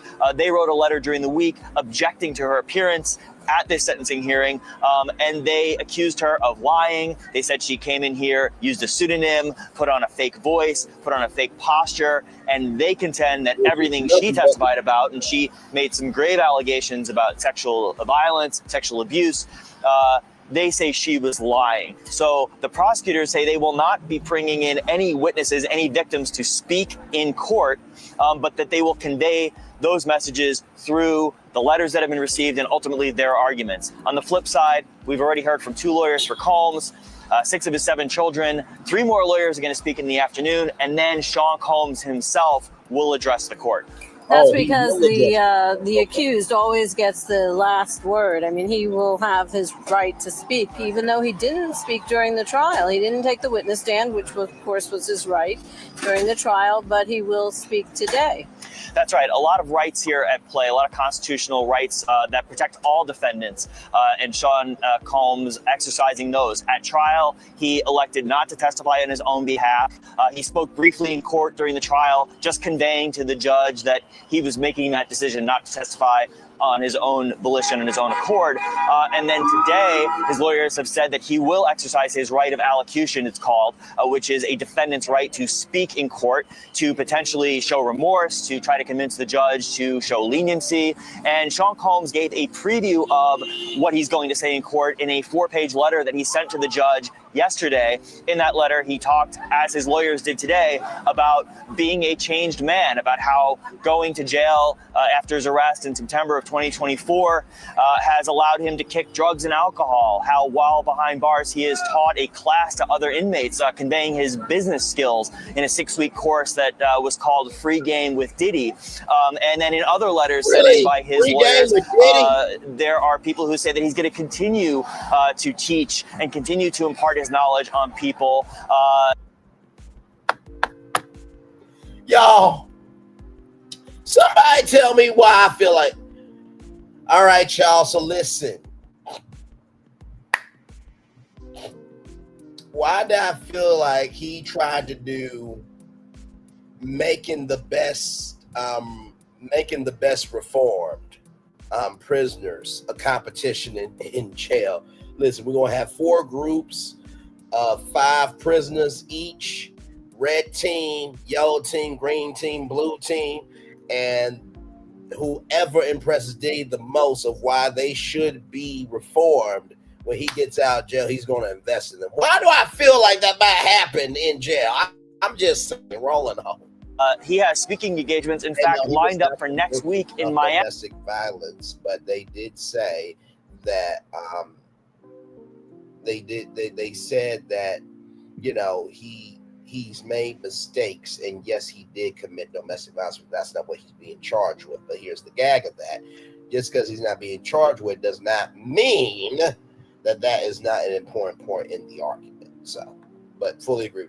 Miami, a point that prosecutors seized on and said he is acting like he's going to be a free man in just a few hours or just a few days, scheduling appointments outside of jail. Prosecutor Christy Slavic said that was the ultimate hubris because the judge has not yet decided on a sentence. Prosecutors want more than 11 years in prison. Combs' lawyers want him released almost immediately. They're calling for 14 months, which is just about going to line up with how much time he's already served. And then the sentencing guidelines are about 70 months, right? Yeah, about 6-7 years. In the federal court system, there are these things called federal sentencing guidelines, and they are established essentially to make sure that John Doe and a person in Oklahoma and a person in California and a person in New York and Sean Combs are all sentenced under the same basic formula and the same basic amount of time. Now, there are various factors, the severity of the offense, criminal history, and then other factors. Prosecutors, for example, wanted an increased offense score, they call it, or increased time for certain things that they say were relevant to this case, the violence and brutality. There were some enhancements, as they call them, including for coercion.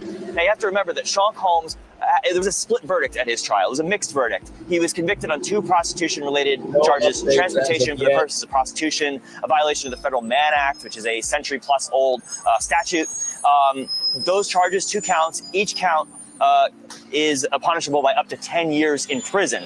He was acquitted on the more serious charges of sex trafficking and racketeering conspiracy, which could have landed him behind bars for the rest of his life. Those carry a maximum life sentence. So he was acquitted, and he, celebrated a partial victory when the trial concluded in July.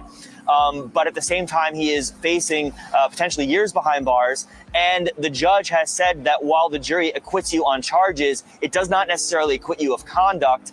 And the violence and the coercion and things like that can factor into how the sentence is handed out. Now let's talk about how Diddy looked in the courtroom, because cameras are not allowed in the courtroom. We will be seeing sketches later on, but there are no cameras. So we only can go by what you tell us and what we see in the sketches. And I've been in court with you, and we see a very different Diddy. He's got the gray hair, he's got the gray beard, the goatee is gray.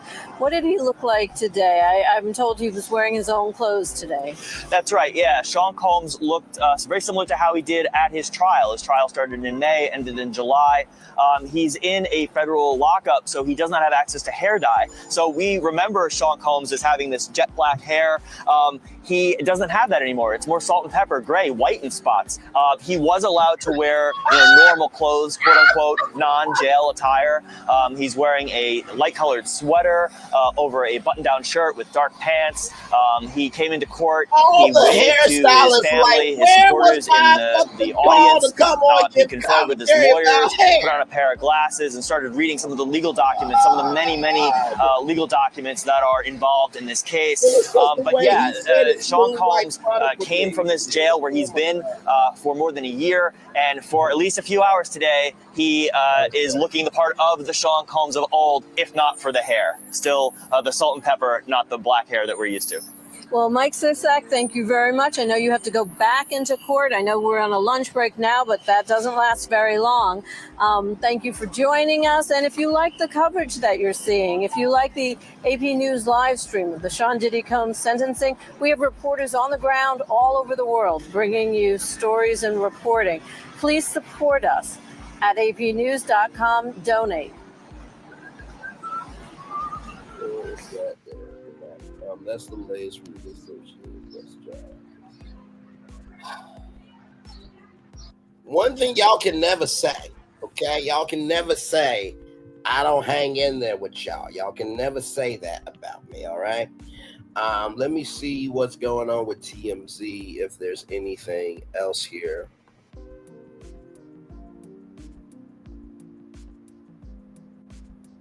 Saying that, but he's also saying he's being punished enough right now that he's had a target this for 13 months. Right. I think that's what he's getting at. Yeah. And also that he has a big target on him because he's that's highly relevant for what we're going to do today on our podcast. What else? What was that? That's really interesting. Yeah. That is really interesting. Yeah. Now, side note, is there a netta that works at TMZ? I'm just asking a question.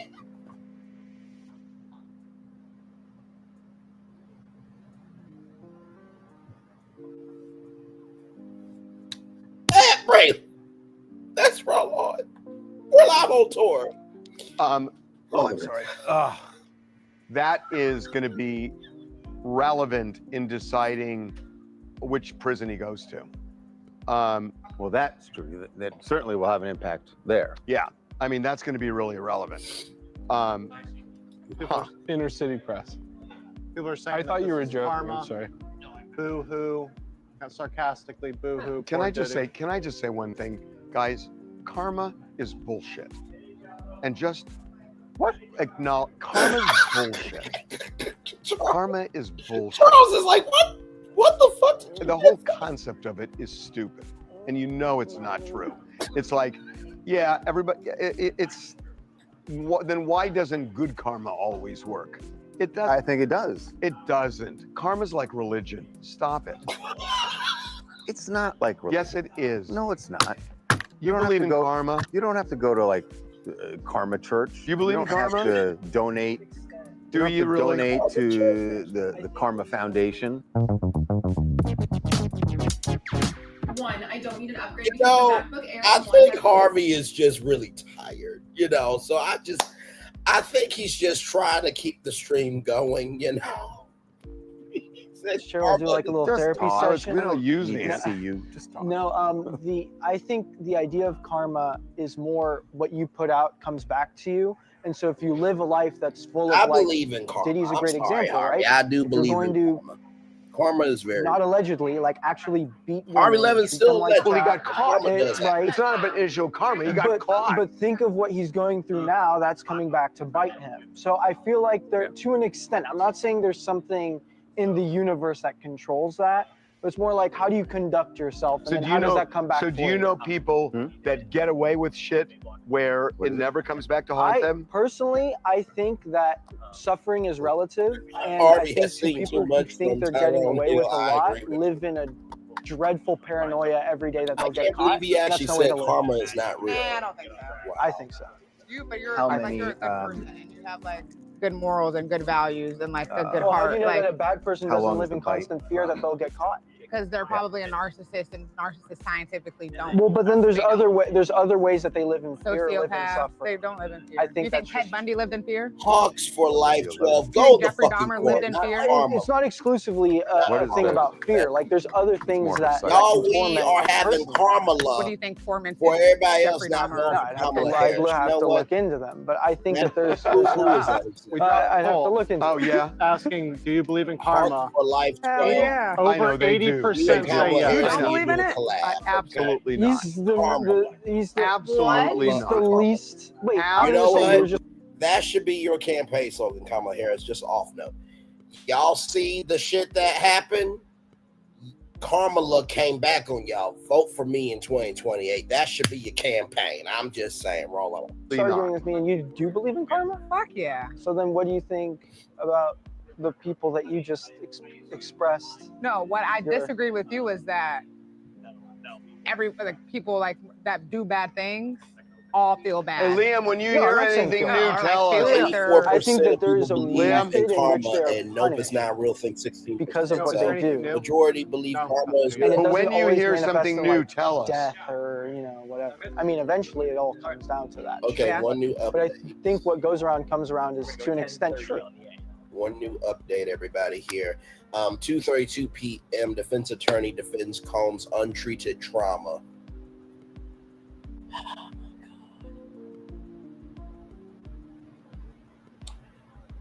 And ferocious drug addiction.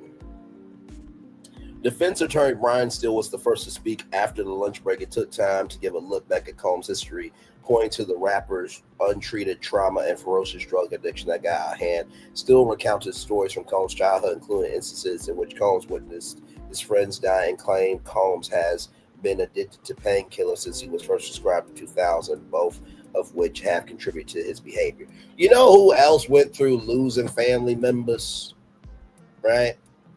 And who, had, people going through different drug situations? Jennifer Hudson. She lost her brother. She lost her mama. Okay. All that stuff. Very traumatic past. She's an Emmy, Grammy, Oscar, Tony winner with a daytime talk show. No, we're not going to condone trauma that is your fucking responsibility. We're not going to condone a drug addiction when there are people who have done the fucking work that his ass should have done. Fuck no. Get the fuck out my face with this shit. And let the church say amen. Okay.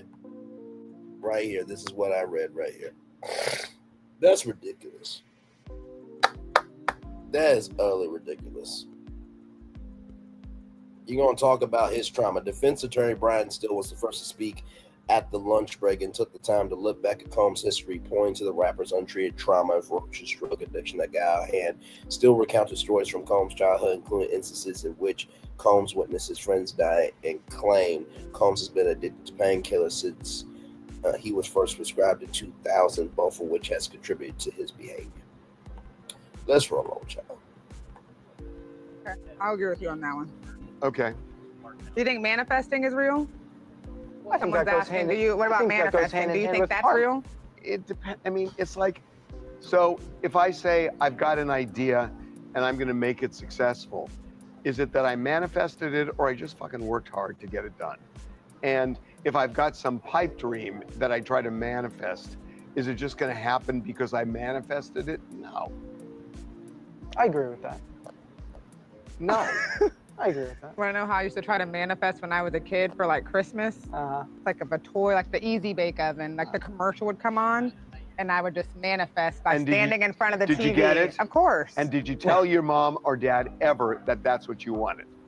Of course you did. Yeah, I wrote it on the list, but I had to stand in You front of the didn't TV. manifest it. You nagged and it became... I would stand in front of the TV when the commercial and Wanda, go, stop I want it. this so bad, I want this so bad, I want this so bad. I think there's truth in both. I think Manifested. Manifesting is putting yourself in the mindset It's to do it. ridiculous to Wanda. Manifesting is putting yourself in the mindset What happened to the do it. screen? It's disappeared. Oh, it's over there. No, it was up here and it's gone. Oh. Justin Harris says, I think No, I manifesting know, but is are we just... off or are we still on? We're still on. We're still on. And people are I don't still... know this television show interrupt this. We're running a little test. Right? Manifesting is just another word for work hard. It's putting yourself... But you gotta remember, he does have a lot of like fans who are in the courtroom as well. Hey, Anakin? One sec, Chris. Yeah? Can we get that sandwich here sooner rather than later? That's what I'm on the I'm phone about starving. right now. Running out of energy. Say again. Sorry. Yeah, because most of the people who are in court, the people who are gonna cared enough to go and stand there for 4 or 5 hours before court. Oh, please. get There are a in. lot of people In who that want him case, thrown No, in I am prison. literally chilling out with you. No, This is no. how tired I am. You know what?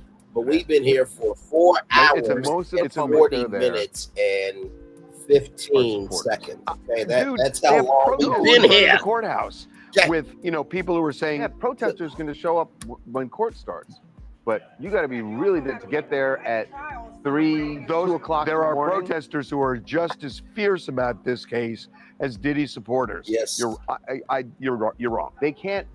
Protesters can't protest in the courtroom. No, well, they can't yell in the courtroom. Well, they do sometimes. They make a scene. And they get dragged out. So maybe there's But one there or are two going to people. there are going to be Most people, of the public. there are going to be people who in want the to see his courtroom comeuppance. are his supporters. I and that's disagree. why Totally disagree with Jacob you. was saying everybody there was a dry eye in the house. Totally disagree. Now, of course you totally disagree. It's what you do. Just disagree with me.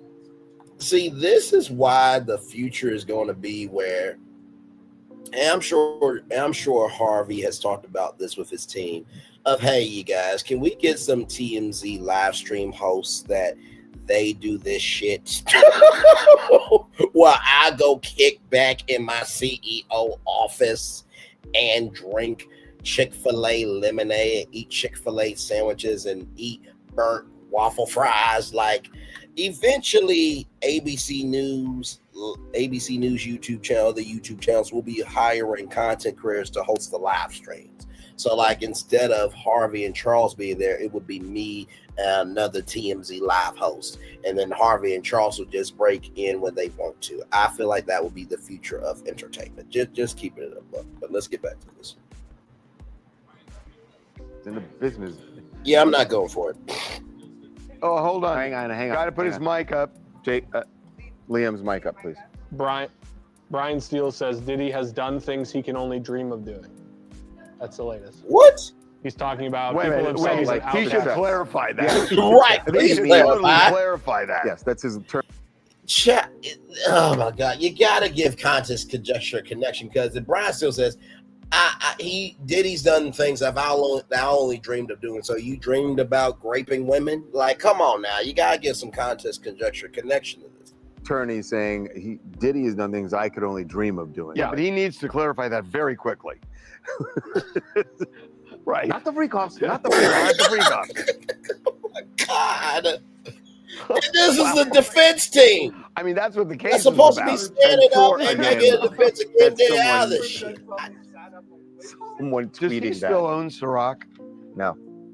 He sold it, the whole didn't he? thing. Towards the, yeah, once Oh, that, here we once go. the Here we go. allegation. Oh, Here we wow. go.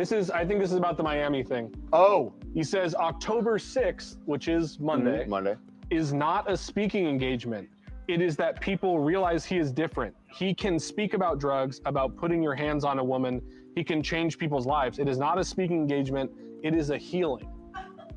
Well, but he's That's going not to a good, that's not a good answer. No, So that, they just confirmed there I was confirmed something. he's going to something. So Wait a minute. There you go. There you go. I gotta do this. I'm so sorry.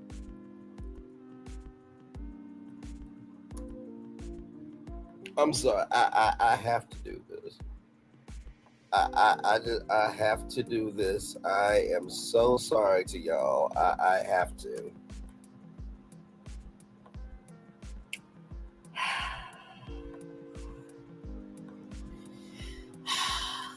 So you want to talk about healing, right?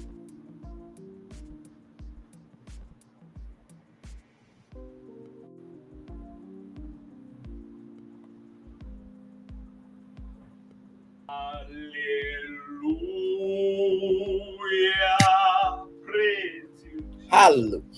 Hallelujah. Oh, welcome. Pastor Henning, this boy's had leprosy for all his life. He wants that fire. Oh, it is fire that you said that he wants the fire. Praise God. Come on, count with me. 1, 2, 3. Fire. Fire. Praise the Lamb. So this is the healing that Diddy is going to on Monday. Pastor Henning, this boy's had cancer and all in his bones. He doesn't know how to get it out. He needs that fire. Oh, it is fire that you want. Come on, 1, 2, 3, fire. Praise Jesus. He is worthy. He is worthy to be praised. I'm so sorry. Pastor Henning, he used to be a girl and now he has gonads. It is the fire. 1, 2, 3, fire. Hey, Jesus is worthy. Hallelujah. Praise Jesus. Pastor Henning, this used to be a boy, but now you made him a man. He wants that fire. The fire. Come on, lift your hands. Come on, say it with me. The fire. Hey, praise Jesus. Hey, hallelujah. Pastor Henning, he's having a seizure. What have you done? I feel like, in terms of, what Diddy would like to say on the stand, I think we should go to Uncle Donnie McClurkin, which is right about here. Okay, right here. Let's go to Uncle Donnie. Uncle Donnie, what do you believe P. Diddy should say on the stand? We fall. Oh, yes, we do. But we get up. Come on. We fall. We do fall down. Yes, we do. But we get Lord. We This might actually be a good solid defense. We get up, my, for a saint is just A saint is just a sinner who fell down. Who fell down. But they didn't stay there. And got the fuck up. You know what, Uncle Donnie? Let me applaud you, good sir. That you know what that might actually work. Let's get back to TMZ. Good God, why? His sense is, look, the point of this isn't what the speech was about. The point of it was he has the hubris to believe the judges could say, okay, go home, and that this is a nothing thing. Regardless of what the speaking engagement is, It's like, I'm irrelevant. sure even if he's doing something charitable. And, Right, it's irrelevant. It's that he thinks the judge is going to let me out. That it's not a big deal. The judge is going to let me out. Brian Steele just confirmed. He confirmed it. Is I think this is the biggest deal. How did they do that? I think this is the biggest deal. That is. I think this is the biggest deal of all. Wait a minute. The prosecutor's 3 a.m. word We'll choice. find was out what perfect. that is. The hubris. But it is. That I mean, this judge is going to be animated by this. I would say Vegas. Right? Absolutely, and especially now. Wow, somewhere else. 50. We were hoping, thinking there was going to be some explanation, and The audacity to have something scheduled is just crazy. Unbelievable. Wow. And Monday. And Melissa on Bowman. Monday. It's an F So you his to the plan was, judge. it's a total F you to the judge. And the judge will see it as such. So he was going to triumphantly walk into this speaking engagement. I'm not in prison, but he was Oh, probably, I'm sure he was going to say partying at 3 a.m. what he deems as the right things. Probably even thank the judge. Nancy Johnson says scheduling anything, it doesn't matter if it was Monday or even down the line, was wrong. You Scheduling don't anything schedule before That was you factual. get You sentenced don't was schedule wrong. anything Well, also, it's stupid. with these circumstances. It's fundamentally That's stupid. very true. It's like, what do you gain by telling somebody, see you Monday when you're being sentenced? Can he do like phone calls or like Zoom? Because wouldn't it have been better for him to be like, yeah, we scheduled him, but it was going to be a phoner I or don't like think- a Zoom Still, speaking engagement, but to like not fall They on didn't say that. They didn't. I'm like, but does he have access to do it? Because He that's also what I can't would do have. that. That's what I He would have also can't fallen do it. on. You can do it with your lawyers, but you can't do it with. You can't do it for. You can't do a speaking engagement. The feds don't allow that. That's not going to happen. Yeah. Mm-hmm. Child, that's crazy. It's 11:42. Oh, I didn't realize we were this. Yeah. So why don't we do this? Why don't we just do the A block live, and then we'll do G based on Yes, the ma'am. accordion. Correct. Afterward. Possibly Liam as well, The because plan he's been is keeping the up A with block we're everything. going to do. Yeah, we will use Liam. Liam for sure. So the lawyers and 10:30. Liam. Here they are. Now, talk to us. And we have to hit 10:30. Talk to us about sound. Are we going to use the Jacob. produced video? How long is that, Sot? That's pretty long. Well, maybe fine. not. That's good. That's How long's 45. Jacob? 1 minute. I'm still here with y'all. We're almost at. So we have about 5 almost 2 hours minutes of sound. post-roast. That's it for sound, right? And that means we have. You have the sketch Anyway, of we've been Diddy. here for 5 hours, y'all. 5 hours almost. 4 hours, 50 minutes, and 22 Okay. seconds live. Okay. Okay. We dropped the poll. Thoughts about the speaking engagement being called the helium? Obviously, over 80% said, I'm not going for it. Yeah, really. And it doesn't matter. Hey guys, people watching the live stream. So we want to include you on TMZ Live. So at a point, we're going to ask Jim what you guys are saying about certain things, like about the, the speaking engagement, the video. So we want to ask you guys about that too, so you can be on our show. Okay. A lot of people are confused. They said that, I know Harvey said his lawyers are good, but a lot of people are thinking that these lawyers. They're really good lawyers. I mean, they got him. They're really acquitted good. Yeah, they got him. Guys, Guy could have gone they to won. prison for life. They won the case. They won. But that's a fair point, though. How good are these lawyers if they're in this state right now? That's okay. Can you open your CMS? Yeah, what do you need me to look at? Saying? No. Never mind.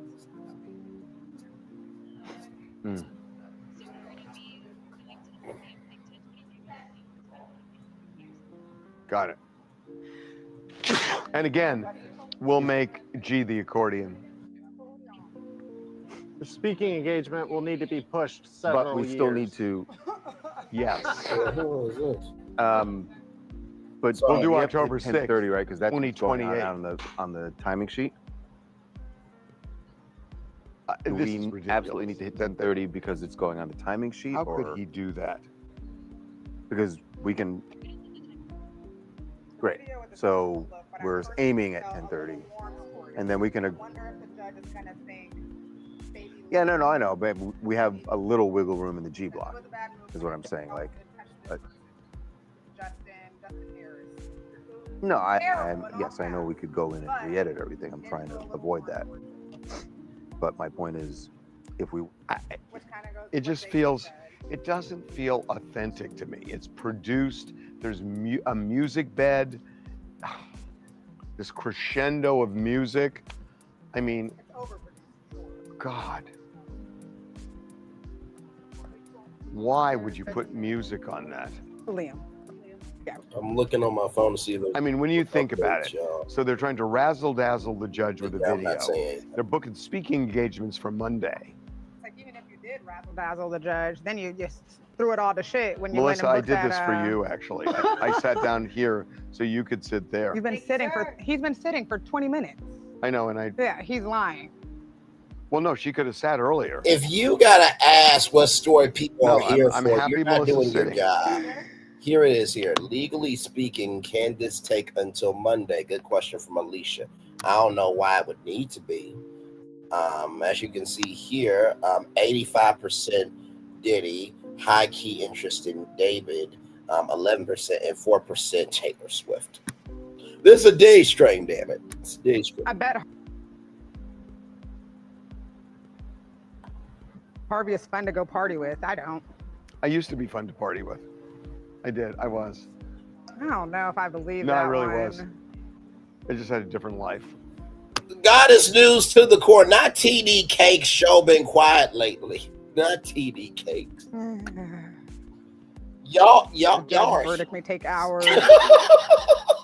Video was toned Is this up. true that it's been 30 Hey, years? Courtney, get She's Courtney out behind here. you. Where are you? Stand up and you can see her. She can hear you. Can you hear me? So we partied. Courtney and I partied in Vegas. Was that fun? Oh, is he a fun partier? Was that fun? Oh, we partied until 3 a.m. June 7th, 2017. 2017. That was kind of recent. I want you to clarify what party. Yeah. What is partying? We stayed out until 3 a.m. Did you guys take shots? I was. He wasn't. We were dancing. We were karaokeing. We were singing. Karaoke? Yes. He was singing My Girl, and he was singing it to me. Doubt it. Yeah, I'm like, doubt it. Highly. No. You know what? That's a lot 50 for whatever that year was. and saved 3,000. What did you spend the rest on? I couldn't spend it enough because I was a poor student for so long. I literally couldn't spend it. Yeah. My apartment. Sure, you found something to spend it on in Miami. My apartment was my apartment was $195 a month, They're asking, furnished with a tennis court and swimming pool. Damn. Ooh. Where is that deal at in today's society? I would love to pay $195 a month. Yes. With a tennis court. I mean, you got to be someone we. Okay, great. Sides, because he's fighting for his life. I mean, right now he's fighting for his life. And the sentencing is a big deal. This is not like, oh, let's just get it over with. Copy that. Sentencing is now everything. So, you know, you got to look at it that way.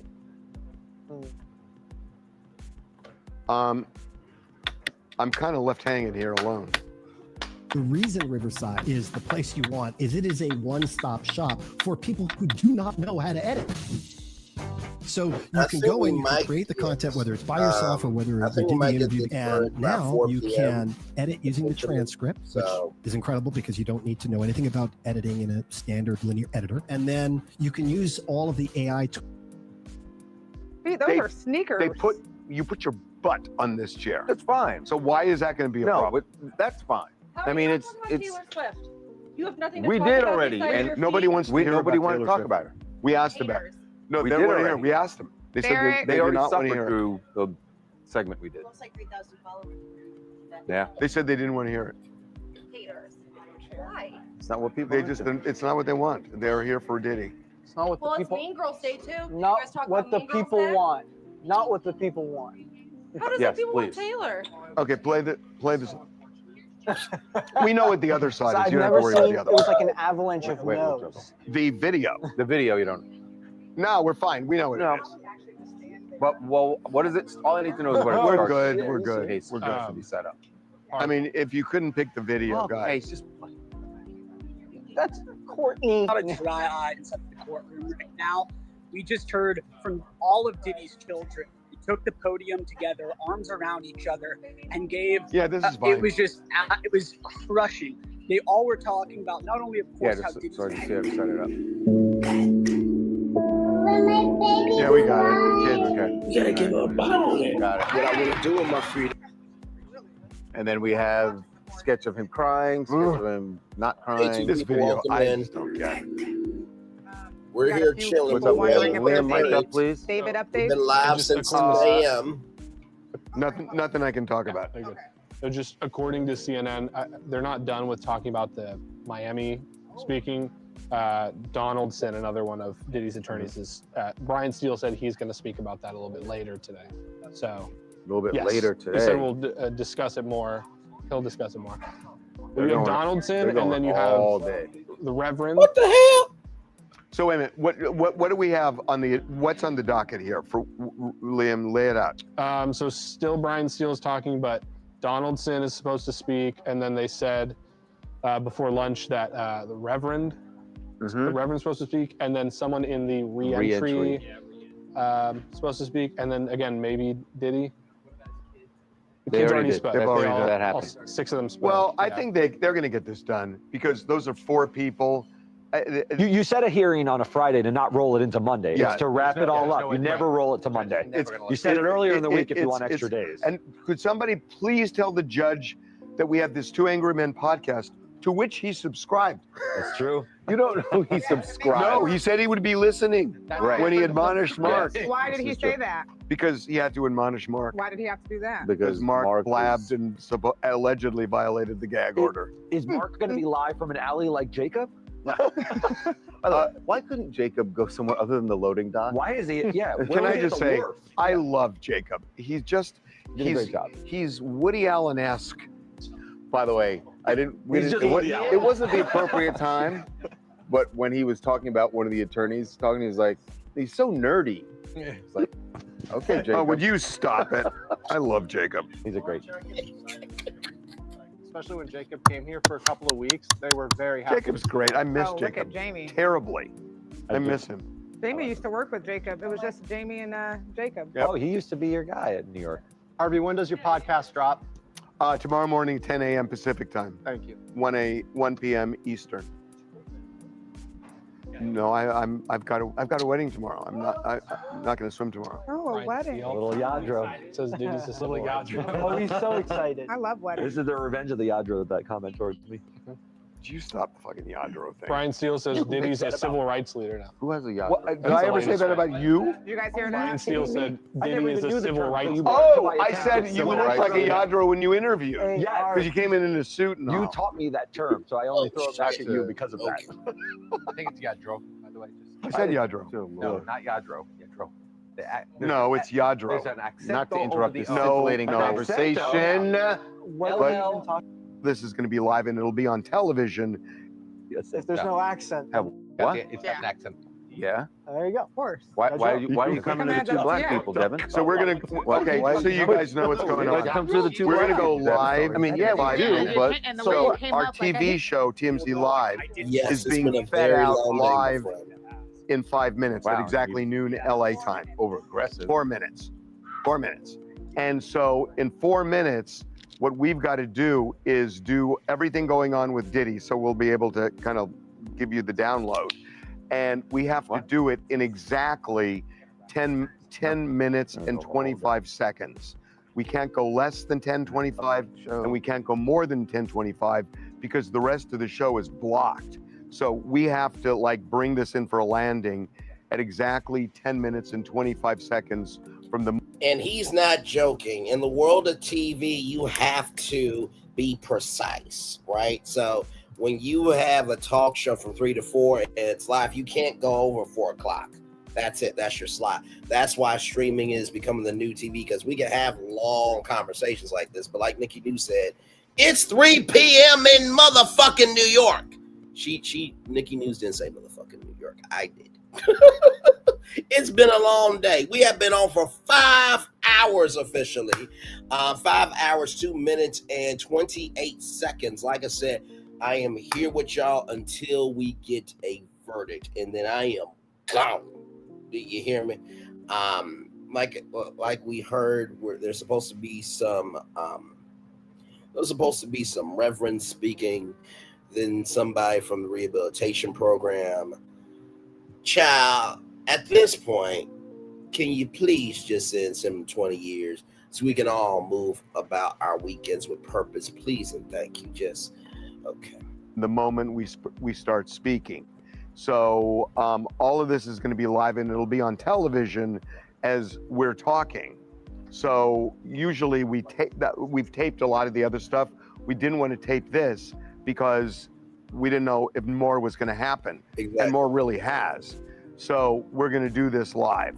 So we have 3 minutes. All right, and we'll do it live. Fuck it. I'll do it live. Shout to Bill O'Reilly. Throw the video before Jacob, because Jacob makes reference to the video. My Lord. One thing you cannot say is I'm not a broadcaster. You cannot say I don't have endurance, or you can't say I don't have stamina. You could never say that about Braylon. Not so one. You guys don't like no invitation to jump in. Just jump in. This is all. And then we're going to come to you guys too. So we're going to ask you guys for comments. This has not been segmented at all. This is all live. Okay. What do you think? This is like a theme party? The Jen? What's the theme? He just literally said, "Guys, shut up. We're trying to get rid of that." Like, sorry. What? We're planning to do this thing live. I understand. Are we going to who? Jim. We're going to talk to him at some point. Yeah. Yes. Yes. Not. Okay. Harvey gotta be Daddy Harvey. Now listen here, young man. I'll turn this car around, mister. I saw that Telling me my earlier. Sandwich is here. We're going live. Okay. Oh, really? Listen to what Liam's saying. What? It says any moment Diddy to speak. So don't know where they're getting that, but yes. We want you to interrupt as soon as he's done. Well, I mean, he hasn't started. No. Well, just that. Oh, yes. If we're 8 minutes in and he's still talking, sure. In fact, as soon as you get your first bulletin, stop us and say, Diddy speaking. Here's what he. Hang on. Before we get back to Harvey, 2:58 p.m. 7 minutes ago, Combs will go to Miami and seek immediate therapy. Lawyer says Combs accepts responsibility for his criminal missteps and not missteps. A misstep is not getting the right sauce at Chick-fil-A. Molly-whopping a woman is not a misstep. That was a deliberate decision. And would seek therapy immediately upon release from custody. Still said if released, he will go back to Miami. He will go back to Miami, Florida, where he is in walking distance to his mother to care for his mother. Still told the court. The attorney said his client needs to repair, not be warehoused. He will be speaking openly about what it's like to be incarcerated, to be on drugs, to lose global business, to hurt the people you love, and take the happiness from your family. Still said. All right, back to TMZ. All right, here we go. But he said, and each time you get a new one, jump in again. Okay. Sounds good. Yeah. We'll hijack it for that. Okay. Yeah. I told you we would do this. Late for the party. That's the only question. Well, now that we'll see that, yeah. Well, we'll see what he says. Yeah. We got it. By the way, she's a producer. Oh, well, wait a minute. We don't see the clock. Oh, there it is. Hey, we might want to do it. We might want to do it this way. Well, we can. No. We're going to look at the 10:25 down. Okay. We're all right. All right. We're okay.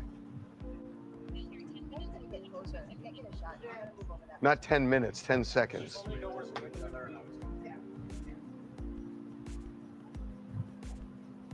By the way, they're on Restream. I can tell because of the chat box here. They're on Restream. They're just not showing. They just don't got any watermarks. That's all. And they got a corporate account. They got money. Money, money, money, money, money, money, money, money, money, money, money, money, money. So no sound here. They're about to go live.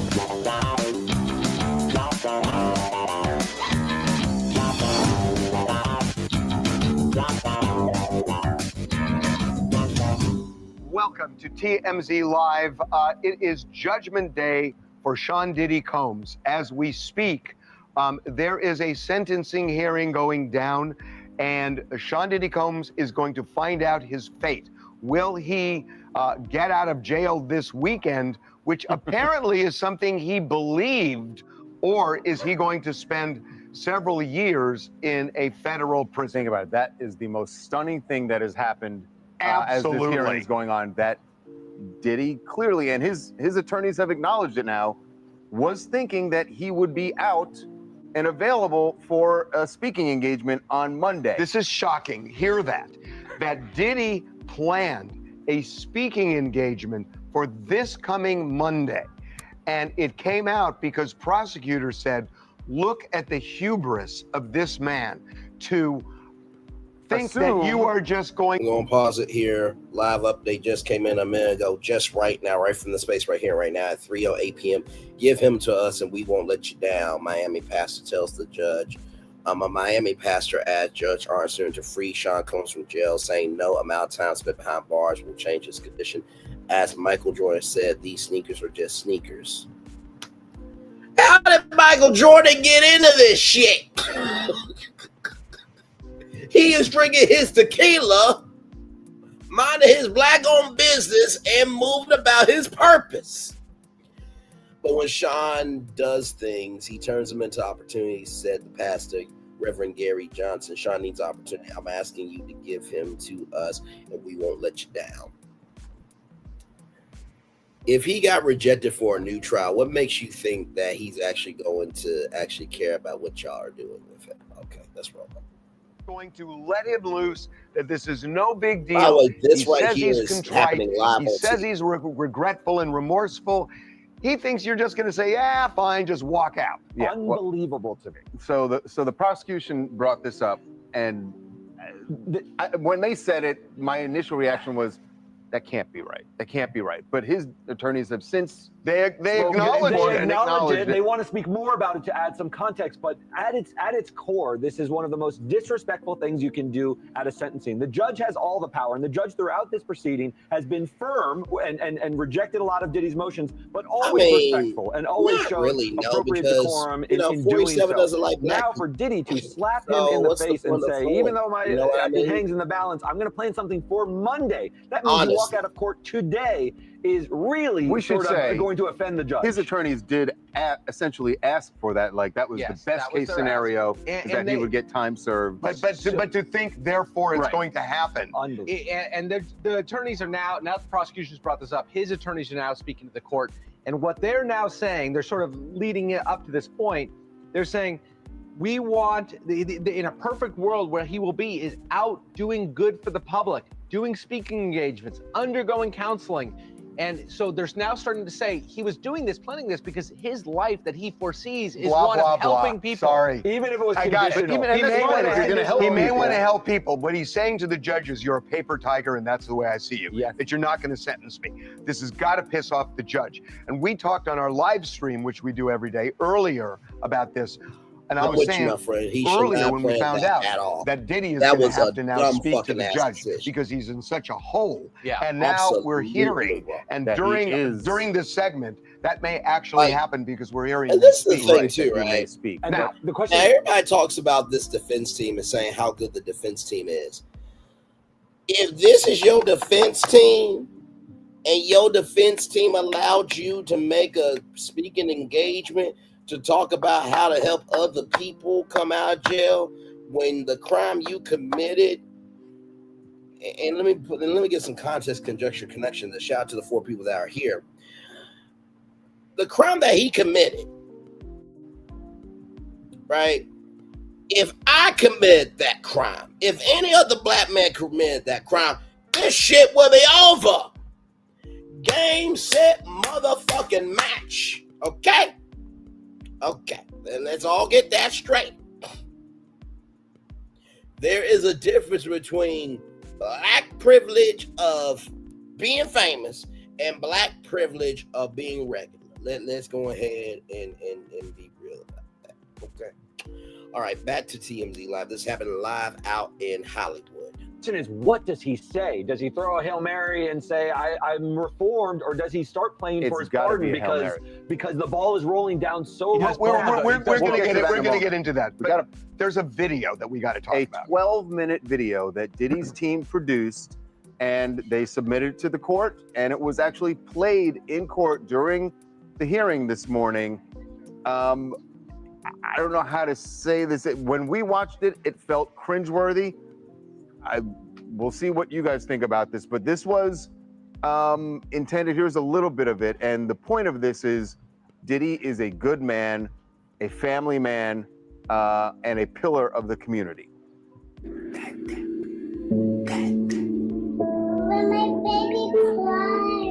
You gotta give her a bottle then. What I want to do with my freedom is, make sure that I can make change. You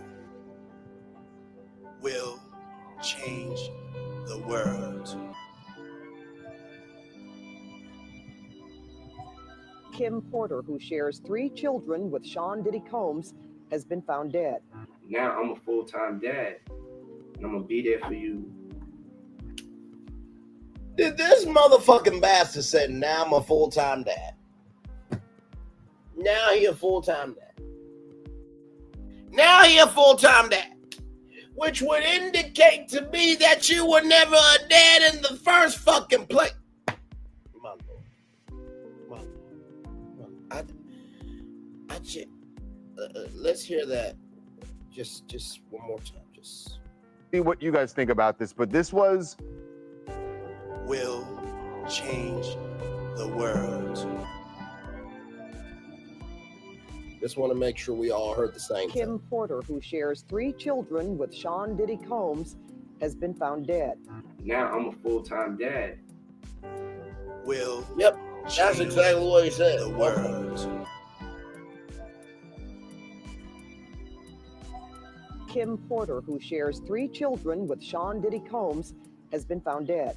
Now I'm a full-time dad, and I'm gonna be there for you through everything, all of y'all. I wanted to tell you how much I love you, how much I care for you. Thank you for being so supportive of me and my siblings' dreams, for always encouraging us to go through whatever. The words of Milagro Scams, as long as he is a good father, fuck the child and fuck the baby mama. Milagro Scams don't give a fuck about black women's trauma. So Milagro Scams' husband can great, slam, beat, slip, whatever the fuck to Milagro Scams. Hey, Erica 70, welcome and glad to have you here. Now I'm a full-time dad. Now I'm a full-time dad. Now I'm a full-time dad. Are you kidding me? Can you imagine if a black female celebrity's husband passed away, and then she says, and let me get on the big screen for this, and then says, well, now I'm a full-time mother, or now I'm a full-time mom. Are we really going to pretend that her ass would not be dragged for shit? I'm just asking a question. We gotta be equal opportunity. Let's get back to this shit. I can't do it. I can't do it. I can't do it. I can't. By the way, we've been live for 5 hours, 16 minutes, and 27 damn seconds. Roll it. We love you. We can't wait to make more memories with you. Just want to thank you for everything you do for us. Yes, and you're loved more than you think. I love you. I love you so much. I love you so much. Love you so much. Hi, Daddy. So I gotta say, there is. Let me pause it here for an update. Right here, this came into our show 3 minutes and 12 seconds. Child, not 3 minutes. 3 hours and 12 minutes ago. 3:12 p.m. Been up since 10 a.m. Don't at me. Combs attorney, my client is not a pimp. Ladies and gentlemen of the jury, I do declare that my client is not a pimp. Now, he may be a heathen to some, but he is not a damn pimp. Now, there is a pimp named Slipback. Now, wait one motherfucking damn minute, motherfucker. Now, Braylon Lee is live on tour, and he got more intelligence than your fucking existence. That motherfucker did what he did. You damn motherfucking bastard. Braylon, please bring some decorum, some class, and some dignity to this shit, because I'm a pimp named Slipback. Now I gotta get these hoes to bend over and make some cash. Can you please bend over and give some truth? I'll do my best, a pimp named Slipback. Okay. Defense lawyer Xavier Dawson said his client... You saw the thumbnail, you know my voice, and damn it, you know why you're here. Defense lawyer Xavier Dawson said his client does not deserve a harsh penalty along the lines of a convicted pimp. The government equates Sean Combs with a pimp. I want to be clear, Mr. Combs is not a pimp. Dawson told the court, a pimp is in the business of subjugating women, therefore he should not and cannot be considered a pimp. But he was convicted on transporting people across state lines for sex.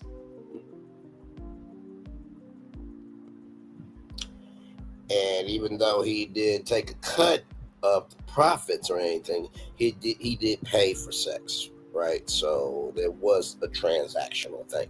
A pimp, he pimps out women, he gets a cut of it. He paid for services for sex. So it's semantics at this point. All right, back to TMZ Live, everybody. Music that's on. There's a music bed on this. All right, my friend, love you as always. Crescendo at the way, end. And look, what they're trying to show is that he's a family. Like, comment, share, subscribe to Nikki News for Narcissism. A great sister. That video is an unbelievable reach. Now this is trying to produce the outcome of his trial. Exactly as if this video erases all the wrong he did behind closed doors. Listen, Erica, you never know who's going to come on Braylon's virtual tour live. I mean, we had Marvin Sapp telling me and everybody in my audience to close the doors virtually until we gave money to support Diddy's, fund, and we wasn't doing that shit. So Marvin Sapp came through. We had Benny Hinn come through. We had Don McClurkin came through. You just never know who's going to come through Braylon's virtual tour live. You just never know. There we go. Okay, let's get it. Family man, he's done good things. He does charitable work.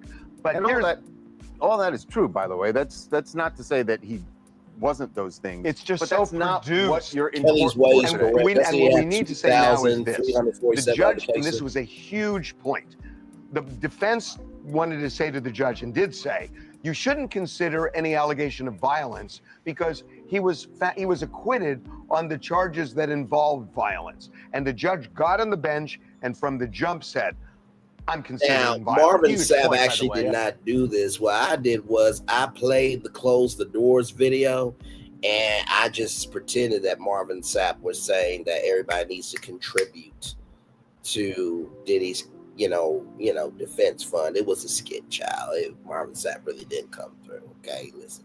I've been on for 5 hours, 20 minutes, and 56 seconds. We've been on for 5 hours, 20 minutes, and 56 seconds. So we've been here a minute, okay? So we got to bring in some levity where we can into a very serious live story here, a live destination here. So yeah, let's get back to.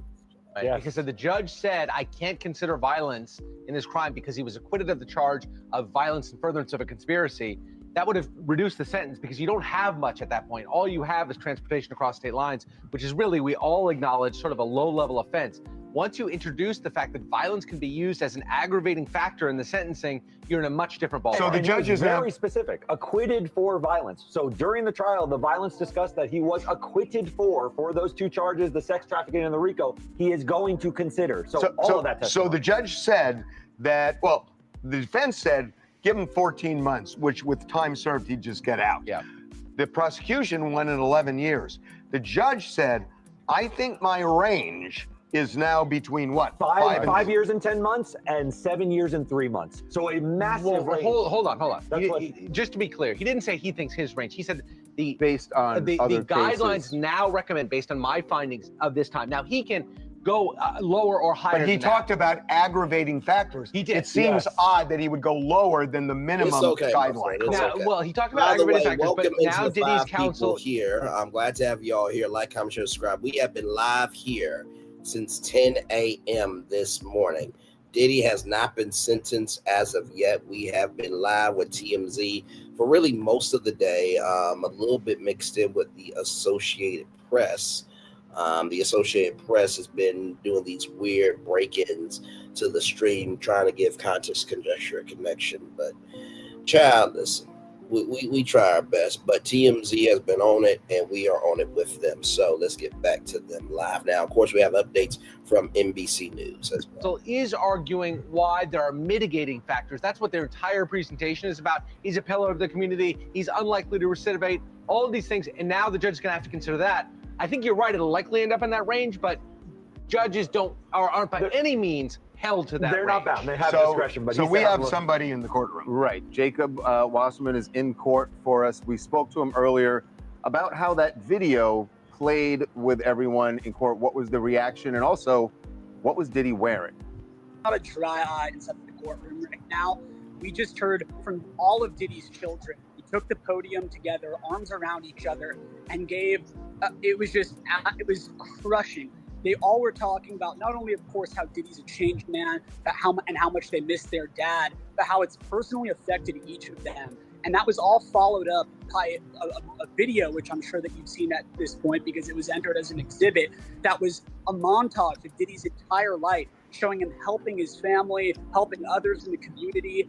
And Diddy was doubled over. It seemed like by the end of the video, which also touched on Kim Porter, his late wife, he was tearing up, especially when his daughters were speaking. They couldn't get a word out. They were crying so much. And like thank y'all said, for the 5 family likes. I that was sitting in appreciate the y'all. pews, Thank the you. reporters, people from the public, everyone was tearing up. So we are waiting now for Diddy to see if he speaks. There is word that he may well do that. So I want to throw this out at you. Suppose Diddy says this. Agreed. Your Honor, I just want to say that I understand what Donald Trump has been talking about. First of all, Kelly's Way. I need Kelly's Way to go to the corner. Diddy Halloween costume, white towel, round waist, holding a huge vial of baby oil. Go to the fucking corner. We don't need that shit on Halloween. Good. About being targeted by federal prosecutors where the justice system is weaponized. They went into my bedroom just like they went into the bed. And by the way, if you see somebody with that costume, ladies, please don't have your chest open, okay? Don't say, squirt me, daddy. Please don't do that shit in the streets, okay? I don't want to have to cover that as a destination on this show. Now, listen, I have always made sure that every tour has had sunshine and rainbows, to use Rocky words. And sometimes there's rain and lightning. You know what I mean? But I don't want to have to do things where there's a difference between natural rain and lightning on this tour, where it's a destination where it's a mix of good and bad, and then it's just some dumb shit that I just like, I gotta talk about it, because if I don't talk about it, then at that point we're just allowing things to be swept under the rug. Don't do dumb shit. Okay, please. I don't want to report on dumb shit. Now, y'all can say you got the right not to report dumb shit, but whatever we don't confront, we allow. In the words of Martin Luther King Jr., our lives begin to end. We become silent on the things that matter. And watch, somebody going to have that costume. Somebody going to be one of Diddy's girls. Somebody going to dress up as Young Miami. Somebody gonna dress up as Carisha Brown Lee. And you know what? I'm gonna say this. Y'all are gonna like me for it. But I bet you somebody will get some yellow dye and put in that baby oil and give Carisha Brown Lee Halloween costume a golden shower. Now listen, okay? Listen. Now, that person, Clara Speaks TV, said the costume, okay? I'm just saying the quiet part out loud of what could potentially happen with the damn costume. Now, we're going to go back to TMZ Live, okay? That's what we're going to do. Wait, actually, before that, we're going to get this update that just came in to our show. Defense explains home speaking engagements. Donald says Erica's just putting her shirt up over her face like, you know, I really am proud of Braylon. I'm proud of the fact that he's got 3,262 subscribers and over 840,000 total views on the road to 1 million views. But can he have some fucking decorum, some class and distinction? Damn! But I still love him though. God. Defense explains Combs' speaking engagements. Donaldson said prosecutors mischaracterized Combs' post-release plans in Miami as presumptuous speaking engagements instead of calling them community enriching teaching opportunities. Y'all really try to put this lipstick on a pig where, motherfucker, he's about to be socially slaughtered, okay? Listen, and nobody wants him at the meat market, okay, in the community market, nor of an actual meat store, okay? You can't even ship this to Walmart, to Target, to Kroger, to Myers, to BJ's, to Sam's Club, to Costco. Ain't nobody want this fucking meat. It's expired. It's under a recall, and it's got a disease on it. Okay, it's got a virus. It just needs to be disrespectfully handled. Okay. Anyway, contrary to what the government said, we do need something for him to do if he gets out today. So y'all fucking babysitters?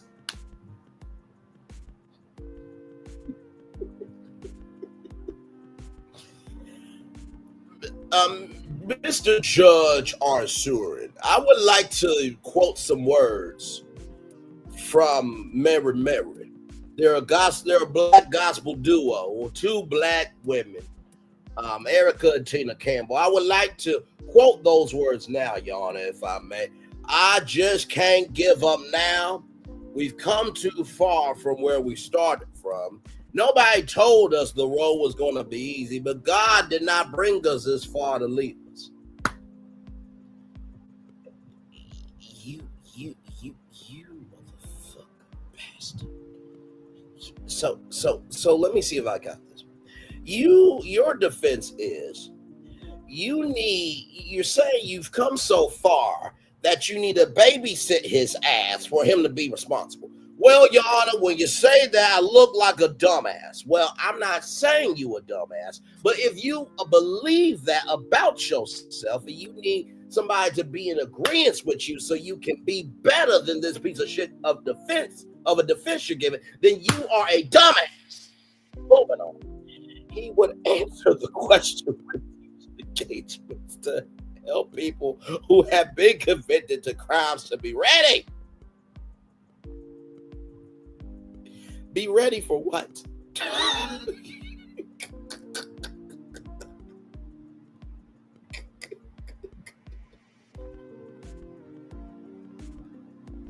So listen.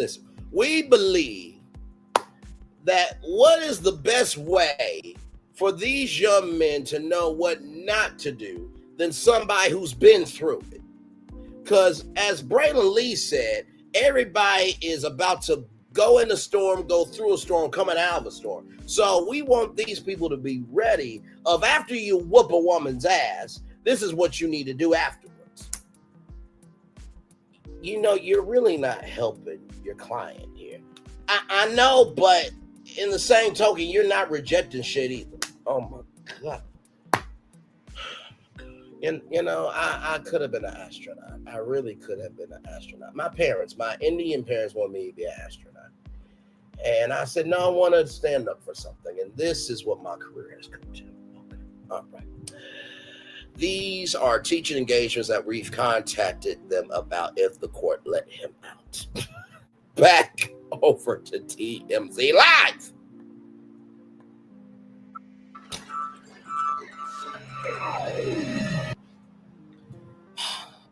Charles, it's a Hail Mary. I know it's a Hail Mary, but you guys, we've talked all week about the fact that part of this for him is also rehabilitating his image in the community. If he does that, I get it. You're saying you do whatever you can to reduce your sentence or to get a pardon, but that's not going to play well in the community that he's trying to rehabilitate. Shout out to the 5 people that were here.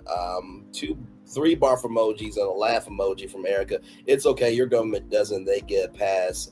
So why not? LOL. Agree. He probably had the hotel room but to child. And he can't do no pseudonym name no more. Because everybody knows what he does in the hotel rooms. And by the way, did I mention, let me come on the big screen for this. He was still doing freak offs leading up to his arrest. He was doing freak offs leading up to his arrest. He was doing freak offs leading up to his arrest. Him doing that speaking engagement, I'm going to show you the equivalent of how dumb that move was.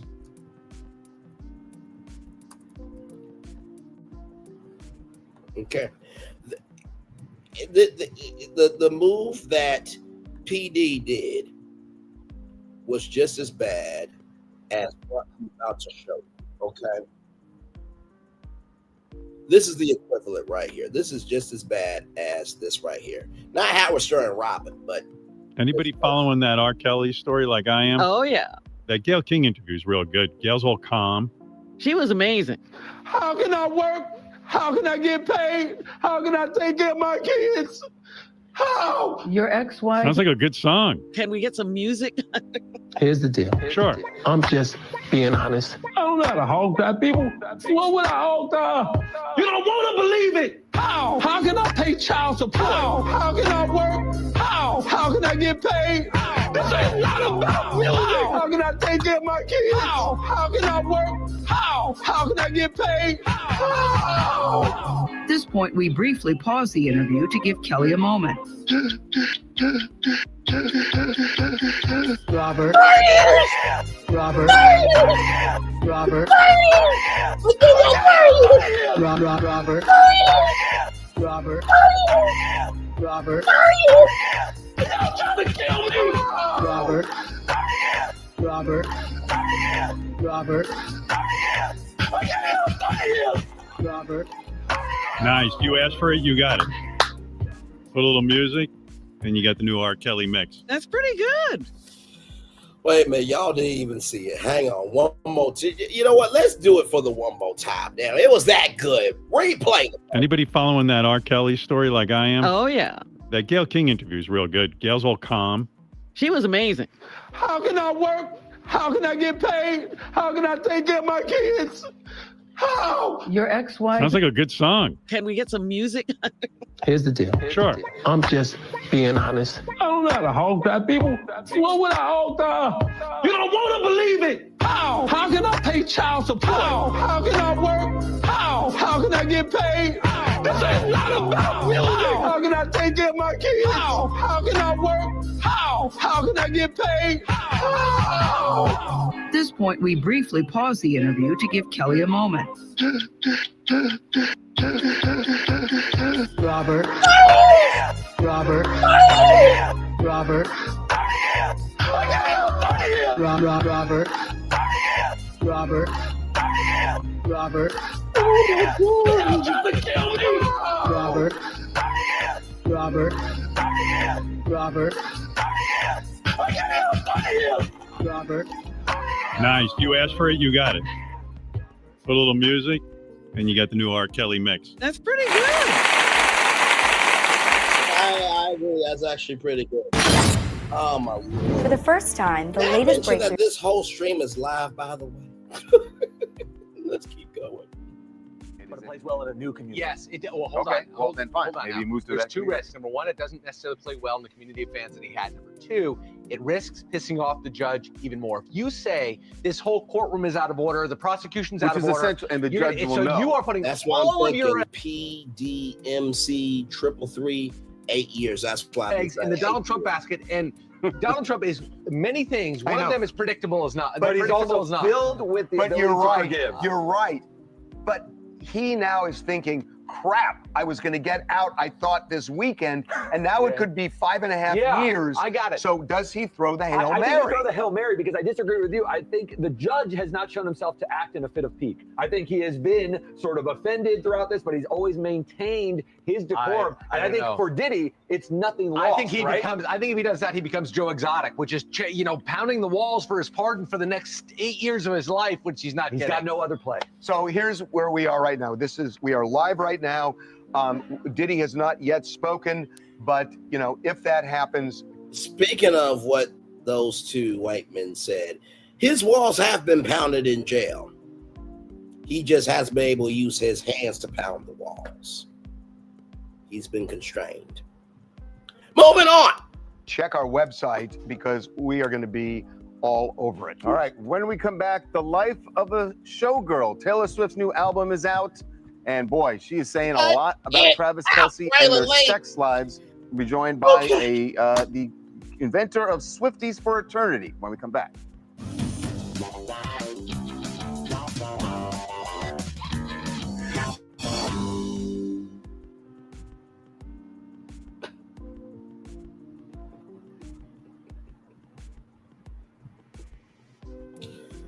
Oh my God. You just never know what's going to happen on this damn show. So, You just really don't. I actually need you here now, and I'll tell you why. We're going to do the G Block right now, and then I've got to watch the other show. Right. So you guys are going to have to talk. We'll do the and updates. while I go do the other show, and then we'll. On the non-Diddy stuff. No, on Diddy. No, just when the updates are coming in. We're talking to our folks here. Yeah, we're on the stream here. Taylor Swift. I figured after that we're gonna do. No, We've already done that. That That was a tease, bro. What's our They G understand what Block? we're doing here? Bro, just like, get with the program, motherfucker. We did that hours ago. Oh, we're not the production meeting. You guys whisper a plan, and then we're expecting. They also have a whole earpiece that we don't have. That's called an IFB.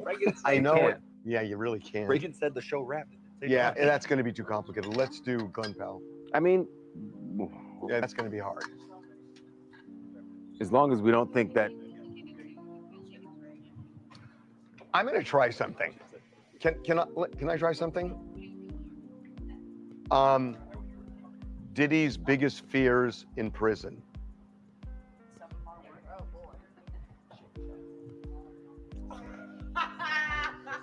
Okay.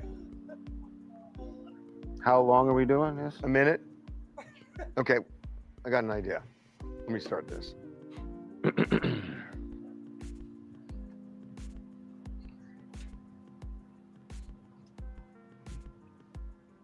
Are we ready? Are we ready? Okay.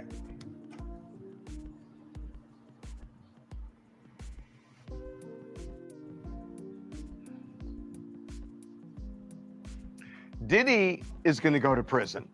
And this could be a very scary period in his life because it even came out during the sentencing that he is not just high profile, he is a target.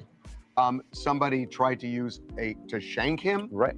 And there could be a lot of problems behind bars if you're Sean Diddy Combs. He's gotten a taste of this for over a year now, and now he's knows that it's going to be even longer, that he's going to have to deal with this. So how does he adjust? I mean, to think about what's going through, at least when he was in before, he was thinking, all right, we're going to go through the trial. There'll be an ending to this. Hopefully it'll be, now this is your life. Now it's his life. Now here's the thing. Mark Garagos and I do a podcast. I know this is a plug, but the Two Angry Men podcast, Mark is part of Diddy's team, and we're going to talk about that, Diddy's fear behind bars, on our podcast, Two Angry Men, which drops Saturday at 10 a.m. Pacific time.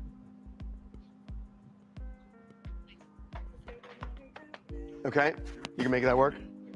So a lot of you guys are asking if we're going to do headlines today. We are not going to do headlines, but what we are going to do is Okay, I'm gonna go watch that. All right.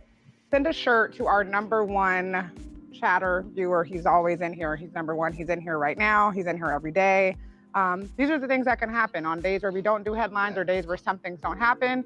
If you come in the chat long enough and we see you, we notice you, you might get a free shirt. So official John Charles Aguilar, we see you every day. We appreciate you coming in all the time, being very active with the chat. So she's #2. Two word suck it is #2. She Two is word suck it? 2 word suck it is #2, but official Wait, John 2 word Charles. suck it is. That's her is a handle. woman? I don't know. Maybe it's I don't know. It just seemed 2 like word something suck a it. Are guy you a would girl do, or a guy? 2 word suck it. But yeah, official John Charles Aguilar. Thank you for always showing up, showing out in the chat. So send us your shirt size, your name, your address, and we will get a shirt signed sent to you. No, we're to staying up. We're staying up. tmzideas@tmz.com. That would be something for the boss. So anything on? The Reverend quickly spoke. Oh, the Reverend's done already? Yeah. Now Donaldson speaking. So potentially Diddy. It does seem like they're Yeah. they're going quickly. They're rapid. Like they're making time for Diddy. Right. It's 3:15 there. It's gonna wrap by. I assume the judge has set a timeline. Said The the defense, you have got to finish. The Reverends who said I'll be personally responsible for him to be rehabilitated. We've been on That's for what 5 it is. hours, 42 minutes, and 55 seconds. What does that mean? It's got He can imprison him. It's He's not going to like, be counseling. He's like, Yeah, I'm right. vouching for him. but it's not the mafia, so you can't send him to jail if Diddy goes it's not wrong. binding, but Right. it's something. He's got the man of God, the man of the cloth behind him. Oh my God, Danny.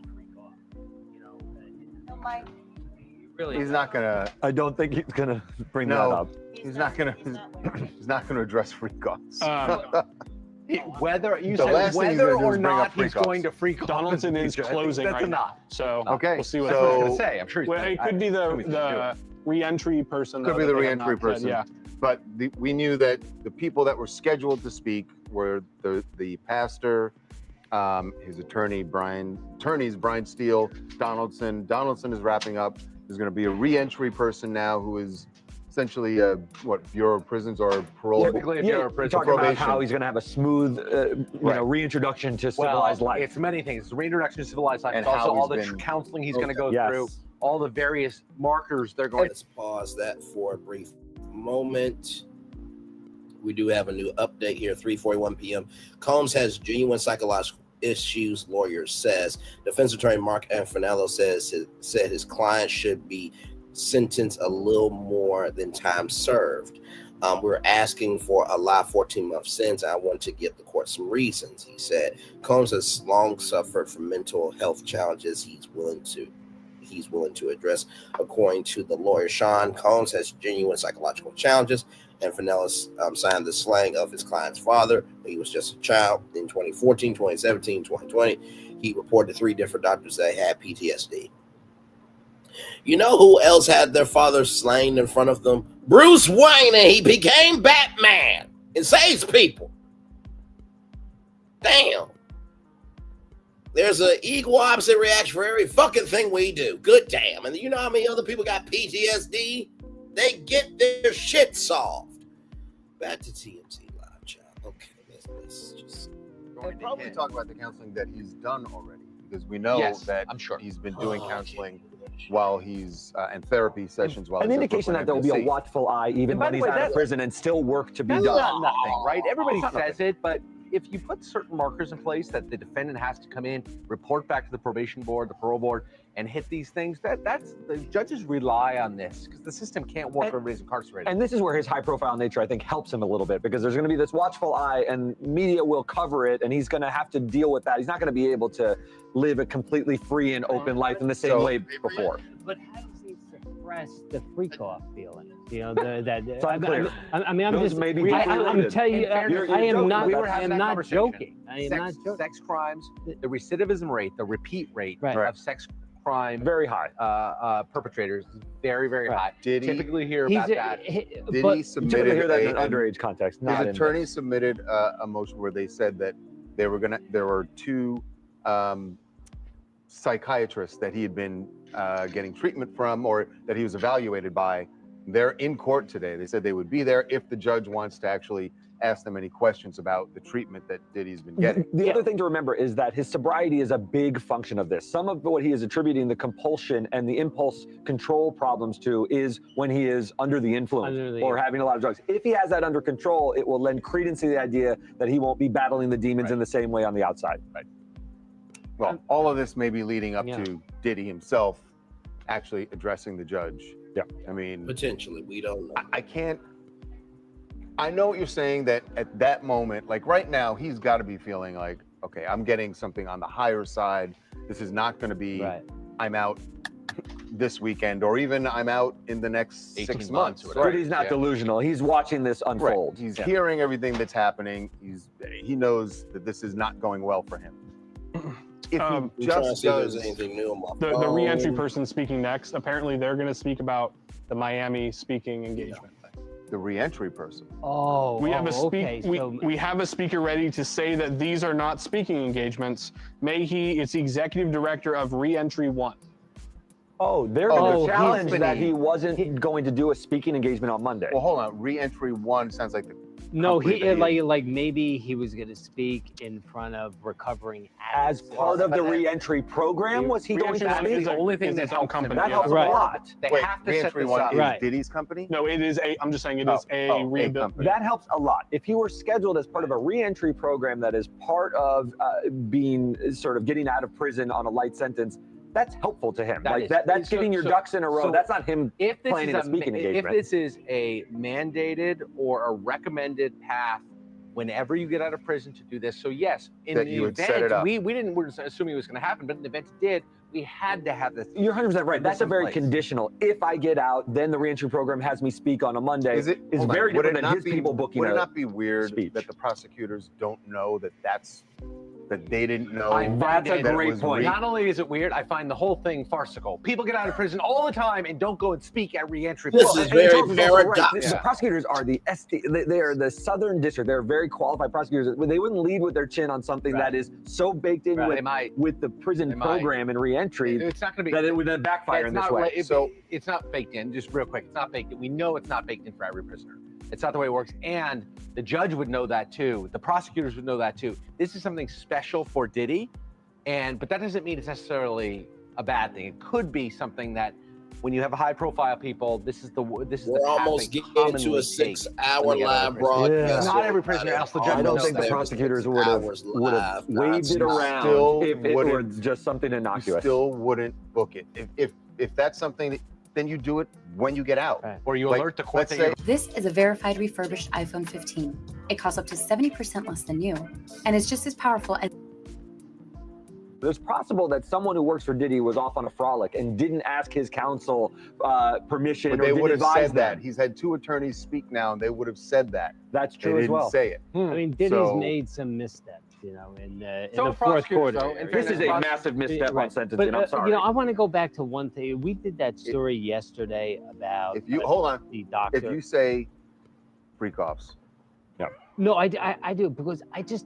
he is going to say freak offs. But the reason why I'm saying this is because he was consumed with this. This was the just for 15% of his life, according to these doctors. But that's Right, the thing. so they I say don't he's not believe it. consumed I don't believe that. The denominator's so big. His But life. that's what the doctors talked about. That's what he put in this motion to the judge. Well, I understand, but that's Diddy giving them the information. I think that the evidence shows Diddy will say it more effectively. He will say, "I am really rehabilitated. I've learned from my errors. I will learn from my mistakes." He is not going to say, "I promise not to do freak offs anymore." He's not going to bring it up. Yeah, he's not going to. I think it's gone so disastrously that it's going to be playing to the pardon. I really do in some way, maybe more delicately than Harvey sort of laid out that speech. Right. He's not going to put on the MAGA But he's hat, not going to just say, I'm rehabilitated. I don't think that's enough. And I think he knows, as he's sitting through this, how disastrously it's going for him, that he knows that's not enough. And he wants to throw a Hail Mary that could work Don't you towards think Trump. that's better as a back channel than it is to get up in front of open court? He has access to Trump. Trump loves when you, the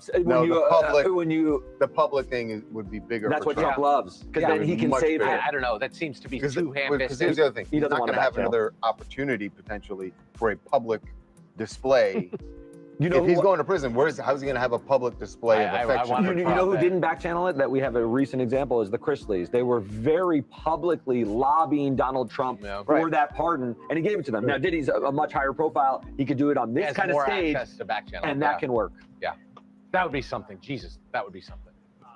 What's up? Oh, yeah. I just don't see him doing that. Not in a direct way or in an oblique way. I think he will make an appeal to the judge.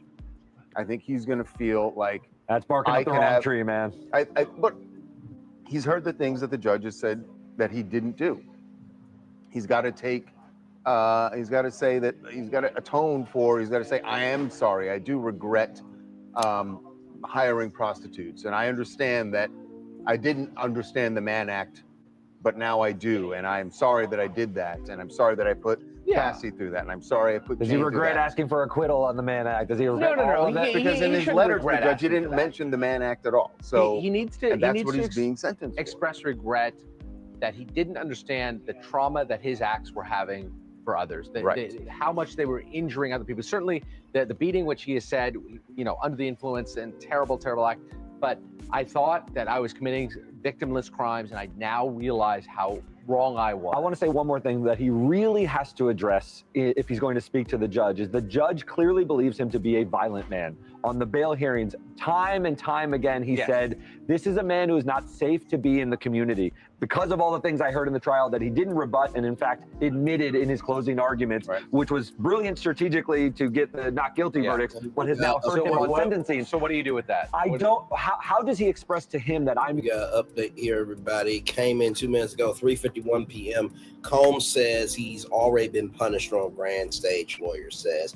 Combs' lead defense attorney argued that his client does not deserve more punishment because he was treated in a stern, punishing fashion. The world knows that.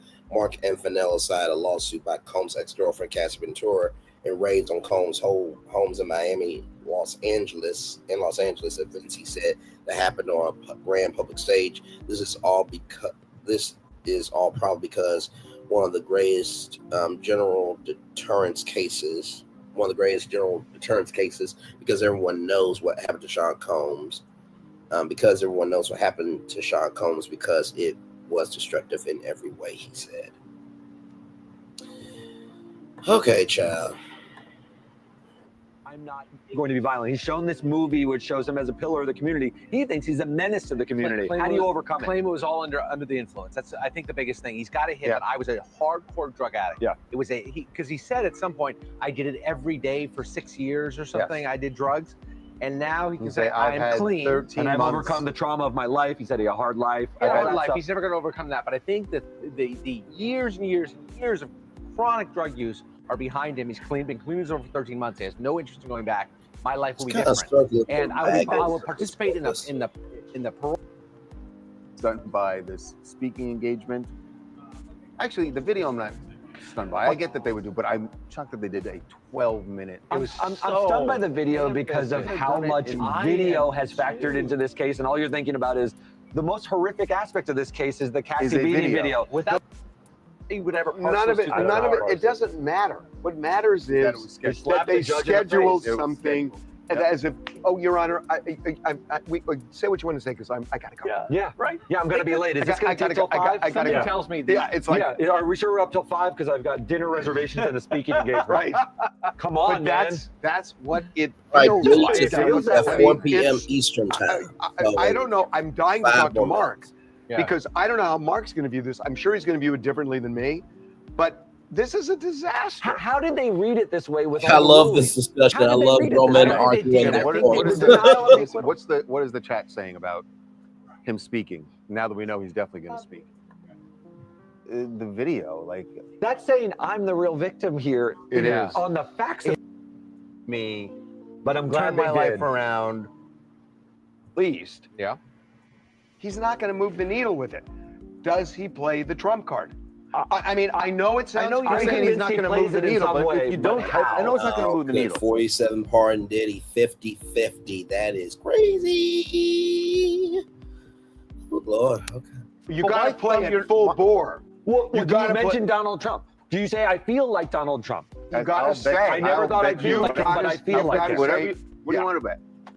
You owe me a lot of money. You want to go double or nothing? I'm not betting because He doesn't want to owe you that kind of money. You just want to owe me that Now, kind of money. now, wait a minute, Charles. I'm sorry, but you're the employee and Harvey's the boss, so the house always wins, you know? And listen, this is why people get into gambling problems. If you bet $20, you lose $20. If you bet $20 million, you lose $20 million. 1 year is nothing compared to the lifetime humiliation and damage he has done to victims. Very well said, 70. Very well said, beautiful. to hear the defense, his lawyers saying, do not. Matters. You can do the worst things in the world. If you produce good music, people will come back. Chris Brown is a great example of that. He won't lose that, though. He won't lose that. That's what I'm saying. He I can don't do think that with he, Kid Rock. he can claim Trump. Nobody will care. We're getting mixed. Yes. No, that's just stupid. Hell no. No. Yes. Hell yes. No. All caps. Yes. This is that's a good question. The Trump card does not merit here truly. Nope. Okay, no, let me ask it no. a different way. If Diddy sticks his nose up Trump's ass and does this, will Trump Harvey. Full bore. No. Yeah, full bore. Well, In. full bore. Your skin and his skin are different. Okay? No.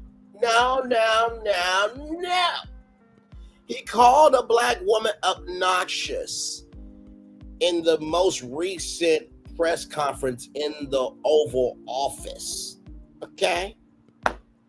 He said black children gonna grow up to be criminals. He got rid of MLK's bust. Like, why are y'all having this discussion? Okay. I mean, like you can't literally, breathe. Just in there. Our chat is split. No, I'm really serious. Will Trump pardon him if he just goes? Wait. Oh, So, yes, exactly. Get in there, Mike. What? Hey, now we're talking. What'd you say? Thank you for the sandwich. He's Mike. Oh, you're all. Hey, Well, why'd you get him a sandwich? Did you get the fried one? Yeah, of course. Well, because I don't Mike know is the Trill. ambassador. Where's my sandwich? Yeah, I I'm don't starving. Go. Who is his base, first of all? His base is mostly liberal. He supported black Kamala. community. You know what? So let's just say, Can I tell you something? the black community. No, there was hold on. There was a Hold poll on. that just came out that said 54% approval rating among black men for Trump. So I'm not sure that his base is even against Donald Trump. His Just saying. approval rating That's among fair. black men is way higher No, than it it's is not among the 54%. Atlas Intel was the top pollster, has been the top pollster. That's what they said. So I just right or wrong. I just want something on Charles' face. Like, this is what my life has come to. Actually, hang on.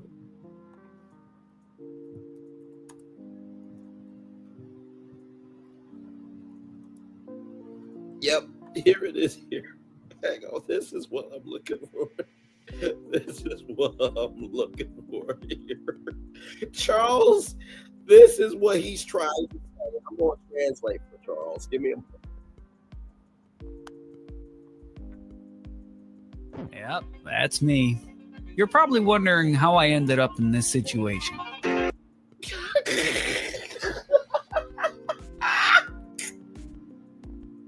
I love how we can say the quiet part out loud over here. Let me ask you, he campaigned for Kamala. Do you think he can sweet talk Trump during this speech in front of the court to get a pardon? I think it's a possibility, but he has to really align himself. Like, we have both been targeted by the government. Like I said, that's what he the needs nose needs Yeah, to go they're right right there, in. and to do. they'll The back save him. channel shit, no. There's no back channel. It's got to be public. Because if you just flatter him and you support him, But here's the thing: you can you be in the do past. risk that Supermanian is going to go at a higher end. If you go after the Constitution, I know, but it doesn't matter with the no, pardon. but no, guys, you are going to put every egg you have. Look, this is what Charles had that face, right? And he was like, I'm going to just go over here and eat my ribs and drink my Sir Davis whiskey like Beyonce and just go down, stay down, and just be non-complacent here. Just disengaged and just aloof. Has been the top pollster. That's what they said. So There's the face. He's like, okay, I'm trying to decide. This is my job. But also, I do have black privilege. But the let country me as a ask whole you, already he done can't it, be so- a He Kamala. turns Do you back think to he just can? see, okay. I'm thinking.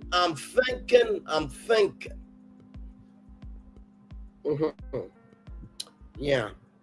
You know what? And sweet talk Trump during this speech in front of the court to get a pardon. Yeah, I think it's a possibility, but he has to really align himself. Like, we have both been targeted by the government. Like I said, that's what he the needs nose to do. needs to Yeah, go go right back in there, in. and The he'll back save channel him. shit, no. There's no back channel. It's got to be public. Because if you just Yeah. flatter made up him my and mind. you Yes. support him, But here's the thing: you can be in the do past. risk that Supermanian is can't. going to go on the higher end. If you go after the prosecution, I know, but it you don't doesn't care. matter with a No, pardon. But no, if guys, you are then putting every egg you Yes. have in the pardon basket, which could basically. But then again, if I love our Superman can only do so much. He does not want to get reversed on the appeal. Correct. And he doesn't want to make it look like you weren't allowed to Not make the that camera people argument. following But within Supermanian's range is 14 months. At the top end of that range is a different lifetime. The But bottom he's not end of going that to act in a. They got into my bedroom the way they tried to get into Donald Trump's bedroom, and it is wrong. It's un-American, and I regret That's a not lot. seeing And that we've back seen- then. Yeah. But I marks what I'm saying. Oh, that he's telling him to do this. Mike, let's get to this damn update from NBC News, child. We're here. Combs is about to speak on his own behalf at sentencing. Following a 10-minute break, Combs is expected to rise from the defense table to speak on his own behalf in a final bid to avoid years behind bars. Prosecution is seeking an 11-year prison term, 11 years and 4 months, so 134 months in prison, while defense lawyers hope that he'll just get 14 months, which would amount to about time served. That's where we are on a Friday. Now we have been on for 6 hours, 3 minutes, and 15 seconds.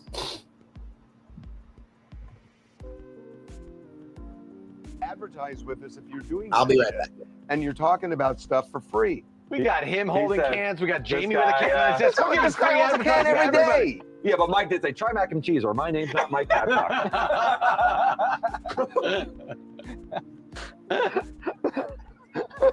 Okay, we're waiting for Diddy, I think, to get word right we're now. laughing our asses off. Diddy's He is sweating. fighting for his He life. might have sweat through that white sweater, huh? Oh, God, is It's he going to probably mention see-through now. Donald Trump?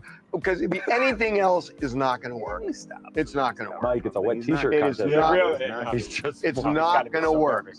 Don't do it, Mr. Trump. Look how he acted with you running for president. Oh, now he needs you. What a joke. Save There your is that pardon. one. Oh, yeah, what if He it's deeply doesn't unpopular? He doesn't care. care, though. He does what doesn't wants. care. He doesn't care about the political calculus. He does what he wants, and then people follow.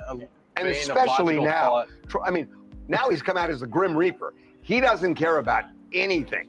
If somebody is like sucking up to him and groveling, Yeah. he'll do it. Yeah. I don't think his base even cares. Who cares? Yeah. They're not going to care about that.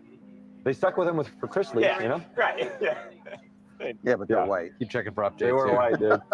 Still are. But he let out Alice Walker. Alice, what's her name? Alice Johnson, man. Not Alice Walker. All right. He wasn't Kim's- Hey, everybody, you missed me? Yeah, that was. I just had to take It was not. Oh, well, that I think was after him being for a on for little 6 hours, I got the right to take a Um, break. Okay. Anything, It Liam? doesn't look like they're back in yet. Maybe it was a number 2 break. bit. Liam's finger is sore from Break- refreshing. F5's gonna break on my keyboard. You really needed a The thing comfort is break. worn down. It doesn't even say F5 anymore. Maybe they're in the back, sort of trying to reach a plea on sentencing. A Liam, good job, buddy. Yeah, Liam. Yes, yes, That's my yes. job. Consensus, Thanks. yeah. Good job, Liam. I think Today's job. Yeah. I like the answer though. He Yeah. said his Doing my finger's gonna job. break from pressing F5. And you're like, good Yeah. job. That's the job. Now, I do want to say this in the words of Anonymous T. Because here's the thing, a good streamer can find other content. Because here's the thing, a good streamer can find other content. Because here's the thing, a good streamer can find other content. Because here One more time, Anonymous T. Because here's the thing, a good streamer can find other content. That's what I thought. By the way, since we have a break here, hello, the 5 people who are here. Welcome in. Glad to have you here. Just wanted to give you guys this news here. Let me just do this here. If you're wondering what this is all about, yours truly is a finalist in the Pharrell Williams 2025 Black Ambition Prize competition, where I have the chance to get up to $100,000 for the Brainly Virtual Tour brand and some exclusive connections to rise me higher to the higher that's waiting. We're also a part of a opportunity to win a $25,000 prize for most popular venture. I got the email this week. I think it was Tuesday at 8:09 a.m. So just wanted to showcase that to y'all as well. So a lot of things going on over here per usual. But like I said, 6 hours, 6 minutes and 46 seconds. Like I said before, and Erica 70 has put 100 there because she knows this for sure. We have done marathons over here before. We have broken news stories over here before. We have done back-to-back streams like it ain't nothing. Okay, I've done 4 shows in one day. This ain't nothing for me. Okay, this ain't nothing for me. We've been up since 10 a.m. Okay, 10 a.m. 10 motherfucking a.m. All right, so just keeping up. The job we expect. 10 hours of F5 is crazy, though. Yeah. Kid hasn't gotten up for lunch. No, that's tough. Can't imagine. If Diddy is a changed man with integrity and values, he will not reach out and ask for support from Trump. Okay. A man of value. That's the most naive thing I've ever heard. Are you kidding? Who said that? That was Veronica. Take away their t-shirt. Veronica. Take away her t-shirt. I don't know. Like, Veronica. Take your shirt off, Veronica. No. Would you stop it? What the hell's wrong with you guys? I meant if we had given her t-shirt, take it away, but it came out like, That's what he said. Yeah. By the way, are there any other dudes who can participate in this conversation? Please stop it. Yeah, it's easy to say when you're not the one getting sentenced. Oh, I thought you were back on the t-shirt. I mean, come on. Okay, this is his moment. But also, too, like, that's her opinion. Y'all gonna take away a free TMZ t-shirt because she had an opinion? Good damn. Really? My Lord Jesus. What's 12 hours, he's going to look back and say, I should have done X, or he doesn't now. Or he doesn't now. Wait, you don't think if he doesn't do it today, you don't think there's any possibility that... No, it's over. It's over. He doesn't have, he's never going to have a public stage like that. Well, no, he can try to get a pardon. I think. But the way to get a pardon is now. Now is the best time to do it. Veronica says she stands by it. Oh, Veronica. Seriously? Up to her guns. Veronica. Now you get a t-shirt. Well, No, stop it. Veronica, you were more believable in the comics than now if you're saying that. Oh my God, Harvey. Oh, the only Veronica you know. For 45 Did years. you just bring up the Archies? Are you going to sing Sugar Sugar while we're waiting? No, it's the Archies group. It's Archie. The comic. Hello, Archie. Archie, you seeing this shit? It's a black man going to gym. Well, honey, he is a black Negro, and I said Negro. Hey, everybody, I'm Archie Bunker from the dead. Now, I will say up in heaven, we have Heaven TV, and I have to tell you, Braylon Lee is a hoo, a holler, and a whole chicken by his damn self. And I mean, he is fried, sizzling, and greasing like money, okay? You gotta watch Braylon's Virtual Tour live. Now, I gotta go because my wife is getting... Archie! Why are you taking over Braylon's stream for? Sweetie, I was just letting the people know that Braylon's a good Negro. He's a black man. Sweetie, I can't say the hard G-E-R word anymore because it's been banned and I'm trying to do better because I barely got through the heavenly fucking gate. You can't say fuck Archie in heaven.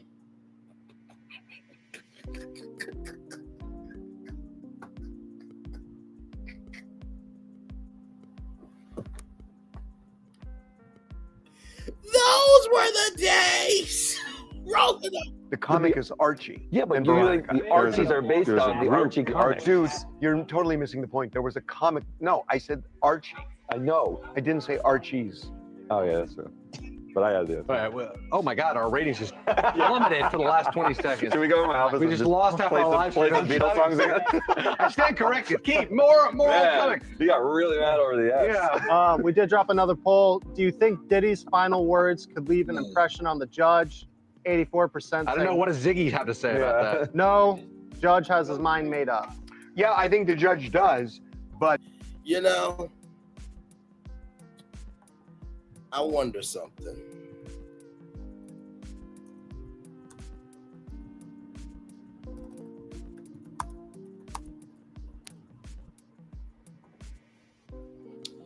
I wonder.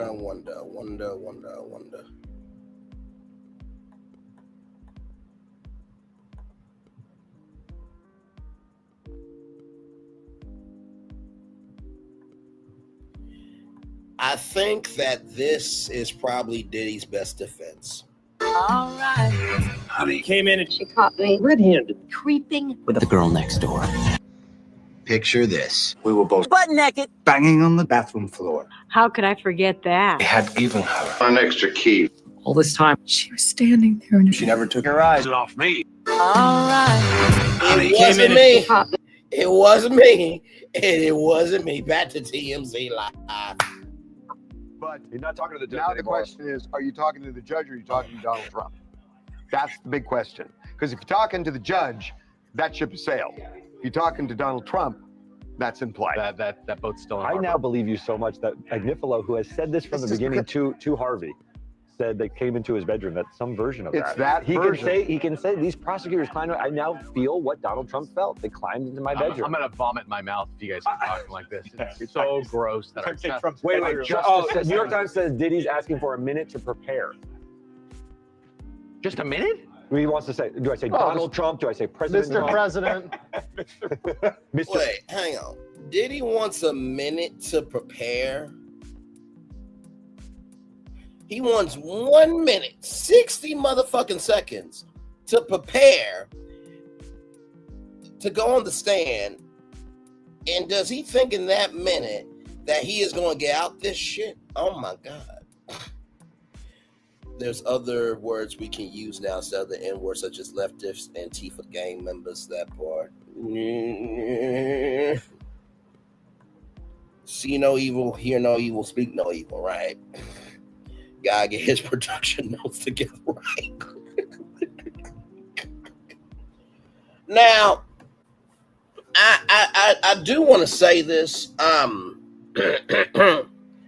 I do want to say this. I just got word. I just got word that Letitia Scott is in New York. Mm-hmm. And also Prosperity Thick Girl 40 is there, and Prosperity Thick Girl 40 and Letitia Scott are live in the courtroom right now. They're there, and the judge has allowed, who wants to be a millionaire, how they have phone a friend 50-50 and ask the audience. Judge Aaron Samir has given Diddy a lifeline of phone a friend, and he has chosen Prosperity Thick Girl 40, who is a great, articulate, smooth, and just wonderful speaker. And Tisha, who always has her notes together to help Diddy in this 1 minute. I just got that exclusive in. I cannot give up my source.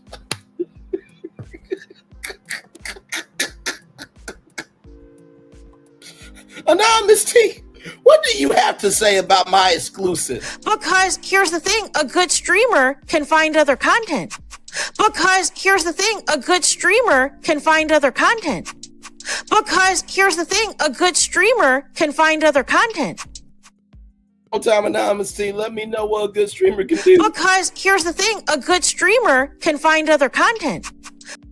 We'll talk about other things. I'm messing. Listen, you saw the thumbnail. You know my voice, and damn it, you know why you're here. I'm giving you a show. I've been on for 6 hours, 15 minutes, and 27 damn seconds.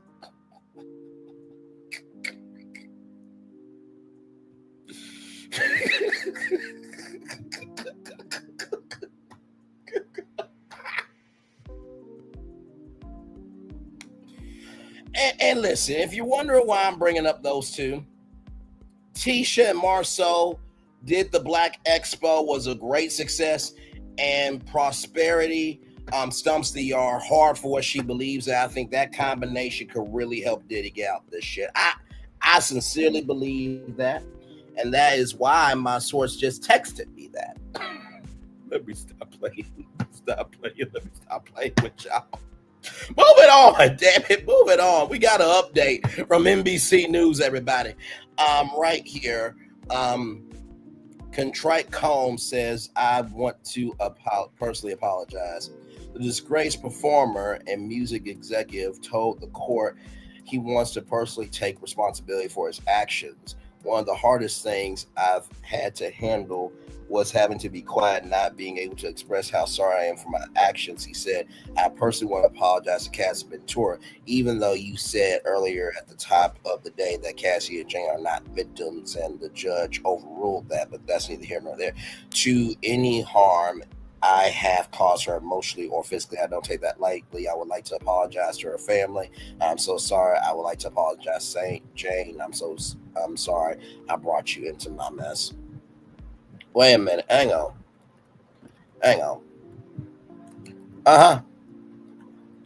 Did how the fuck did you get my number, bro? I'm live. I've been live for 6 motherfucking damn hours, and your ass supposed to be gone to jail for 20 years. You know, if I do these lyrics, you know I ain't gonna do shit, right?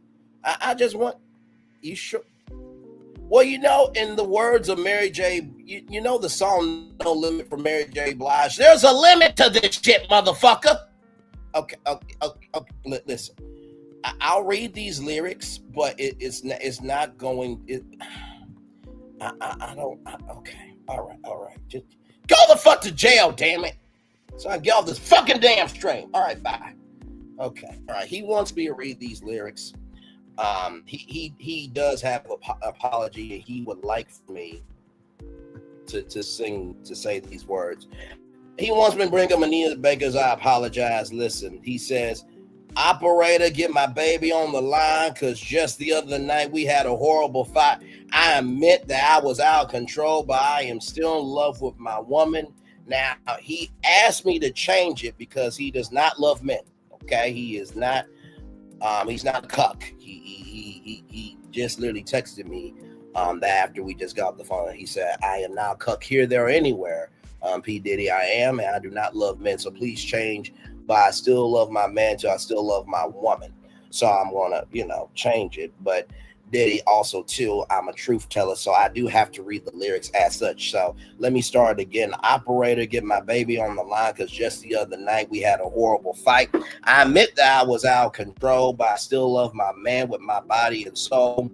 When the road gets rough, you say things you should not say. I never meant to treat my baby that way. I apologize. Oh, believe me, I do. I apologize. Oh, honest and true, because I know I was wrong. I'll sing you this song, and I'm trying to get through and make it up to you. Operator, it was like a bad dream. And Lord, you should have heard the way he shouted and not the way that I screamed. Okay, was that after forcing yourself up the ass? Or did you lube it up with baby oil first? I'm listening. That you know what? That's not my business to know. I regret because I was unfair. Oh, now you want to be unfair after all the shit has been done. Okay. I took it all out on him just because he was there. When the road gets rough, you say things you should not say. I never meant to treat my daddy that way. Shut. Diddy, are you sure? Calling him daddy. Okay, all right, let's roll on. I apologize. Oh, believe me, I do. I apologize. Oh, honest and true, because I know I was wrong. So I'll sing you this song. I'm going to get through to you. Yeah, make it up to you. I apologize for I was unkind, and I wish that I could go back in time and erase the goodbyes and rewrite my life become rain. You know, if you just take out the E and the O and put the U there, it's something else, but that's neither there. But come rain or shine, I'm going to do it right this time. I apologize. Believe me, I do. Honest and true. Oh, baby, I do, because I knew I was wrong. That's why I'm singing my song. Yes, I apologize. Oh, yes, I apologize. Oh, yes, because I know I was wrong. And so I sing you this song. I need to get through to you. Yeah. Believe me, I do. Oh, listen, oh, baby, honest and true. I'm talking to you right now. Oh, I'm talking to you. I was wrong. I sing you this song. I was wrong, baby. Listen to me right now, singing it to you right now. I was wrong. Believe me, I do. Honest and true. I was wrong. I sing you this song. Believe me, I do. Honest and true. I was wrong. I sing you this song. You know, Diddy, you chose a great song. But I just I mean, it said that you were still in love with your man. So listen. That's what Diddy said he wanted to apologize for. So you know, I just first of all, I just want to say that each segment of this stream was not planned before, and the fact that this stream has been on for 6 hours, 21 minutes, and 46 seconds with 3 people here, I would like to know. You are getting entertainment. Now, 4 new updates here, everybody. Let's see here. Combs sobbing says you taught me better. Hang on one second. Monica, hey girl, good to hear from you. You know I'm live on tour right now. Mm-hmm. Oh, you say he should have known better. Never if he's up, never if he's down, but he should know his way around that. You gonna fuck around and find out. I agree with you. Okay, listen. Tell Brandy, her brother's a piece of shit, and I will gladly be her brother. And tell Princess Love, I'm single, available, and she could be Princess Lovely. You know, just let her know. I got the VIP suite though, right? And the curtains can be closed. Me and Princess Love can, you know, roam about the domain the way we want to, and we got the sex swing from that black-owned sex shop. Okay, all right, thank you so much. And so Melody called you about the 7th Avenue edible body oil. Great. I'm gonna need like a 1.75 bottle of that because I'm gonna be eating, sucking, and swallowing a lot. Okay, all right, thank you so much, Monica. All right, I gotta go. I already said too much on the fucking live. Okay. All right. I gotta go. Bye.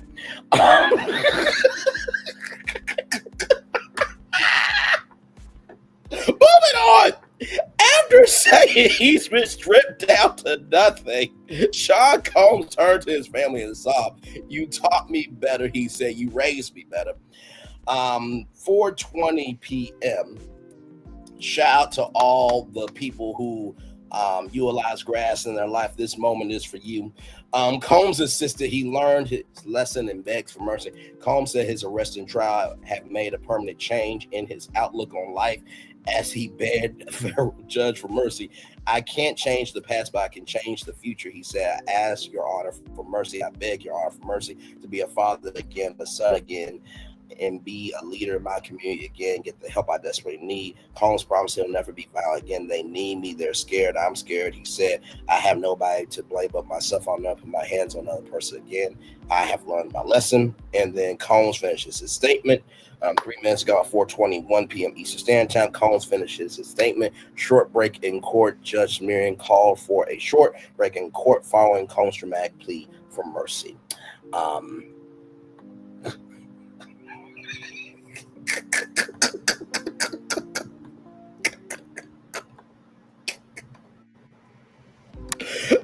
Head clapping emojis.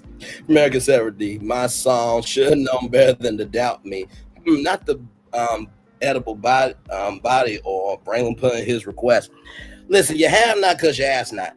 Now, if y'all go talk to Melody Cherie, let her know that was a complete joke. Although, when you do talk to her, let her know that the edible body oil is not a joke. That should be another thing she should be selling, okay? I'm just saying. Bedroom Candy's working very well, okay? Bedroom 7th Avenue could be a whole bedroom line. Just keeping it a buck, but that's neither here nor there. So that's where we are. We're almost at Stitch time, 6 hours and 26 minutes. Glad to have you here. We are live on tour. I have to tell you, I think honestly, I have really reported on this day with fairness, accuracy, and discipline to stick to the facts, but related with soul to all of y'all. I think I have done a great job in that. I truly do think that. And we are at Stitch time. We have been on for 6 hours, 26 minutes, and 4 seconds here. Let's get back to TMZ Live here. Let's go. Oh, my Lord. Mr. President, there's a lot of ways to go. Lord and Savior Donald Trump, Wow. Commander-in-Chief. Yeah. 40% for Do I 9 salute? years. Things like that. 3 terms is 1 term, 2 It's years. starting. Okay, he's starting. Stands by the one of the hardest things I've had to handle has been having to be quiet Thank and you, not my friend. express I how sorry I appreciate am it. for my actions. I don't take that lightly. I would like to apologize to Cassie Ventura and her family. That's it so far. Okay. Okay, that's the beat we expected knew he that. had to hit. So there's the apology.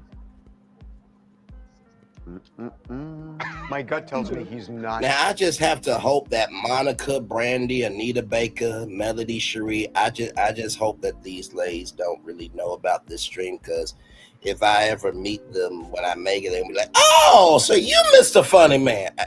Hey, listen.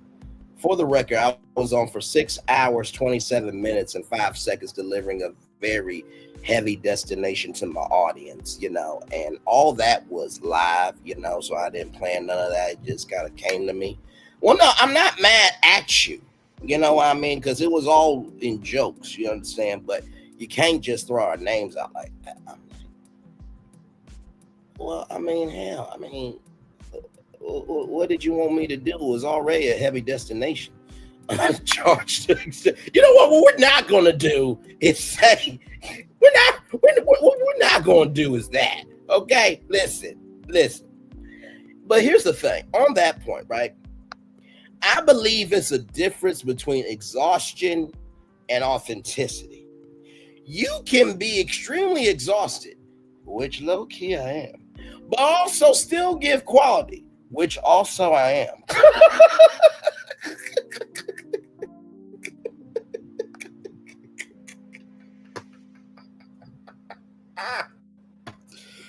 Oh my God, okay. Not gonna say it, but should. Me too. But should. Imagine you could edit your podcast just like a doc. Wait a minute. With Riverside, you can. That means you can browse the recording. Should, but I'm guessing they talked it. They talked him down. The same people who booked the speaking engagement. But he should. But he should. CNN says that he said, "I want to thank you for giving me the chance to finally speak up for myself." He's wearing glasses, looking over papers. I don't know. Speak up for himself. Taking an audible exhale, too. Hang on, wait a minute. Hey, Usher, good to hear from you, man. Oh, listen, I don't know what he mean by papers, because you talked about them papers. You own the rights to papers. And I just want you to know that, those papers are not your papers, but you did throw out fake $100 bills, bro. And I'm just going to let you know, you better be lucky that was just a promotion, because there's a lot of people that will whip your ass, out on the streets, because, the MGM Grand, you had security, right? But yeah, so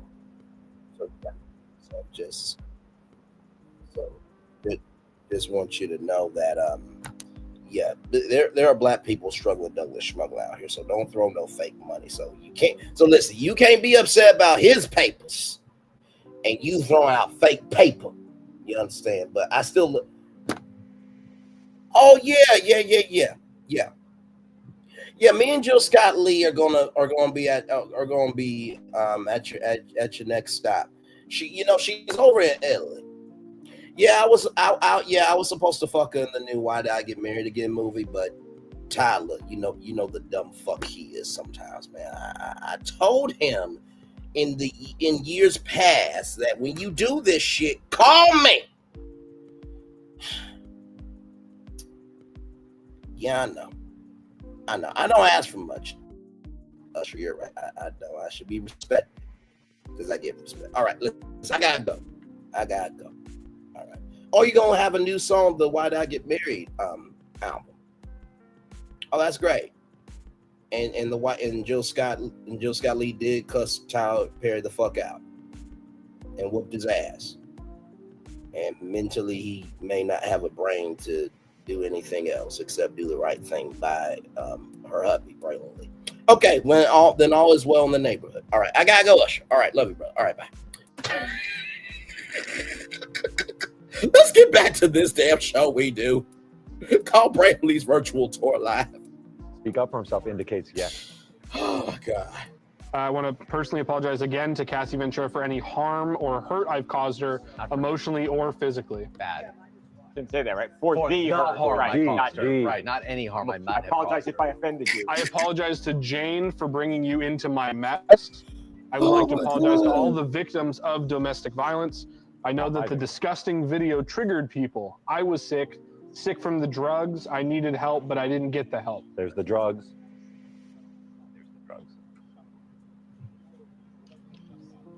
So far, not working. No. Apology, drugs, and then I'm saying so far the needle's not moved at all. No. Speaking of the needle not moving at all, Diddy has moved the needle here with this update. 4:26 p.m. Kong says he wants to be made an example of what a person can do if they get another chance. During his remarks, Combs said he does not take his conviction lightly and says he wants the judge to make an example of what he can do with a second chance. I take full accountability and responsibility. He said the prosecution wants you to make an example out of me. I want you to make an example of what a person can do if they get another chance. If you give me another chance, I will not let you down.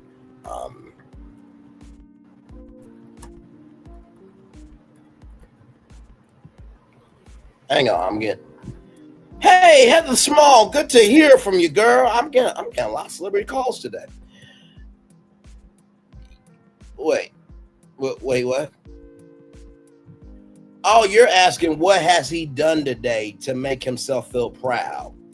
And you're saying it's never too late to try, but what has he done today to make himself be proud? He could be so many things if he makes that break for freedom, but what has he done today to make himself feel proud? You know, that's a good motherfucking ass question. I'm sorry, I forgot you don't. Heather Small really doesn't cuss like that. I'm speaking to a legend, excuse me.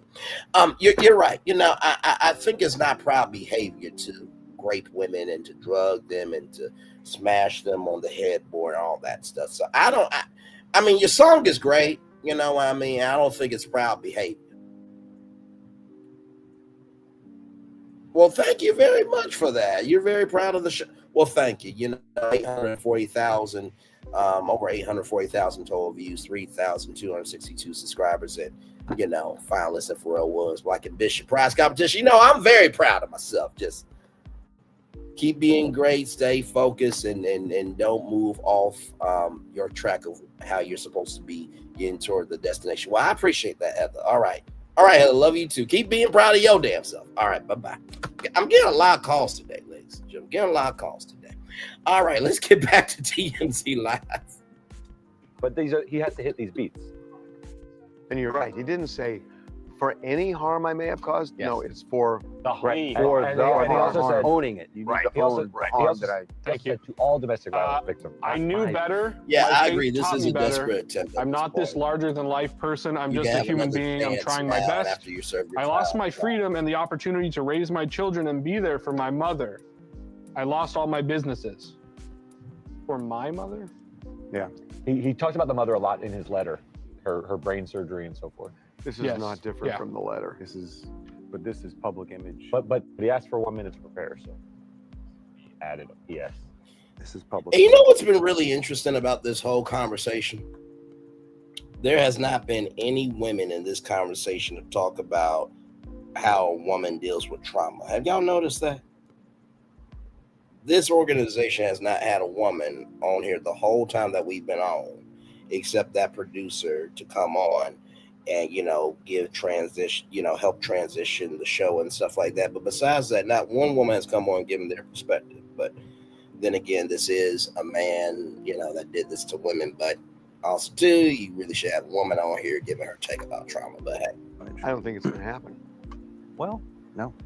He added, what did he need the minute for? He called his conduct disgusting, shameful, and sick. Yeah. I didn't know. You got to say these things too. I You agree. have to say these things.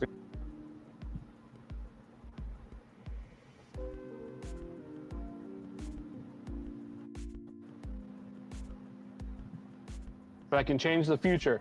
I beg your honor for mercy to be a father again, to be a son again, a leader in my community again, to get the help I need. He's not under oath Unmoved. saying them. Go downward all the time because somebody. Sorry, and you won't do it again. After Miss Ventura's civil lawsuit was filed, after the video was public and investigation started, you had a brutal hotel night with Jane, punched her in the head. So he brought that up. Yeah. Right as he was under indictment. Right. 7.3, 7 and a quarter. Wait, that line made you go up by a year and a half? He said significant sentence. I mean, hold on. Hey guys, hold on. I've been down with TMZ with all the day stuff, and always I'm so disappointed in this platform that I'm going to hear this sentence and then reduce my engagement. And that's your right to do that. What he says. A lot of people don't like TMZ. Some people do like TMZ. It is what it is. He's coming in for a landing here. I'm sorry. He already said fires a sentence. Significant sentence. How old is Diddy? The drugs may have exasperated we've your already done erratic and violent They're behind behavior. 56. Not exasperated, exacerbated. But I'm watching That's they get the one of my 55. See, look at Laura Coates' shot compared substantial to sentence is required to send a message to abusers and victims alike that exploitation and violence against women is met with real accountability. Thank you. Wow. That's what the judge just said. 135 months would be more than necessary. Let me go back. Unless he censored himself. I mean, holy cow. Yeah. The judge said suck his dick. No, the judge said you plied her with drugs and then instructed her Oh, to yes. do Right. this. But he's going graphic. He's Well, yeah, repeating. he's reading from the testimony. My goodness. Wait a minute, the judge is reading from the testimony. Hiring prostitutes. You drove Miss Ventura and Jane to thoughts of ending their lives. So Pretty remarkable. he bought things that the jury didn't.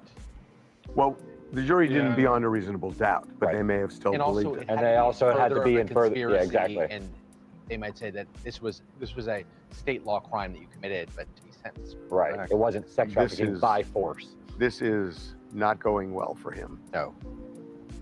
We could be looking closer to the prosecutor's recommendation. It's not going to be. honestly. I think it's going to be. I think it's going to be 6 years. 6 years. Okay. I think the it's low gonna end of be the 8. sentencing guidelines. Yeah. Mm-hmm. I still, yeah. That sounds right. Evan, At least. maybe the 7.3. That's the real message. Top of the range. a significant sentence is required to deter. You say you're sorry and you won't do it again. After Miss Ventura's civil lawsuit was filed, after the video was public and investigation started, you had a brutal hotel night with Jane, punched her in the head. So he brought that up. Yeah. Right as he was under indictment. Right. 7.3. 7 and a quarter. Wait, that line made you go up by a year and a half? He said significant sentence. I mean, Hold on. Hey, guys, hold on. Let's see what he says. He's coming in for a landing here. He already said fires a sentence. Significant sentence. Yeah. God, I'm standing like it's in court. I stood up. Yeah. This is even a lot more tense than the verdict. You're not the one who's getting. I know. This feels a lot more tense. The verdict was tense, but this seems more tense. Much quieter. Do we have a second? Where's the second cam? There. I just think someone should be close up on Liam when he says it. Maddie, can you? Oh, you do have Jane it. says he told her, take this pill, do out there and suck his dick. Fuck him, I don't care. The court is not convinced this would not happen again. The court has considered the programs. They are outweighed by the trial record in this case. Wow. Oh, wow. The judge said all those words? Yeah. Liam made Unless he him up. censored himself. I mean, holy cow. Yeah. Yeah, The judge said suck his dick. The judge said you plied her with drugs and then instructed her Oh, yes. to do Right. this. But he's Out of all the important things, this motherfucker right here, the judge said suck his dick. What the? No! We're live! Live, motherfucker! Well, yeah, repeating- he's reading reading from the the testimony. My goodness. He is. He's Thank you. going The to prison statement for the a court is long not time. assured that you will not do these acts again is huge. It's not. Specific Tev, you want me to deterrent. move It's it? not general Yeah. to the Yeah. public at large. 100%. He says, I have to stop you from doing it again. 100%. He might go 11. 100%. This is sounding like 11. No, I don't think so. But I'm going to go up from 6 now. He's gesturing in that direction. I'm going to sit. I don't know. I don't know. 20's on the table. 7's feeling more likely. The prosecutors only asked for 11. Diddy is I going to come don't out- see him going north of the prosecutor's recommendation. It's, I do- it's sounding would do like that. 7, which is close to the. Let me pause it there. This update just came in here 3 minutes ago, 4:38 p.m. Eastern. Judge says Combs inspired communities worldwide and abuses power. Judge Arnsoren said he considers several factors in determining Combs' sentence, including that he's a self-made artist who has inspired and lifted up communities worldwide. He cited Combs' work and family history, including the murder of Combs' father, and said that work Combs has done behind bars was impressive. The court hopes that you will continue to do that, the judge said. Sumerian added that he had to consider all of Combs' history. You abuse the power and control with women you profess to love. He said you abuse them physically, emotionally, and psychologically.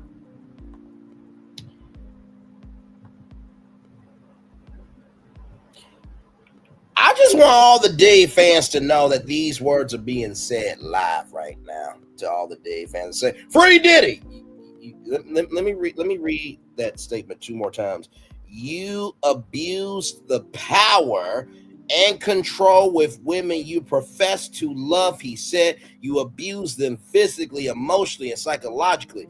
You abuse the power and control with women you profess to love. He said you abuse them physically, emotionally, and psychologically.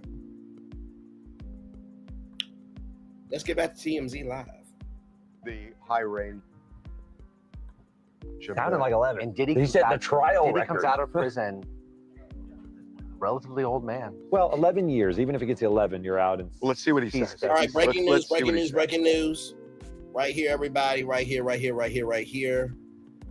breaking news. Combs sentenced to more than 4 years in prison. U.S. District Court Judge Arnsoren sends Sean Combs to 50 months behind bars. Prosecutors have sought an 11-year, 3-month prison term for his man at conviction, while the defense was aiming for a 14-month sentence, to which would amount to time served. Combs, 55, was taken into custody in September of last year. Breaking news: Sean Diddy Combs will be sentenced to jail for 4 years in prison. Now, I do want to say this. I thought it was sincerely going to be 8, but I think I get why Judge Arnsoren did this. Like I said before, the supporters of Diddy, who've been saying free day, free day, free day, they don't believe fat meat greasy. So Judge Sumerian had to show fat meat greasy, but he also doesn't have a criminal history. So 4 years is half, basically almost half of 11 years, right? So looks like the prosecution got what they wanted.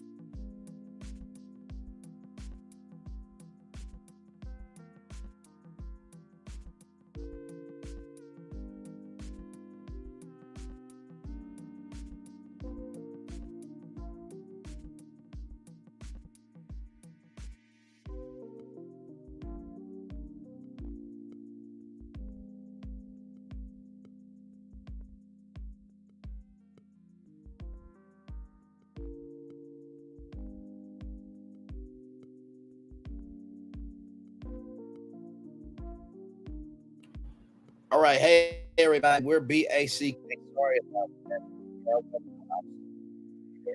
Let's get back to the breaking news right here, right now.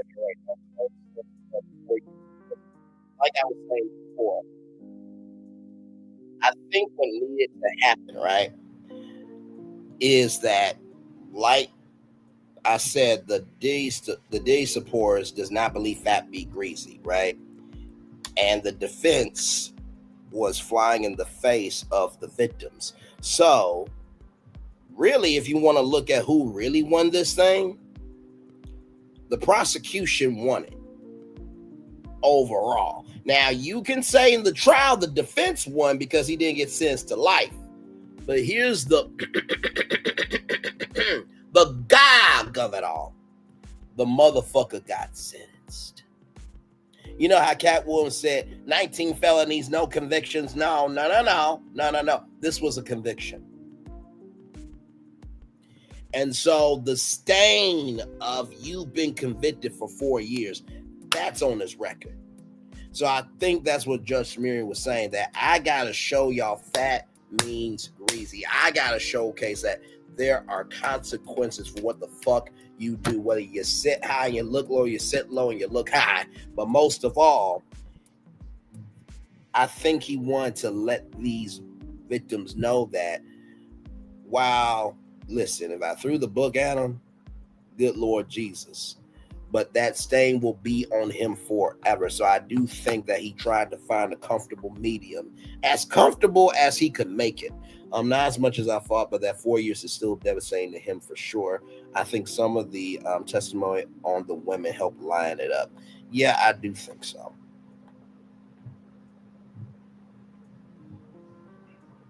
How old is Diddy? The drugs may have exasperated we've already done erratic and violent behavior. Just more than this. Just more. I wonder if he'll now address the 14 months the defense said. Unless he censored himself. I mean, more than necessary. Yes, more than necessary. Okay. So he's going to go under that. That's the 11 years. That's the 11 years. 11 and a quarter. 3 months?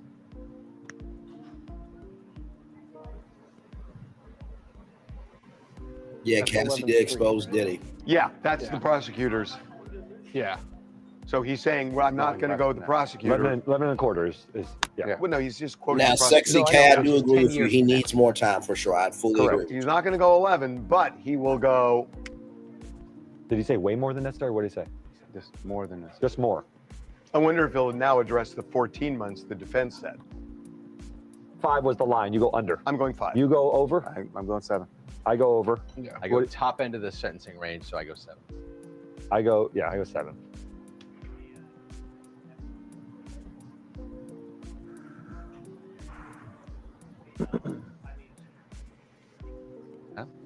Really? It does that sometimes. What are they saying? They think 5 to 7 years. Yeah. What's Vegas saying? Like, they're saying 5 to 7. Live stream saying 5 to 7. Oh, for sure. Yeah, absolutely. Everything. How long is live stream? They're trying to make polymarket. Well, I suppose this means he won't be doing that speaking engagement in person on Monday. Aaron Don, go to that button, Liam. Sure am. Oh, God, I do have a question for you, Charles. The other show, do we go live? Judge says, here the data shows a wide variety of sentences. Weighing all the relevant factors, the court determines that the sentence is 50 months of incarceration. 50. 4 years. 4 years. 5-0. 4 years, 2 months. 2 months. Yep. Wow.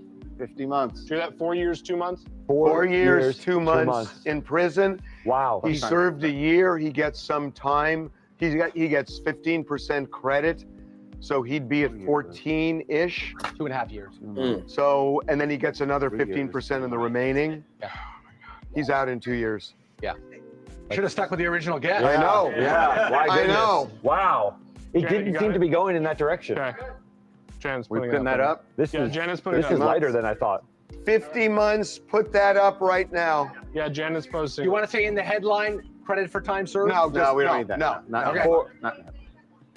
So, what we need to do is calculate this. So, all right, so 4 years, 2 months. He's been in for 13 months. He's been in for 12, 50 months, right? Harv. He's been in for so 13. 14 months. He's So been in now for we're 13. talking 3 years. They're having and math for 3 class right years, what's 15% of 3 years? 36. 37 months, so 15% of that is about 5 months.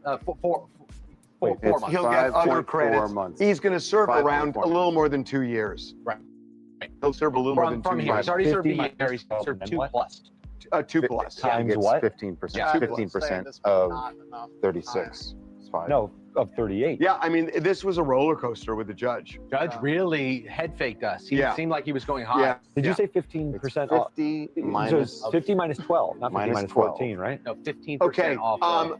15 minus 14. Now to the point. 14. Use this. Sentence to 50. Subtract. So now, It could be some federal prisons are country clubs, others are brutal. It could be. Answer, so just keep calling him. But clearly, the judge said that testimony was. He's talking Okay, more to- yeah. can you Yeah. kill? Can you Yeah, kill you gotta Liam's? kill Liam for Kill now. Liam's mic, please. Okay. Welcome to TMZ Live.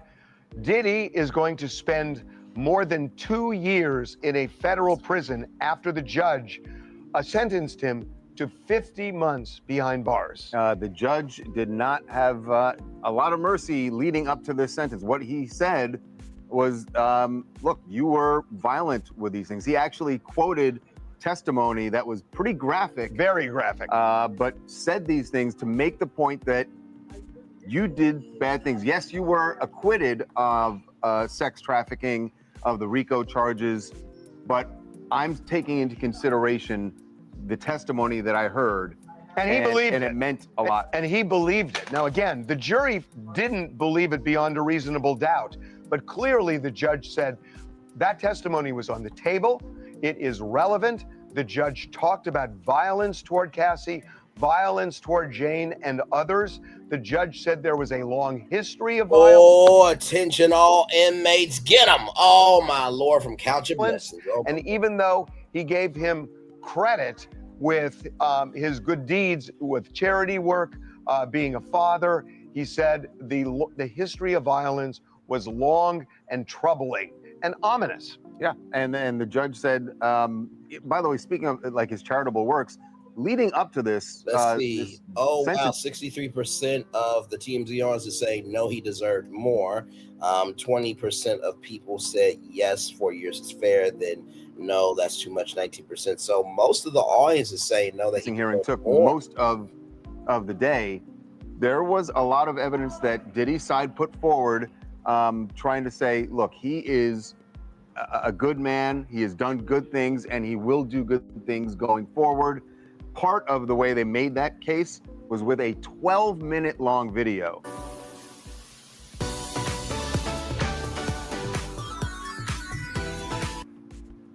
Family with students. Highly and slickly produced with music and all. It didn't feel like it was authentic from him. But we had our producer in court who said that thinking the fact that Diddy had booked this. So they're talking there. I want to get to Associated Press right now, live here outside the court. Here we go.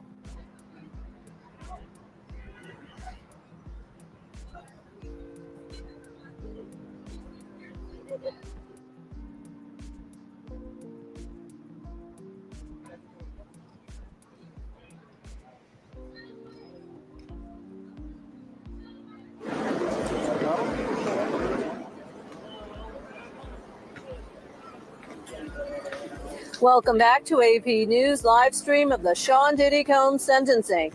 He's behind me in the federal court right here, and he already got to address the judge, saying that he believes he's a changed man and that he deserves to be out of jail with time served. Prosecutors want him behind bars for 11 years. Now, the judge had said to him, Mr. Combs, you're being sentenced for the offenses,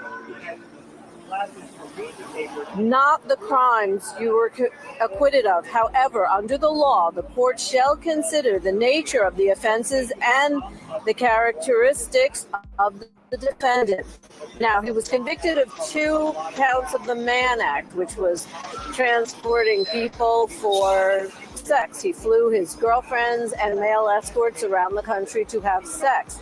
So that is a prostitution-related charge. But he was acquitted of the charges that could have kept him behind bars for life. He was acquitted of sex trafficking, and he was acquitted of racketeering, the RICO Act. Now, the judge also cites law which states that no limitation should be placed on the background, character, and conduct that a judge can consider.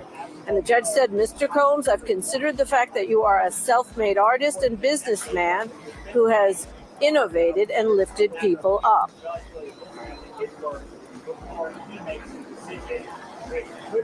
The judge also told Combs that he appreciates the discussion of the impact of a sentence on his family and the impact that addiction has had on Combs. Now, Combs said that while in jail, he became alcohol and drug free the first time in a very long time. He also told the court that he wanted to be able to spend time with his 7 children and with his 84-year-old mother. Now, 6 of his 7 children did speak in court, and they told the judge that they want their father home with them. Many of the children cried and were emotional, relating to the judge, how they miss their father, how he is a changed man. And as I said, Combs told the judge that he was a changed man. Now, the judge also said to him, a history of good works can't wash away the record of this case. Evidence shows he abused and controlled women in his life. And we did see that video. The jury was shown that video of Combs beating up his then girlfriend Cassie in a LA hotel hallway. The judge told Combs, I was sitting right here for the testimony from Cassie Ventura and from another former girlfriend who went by the pseudonym Jane. We read about it in text messages. That is the courthouse there, so the family will be out here. They'll come through those doors. So and emails. We saw it in images of gashes. Ooh, the riot that's about to happen here. Now, I will say this. For the Diddy supporters, y'all cannot call this a victory. You just can't. So, y'all said he's not going to go to jail. The judge said, I'm the head motherfucker in charge, right? So, other injuries, broken doors, and video of that Cassie beating. The evidence of abuse with respect to freak-offs and hotel nights. It's all right here, my friend. Judge sentences Sean Diddy Combs to 4 years and 2 months in prison, citing history of abusing women. That is the sentencing. Massive, the judge said. Now, this is happening behind me in the federal court, and we have reporters inside who are sending out messages to me, letting me know what's happening.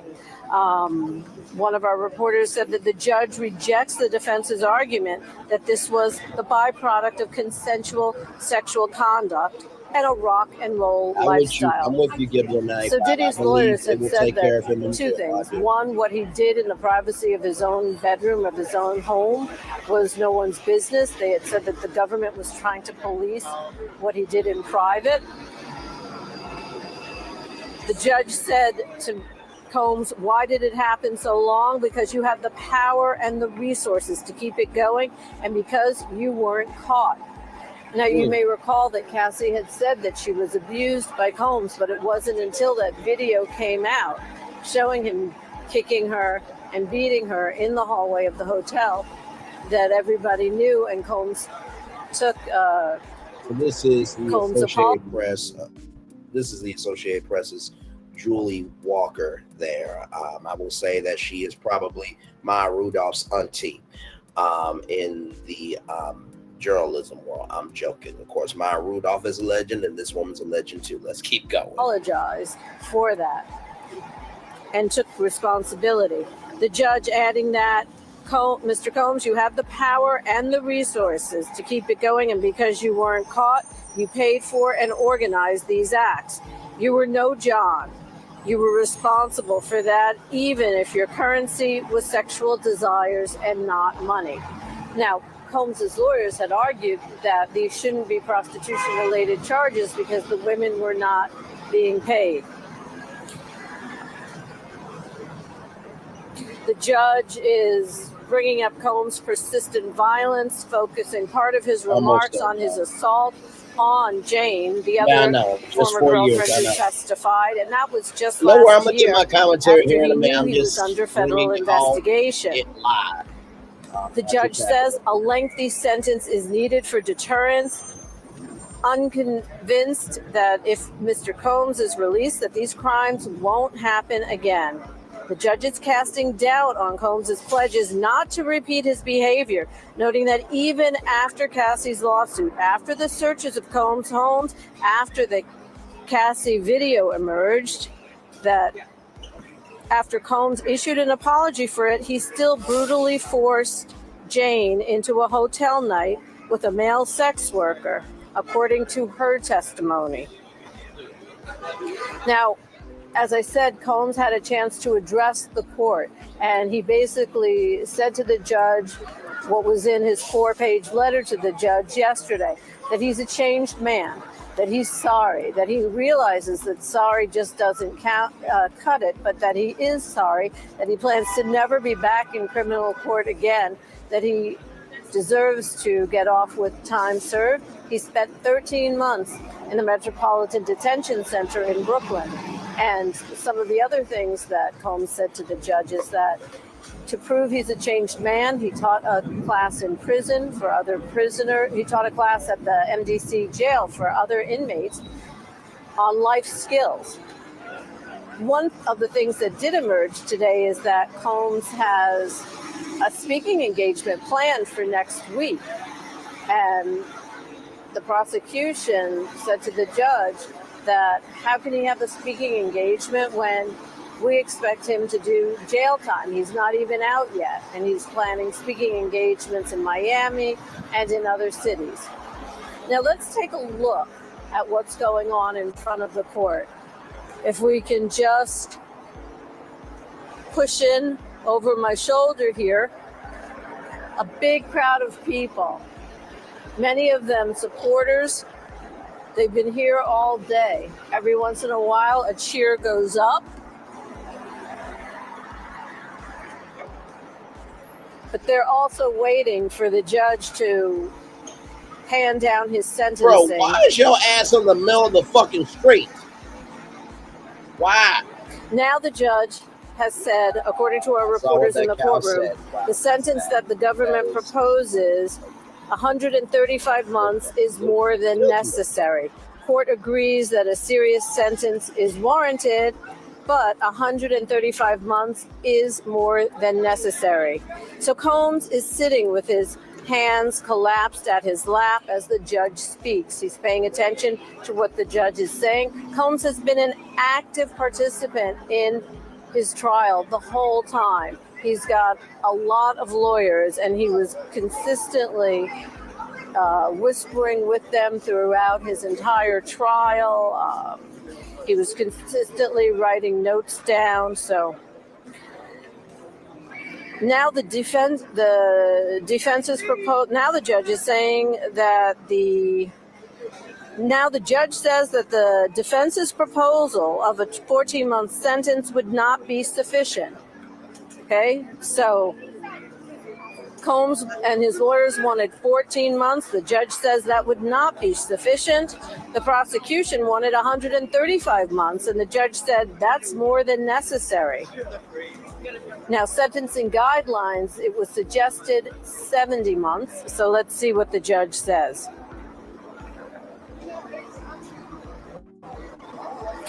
So right now, the judge is saying that the prosecution's recommendation didn't factor in mitigating factors, and the defense recommendation didn't factor in aggravating factors. So the judge is taking all of this into account. And remember, Sean Diddy Combs was found guilty in July on 2 counts of the Mann Act. That's a prostitution-related charge for flying his ex-girlfriends around along with male escorts to engage in sex. The judge says the facts and the circumstances of this case are unique. Sentence 50 months. 50 months. The judge is giving Sean Diddy Combs 50 months in prison. Now, we spoke to a legal expert earlier who said that his team is sure to appeal this. But the judge has sentenced Sean Diddy Combs to 50 months. That's 4 years and 2 months. So just over 4 years in prison. Now, he's already served 13 months in jail. We'll have to see how that factors in. Again, Sean Diddy Combs and his lawyers had asked for 14 months. They expected him to be out and a free man and back home with his family and on a speaking tour. The prosecution asked for a lot more. They wanted 135 months, which is basically 11 years in prison. The judge said that was too much. So Sean Diddy Combs, 4 years and 2 months, sentenced to 4 years and 2 months by the judge for the prostitution-related charges that he was found guilty of. He was acquitted of the charge of racketeering. He was acquitted of the charge of sex trafficking. Those would have carried a maximum, or could have carried a maximum life in prison. Instead, according to the judge, he is sentenced to 4 years and 2 months in prison. The judge said, this is hard time in prison, away from your family, friends, and community, but you will have a life afterward. Let me repeat that. That quote from the judge. This is hard time in prison, away from your family, friends, and community, but you will have a life afterward. Combs is 55 years old. 4 years, he'll be 59. We're going to have more on the sentencing of Sean Diddy Combs, more on what went on in the courtroom. We have reporters there now. They're wrapping up inside. The judge is still speaking. I imagine that Combs and his family are not happy with this sentencing. And we're going to have more, so stay with apnews.com and the AP News app to get the latest on the Sean Diddy Combs sentencing. Yeah, I will say this. Shout out to Julie Walker. Why was I thinking she's like the Tracy Ellis Ross journalism version of her, or the Beyonce version of her. You know what I mean? But Julie Walker, shout out to you. So listen, y'all. First of all, want to give you these updates right here. So this came out 26 minutes ago. Combs sentenced to more than 4 years in prison. U.S. District Court Judge Arnson sentenced Sean Combs to 50 months behind bars. Prosecutors sought an 11-month, 3-month prison term for his man at conviction, while the defense was aiming for a 14-month sentence, which would have amounted to time served. Combs, 55, was taken into custody September last year, so he'll have more than a year of credit toward his incarceration. The judge also fined Combs $500,000 and ordered 5 years of supervised release once Combs leaves prison. Combs urged to make the most of his second chance. The judge who sent Combs away for multiple years behind bars encouraged the disgraced artist to make the most of his second chance, being a champion uplifting Black and brown communities. That's what you're set out to do at the beginning of your career decades ago, Swearing told the defendant. Your letter said you lost your way, but there's a true path to redemption here. What went wrong, and what can be made right. The judge told Combs that he was counting on you to make the most of that second chance. Judge calls Cassie Ventura Jane Bray survivors who gave others a voice. Judge Arnson described the two women at the center of Combs' conviction as brave survivors who gave others a voice. Jane and Cassie Ventura have been through abuse and trauma we couldn't imagine, he said, adding, I can only say your families are proud of you and your children will be proud of you for coming to the court to tell you exactly what happened. You weren't just talking to the jury, you were talking to the women who felt powerless. Combs paying price for serious offenses, Cassie Ventura's lawyer says. This just happened 4 minutes ago at 5:07 p.m. The lawyer for Combs' victim, Cassie Ventura, said the 50-month sentence reflects the serious offenses committed by the music icon. While nothing can undo the trauma caused by Combs' sins imposed today, recognizes the impact of the serious offenses he committed. Her attorney, Douglas Windor, said in a statement, "We're confident that with the support of her family and friends, Ms. Ventura will continue healing, knowing that her bravery and fortitude have been an inspiration to so many." So, we are live on tour. First of all, we have done one of the longest tours in a long time, 7 hours, 11 minutes, and 11 seconds. First of all, I need a Slurpee after all of that for sure. So my thoughts on all of this. Now, listen, I know everybody's going live, but listen, we've been up since 10 a.m., okay? So we executed this marathon, okay? Listen, almost a whole work day.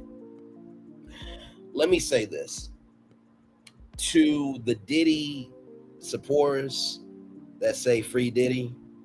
How you like them apples, you dumb fucks? Y'all really thought he was gonna get out today. Oh my Lord, my Lord, my Lord, my Lord. I wonder how that man who was in the red shirt said, call 911. I wonder how he's feeling today. I wonder how D's best friend is feeling today. I wonder how the kids are feeling today. I wonder how Latte Dante and everybody's feeling today. And it's no problem, my friend. I appreciate you as well. And like I said, I do believe that 8 years would have sufficed. And I'm going to tell you why. I'm not a lawyer, okay? I'm a social commentator. I talk about things from the social construct of Black culture through the prism of media. You understand? Some people do, commentary through history. Some people do it through the power of technology. Everybody has a prism that they look through. I look through it through the prism of media, because without media, we have no world, right? 4 years, I think, is more than enough, because guess what? There cannot be any free Diddy support that anything else. What it is. After 4 years, the free Diddy supporters will have to take that shit. So if you hear Nana and Boo Boo, the best thing to do is lay there, roll over, and take it. In the words of Maurice Scott, who said that to his wife Kimmy while she was going through cancer. Lay there, roll over, and take it. Lay there, roll over, and take it. I would not say shit. When you at the backyard barbecues this weekend, because believe me, there's going to be backyard barbecues to just catch up with family and shit over this. I believe you me. Get your soda, get your beer, and shut the fuck up. If you've been supporting Diddy, when you walk in that house, you do not say shit, because you're around Black women. If you say that he should have been free, those women disrespectfully have the right to mollywop your ass. But I bet you they probably got some husbands that will do it for them, and then when police come, they'll say, I didn't see shit. Nope, I was over here eating my ribs. I didn't see shit. But I got a black guy right here. I don't advocate for violence, but I do advocate for justice. I don't advocate for violence. I do advocate for justice. Now, I don't advocate for violence, but I do advocate for justice. Now, to Prosperity Thick Girl 40 and Letitia Scott, I thought y'all were better preparers of facts than that. I mean, he got 4 years. Y'all couldn't help him articulate his words better in terms of speaking and, not copy and pasting statements that had no emotion. Anyway, let me stop playing. I'm just messing with y'all. Y'all saw the thumbnail. You know my voice, and damn it, you know why you're here. You're here for a show. So that's why I have to say the Diddy supporters. To everybody that believes he deserves more, I fully agree with you. But let us recognize this. He did get sentenced to 4 years. And that is more than what could not have happened. Justice happened. And the defense team is losing their fucking rabbit ass minds right now. They're losing it. Because they were like, oh, he didn't go to jail for life. But that second line stopped when those 4 years were thrown down. So while he deserves, honestly, 11 years and 4 months, he really deserves the rest of his fucking life in prison. He really deserves to be on death row. Just because it didn't happen doesn't mean that this is not a victory for women, for men who stand up for women and children. And I think also, too, 4 years goes to show his kids that while you love your dad has consequences for what he's done. And to Christian Combs and his other son, y'all should be worried about y'all lawsuits too. Especially that statement that Christian made of, my dad has always taught me to treat black women like a queen. Well, that person that taught you to treat black women like a queen just got sentenced to 4 years and 2 months in jail.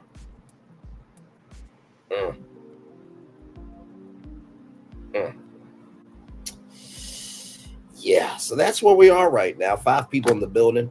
Like I said, this has probably been one of the most deep, profound, and on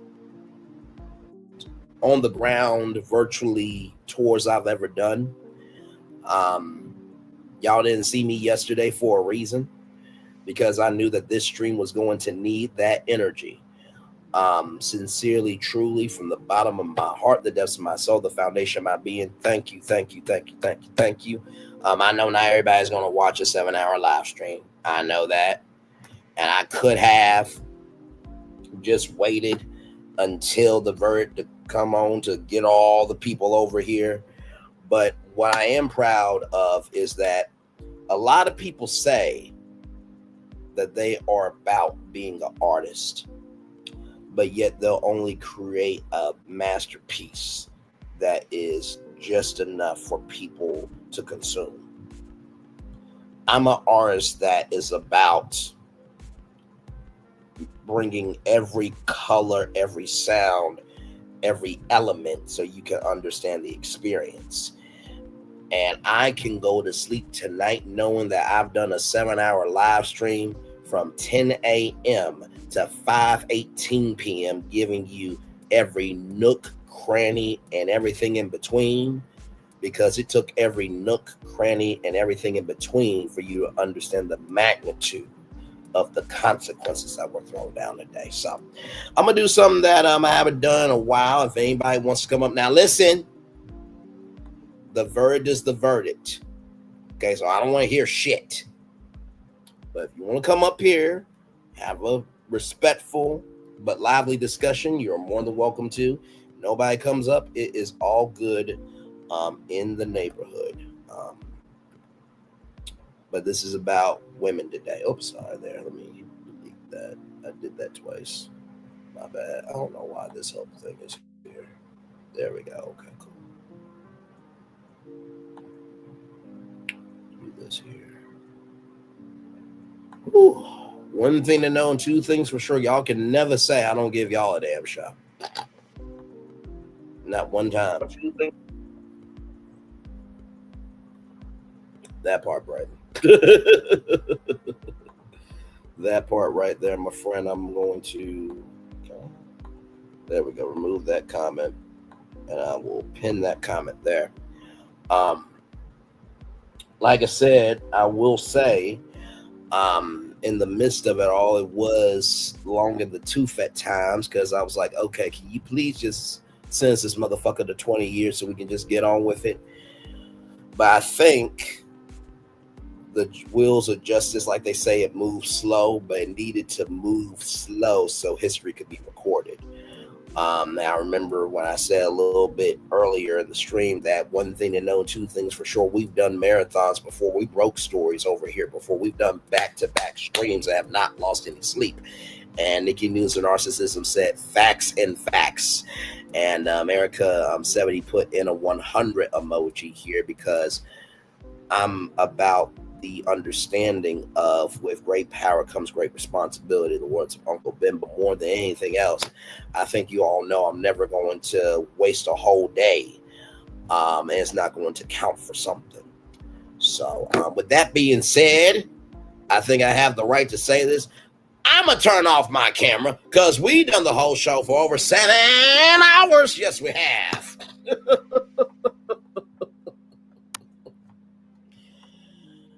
Whoo, child. 7 damn hours live.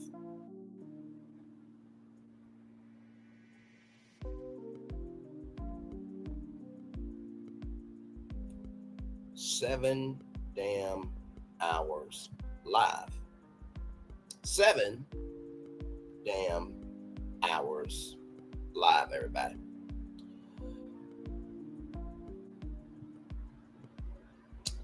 Yeah, it's been a day today. It's been a very, very big day. What are y'all thoughts in the comments section, in the live chat rather, replay, if you do get to the end of this, or if you see this stream, please leave your comments below. I would love to hear from you. I saw Nikki News saying 4 years, wow, just wow. Erica 70 said, not as much as I thought, but 4 years is still devastating to him, I'm sure. I think some of the testimony on the women helped line that up. I do agree with that. Yeah. Now you want mercy when you showed them none before being caught. Yeah, I fully agree. I fully agree. Child, I don't even know if I can do another live stream tonight. I think this is like 2 shows, honestly.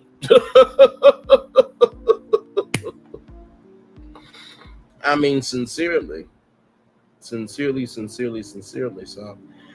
I guess I'll stay here until 7 hours and 30 minutes, and then I will and then after that I will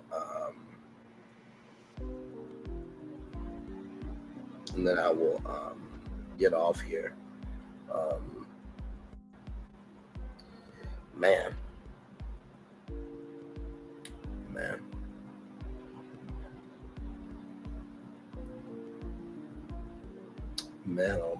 Oh man. So yeah, like I said, I'm gonna be here for until 7 hours and 30 minutes, and then I'm gonna give y'all the daily motivator, and then I'm gonna head on out because be real with y'all, I really have nothing else. I think I've said what needed to be said and then some, to be real with it.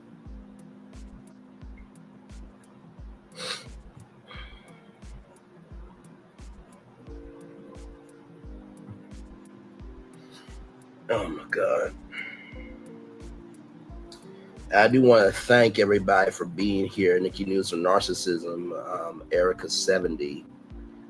Thank you so much, both of you, for being here upon today.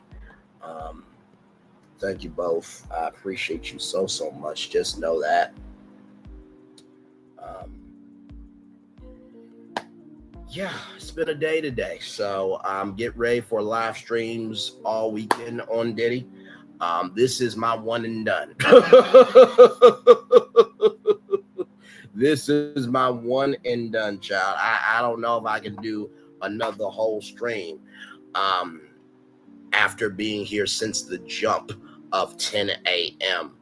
And you know what's going to be so amazing is the day I'm finally a part of, some really big coverage like this on ABC or on NBC or CBS News.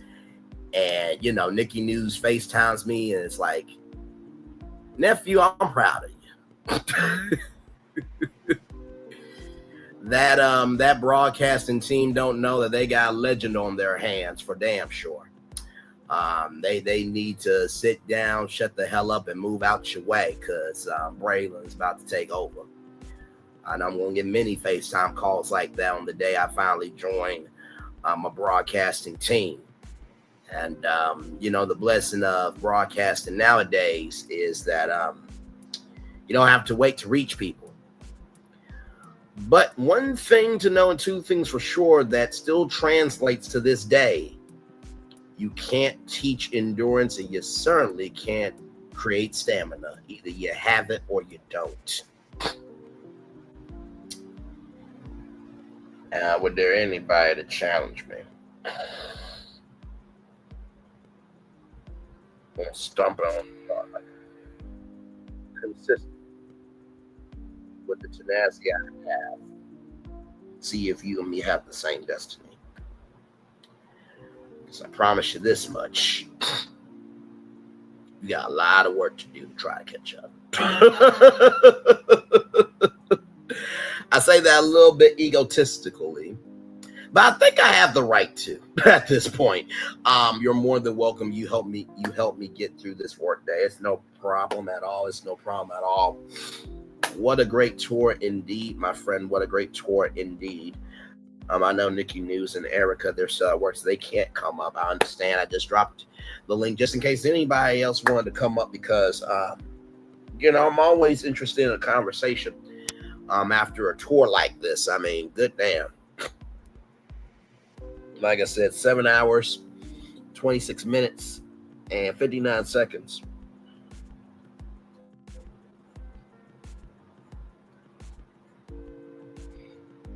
My Lord, my Lord, my Lord, my Lord.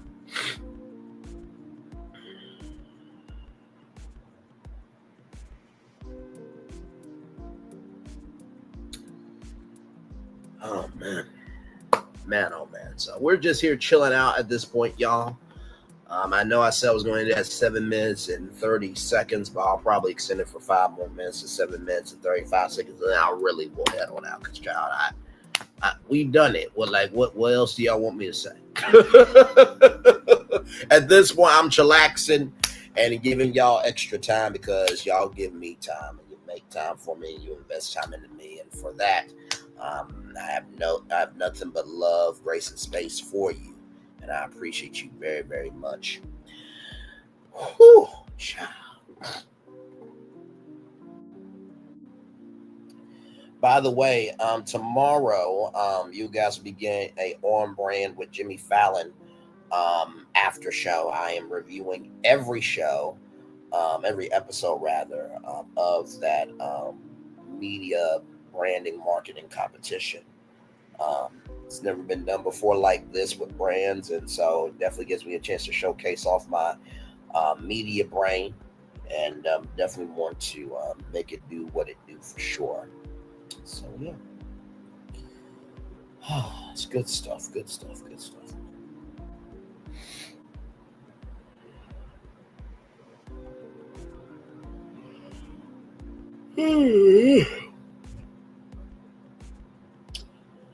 So after this stream, are y'all good if I just rest for the rest of the night?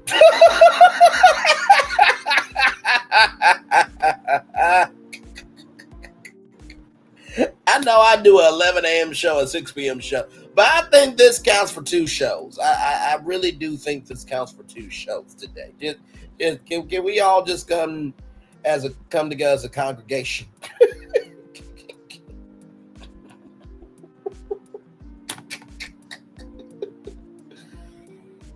Oh my God.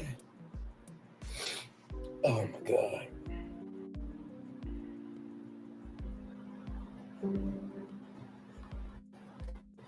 Thank you, my friend. I agree right along with you. You know, I honor my commitments, but also too, I'm learning that when you honor your commitments always, you should also honor yourself as well. I'm learning that more and more. You know what I mean? So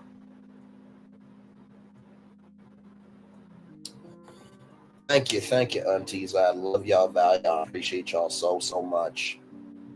So, and by the way, if anybody brings my name up, okay, you probably won't be able to stay away. Child, you know what? You're right, but also too, I've done my damn job. Okay, listen. And like I said, I know everybody's not gonna watch the 7-hour live stream. I'm cool with that. This is just to record it for history purposes. But and all the platforms, And to the broadcast networks and the cable networks, if you need somebody with endurance and stamina, this is my audition tape. Now, to all the streamers and cable networks and the broadcast networks, I know that I made some jokes here and there, and I know I said some stuff out loud that you can't probably say on television. But then again, at least you got through 7 hours with some entertainment.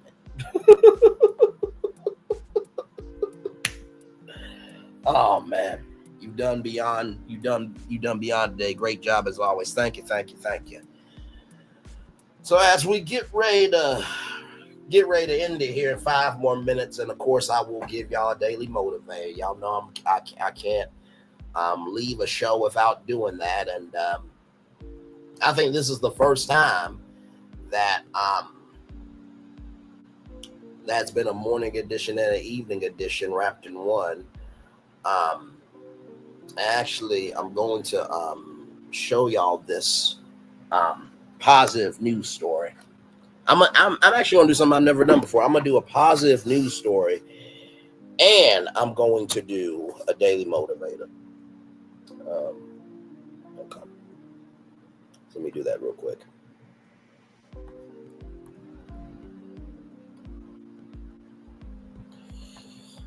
Now, I'm going to just say trigger warning on this one here. Now, as y'all know, AI is here to stay. But for everything of AI, there is a blessing and a curse to it.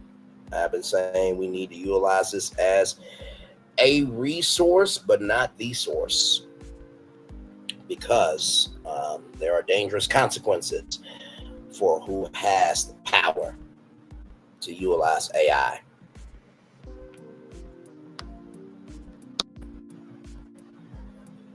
I'm going to let y'all read that real quick. Oh, y'all can't even see it. Sorry. I'm going to let y'all read that real quick. Take it in for a minute.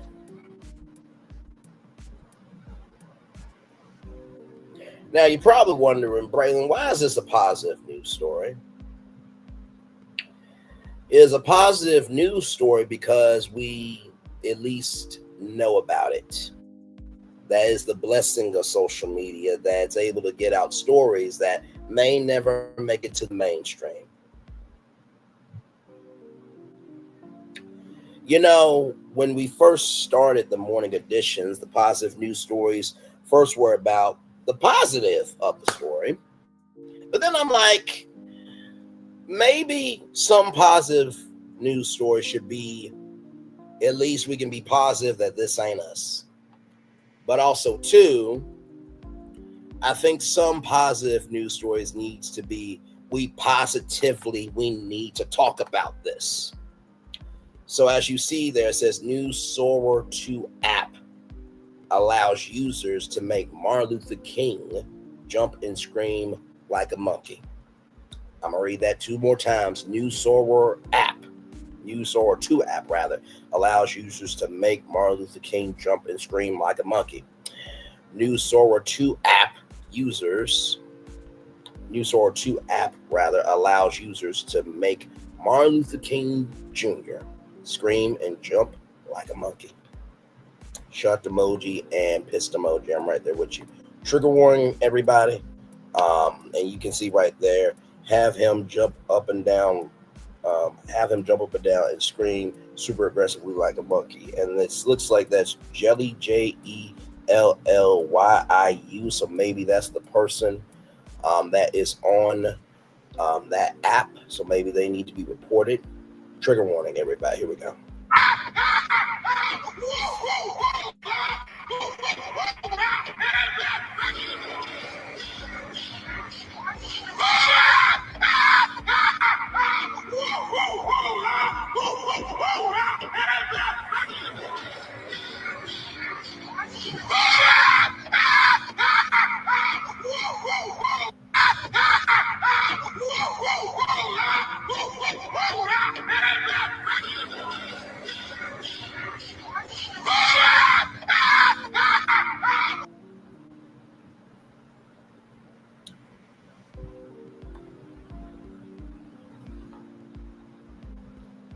You know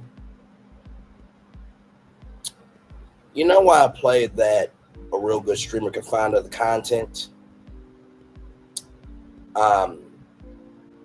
Is because we have other content creators worried about Melody versus Stormy, where we have AI that can transform myself, you, or any of us into that. And we're not wanting to talk about that, but yet we'll talk about two people who have more bags than we could ever have. I'm going to say that 2 more times. We have more people concerned about Melody and Stormy than this right here. We have more fucking people concerned about Melody versus Stormy than this motherfucking shit right here.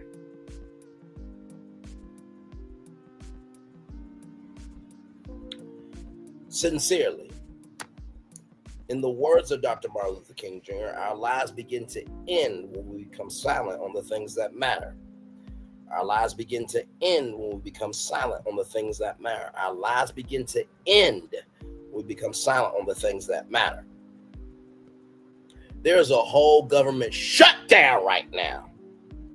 But yet, Prosperity Thick Girl 40 want to stomp the yard for Stormy. And everybody else want to stomp the yard for Melody.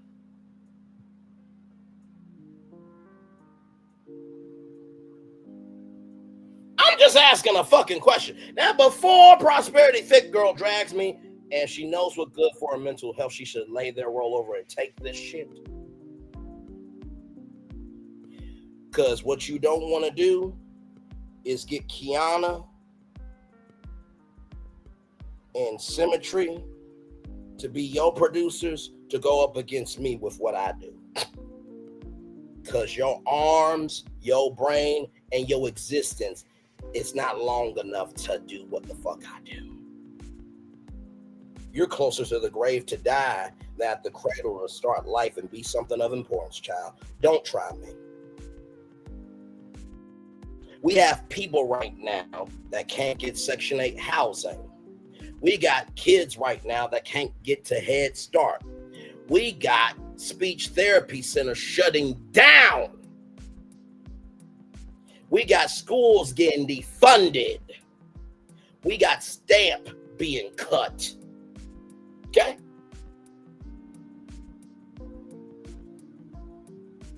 Job Corps has been cut.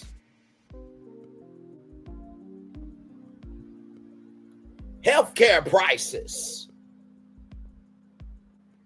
And many other fucking things that need to be discussed. But yet we're stomping the yard for other people when we should be stomping the yard to make sure we can still have a fucking round, okay? Just keeping it a buck. Because if they can turn us into this, imagine what they can do to our history through AI. Be fucking alert. We got bigger issues here.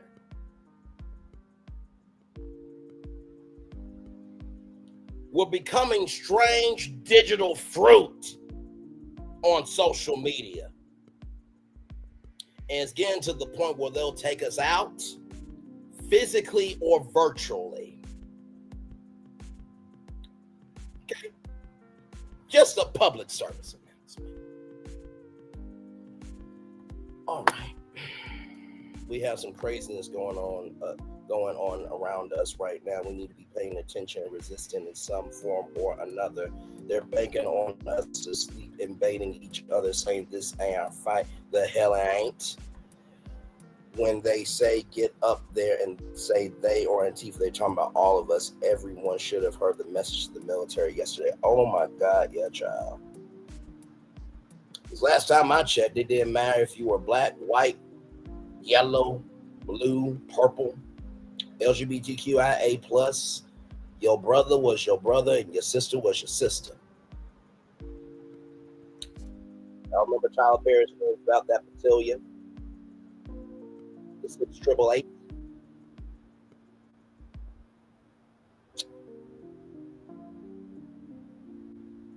to be the 6888. Not the white version of thirsty toxicity in the President of the United States. With that being said, let's get to this daily over and get the fuck on out of here. Never let your sense of morals prevent you from doing the right thing. Never let your sense of morals prevent you from doing the right thing. Never let your sense of morals prevent you from doing the right thing. Isaac Asimov. Very wise words. It's time for the Daily Motivator for Friday, October 3rd, 2025. Put yourself out there. Get involved in creating activity and living with boldness. There's no way in advance to there's no way to know in advance exactly what will happen, rather. Yet when you're taking action and making connections, you're expanding the positive possibilities. Improve your perceptions by challenging them with a variety of perspectives. Actively move through life and you'll experience more of its richness. It's by digging into life's details that you uncover the best treasures. Go out, find the goodness, and live it rather than waiting for it to come to you. Remind yourself that the most dependable way to improve an experience is to share it. Appreciate every chance to interact with others and seek even more. Every day, there's a whole new world in which to discover and create. Stay fully involved in doing all you do. Do best. Ralph Morrison. Well, let's talk about that active life. You know, there is a quote that says the race is not given to the swift nor the strong, but to those who can endure. 7 hours, 42 minutes, and 48 seconds of a very historic day. Days like this, they're not really felt by what people do today. They are felt by the actions that are decided days and months and weeks and years after. Like I said, Diddy did not get life, but he did get sentenced. The thing about active life, if you do active things stupidly, you get actively stupid prizes. There's a thing called zonks on Let's Make a Deal. Some people are so desperate for the prize, they'll take a zonk just to say they won something. Be careful of taking zonks, especially from people who say that they got it like that, but yet they've never won a prize themselves. That's the first thing. Second thing I'll say to you about active life is it's by digging into life's details that you uncover the best treasures. Some of the best tours that we have done together have been the ones where, my Lord, did you really say that shit? I did. But did you stay for the shit, though? It's always funny how we talk about, oh my God, did you say that? But we also don't talk about why we stick around for it. Behind every Kempire needs to be a Braylon Lee.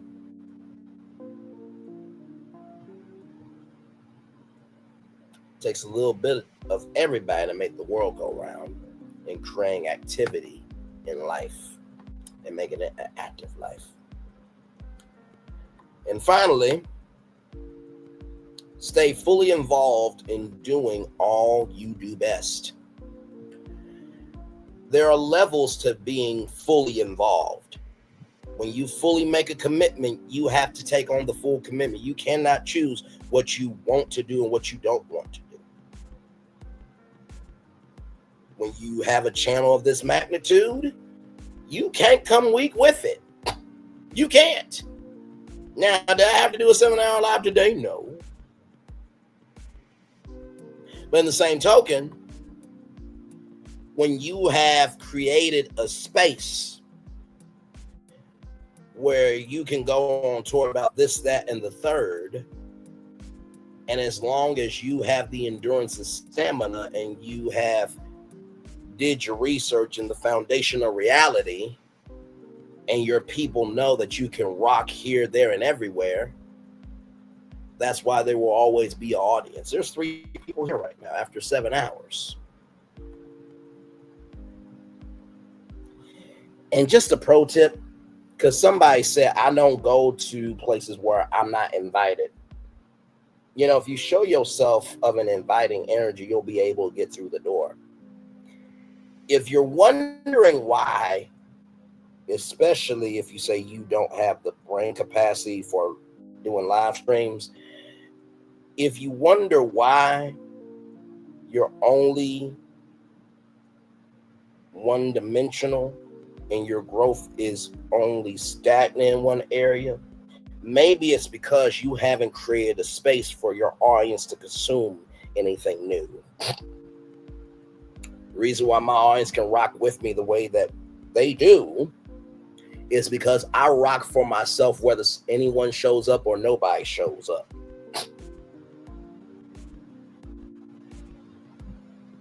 It's just like calling yourself unpopular opinion and thinking people are going, and let me flip the reverse line back. That's like naming yourself unpopular opinion and thinking you're going to be popular with your opinion.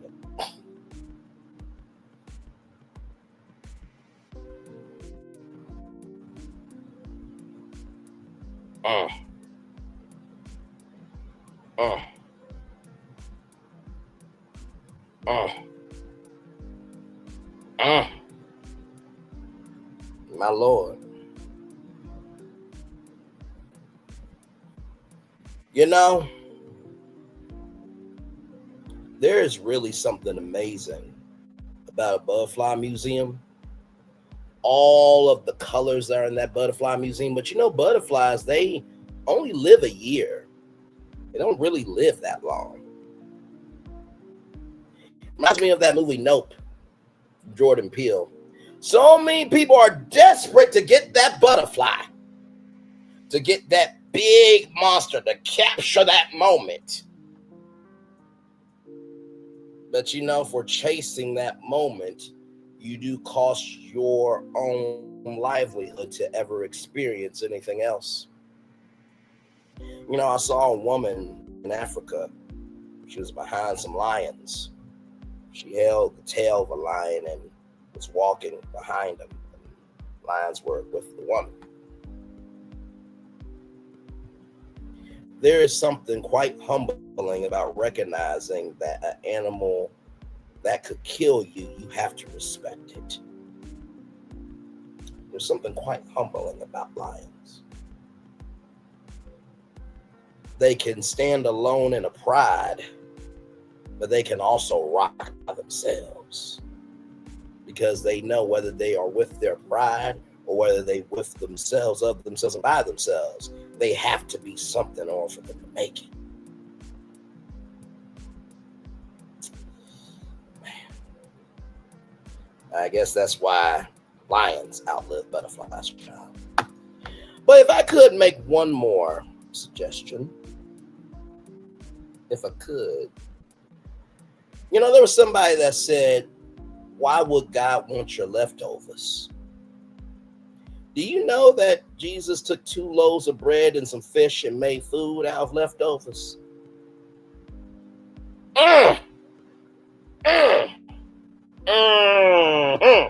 Somebody said, why would God want leftovers? Your leftovers. But yet God took 2 loaves of bread and some fish and made food out of it. Once again, somebody said, why would God want you as leftovers? But God took 2 loaves of bread and some fish and made food out of it. And if I may suggest something, you probably wasn't all the way together your fucking self, and you probably felt like leftovers. So because you couldn't see that you could be a dish, you made yourself feel like leftovers. And because you can never be a meal, you want to make other people feel like they're not a meal. Self-reflecting much, motherfucking mensch. Anyway, and bitch. If the shoe fits, lace it up and wear it. If it don't pick up a bullet that's not for you. Child, that's all I got for y'all. With that being said, that's my time.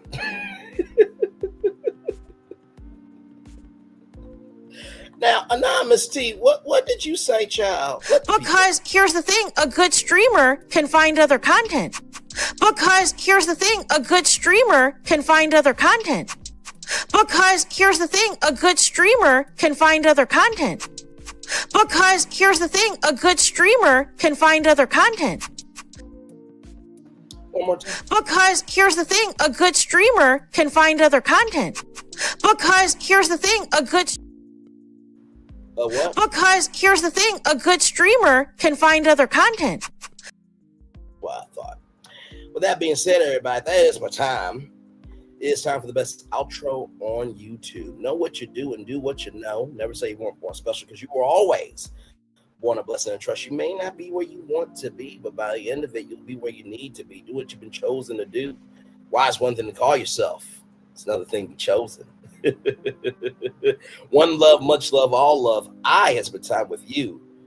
You have spent time with me. And hopefully by spending time together, we'll rise to be great together. And always remember, where you're doing radio, television, YouTube, living your best life, or knowing you can, knowing that you did, and knowing that you always will, stand on business, because your business is not determined by how many people see you, but it is the quality of investment that you give, whether somebody shows up or not. I'm sure the replay is not just worthy for you to watch it, not just worthy for you to listen to it, but for you to want to experience it again. I love you. I value you. I embrace you all. Always remember, see love you gotta give it, or see love you gotta give it, or see love you gotta give it. Wherever obstacles you overcome, where success you have achieved upon this particular day, I'm extremely proud of you. But if no one else is proud of you, be proud of your damn self. And finally, y'all, just a pro tip. Whether you are a young man or a young lady playing the game, whether you're an old man or old lady playing the game, just know you only get one life. Respect every level. Not every power-up gets you to the next level. Sometimes some power-ups take away from you winning the level. Hashtag play fair, why don't you? Extra breaking fireworks are coming your way for the day that was, for the day that has come, for the blessings that are on the way for you, me, all of us, as a society, as a people, as a culture. I feel the love, and I'll send it right back to you. And by the way, shout out to all the instigators that cause good trouble. And I don't know of anybody who's ever caused good trouble and has never been innocent. Because in order to cause good trouble, you got to be guilty to stand up for something. I'm just dropping them today. I gotta go. Commercial breaking fireworks are coming your way for the day that was, for the day that's to come, and for the blessings on the way for you, me, all of us, as a society, as a people, as a culture. I feel the love, and I send it right back to you. One love, much love, all love. Bye, everybody. Have a great weekend. Peace. And that's how you do a motherfucking ass show. Bye.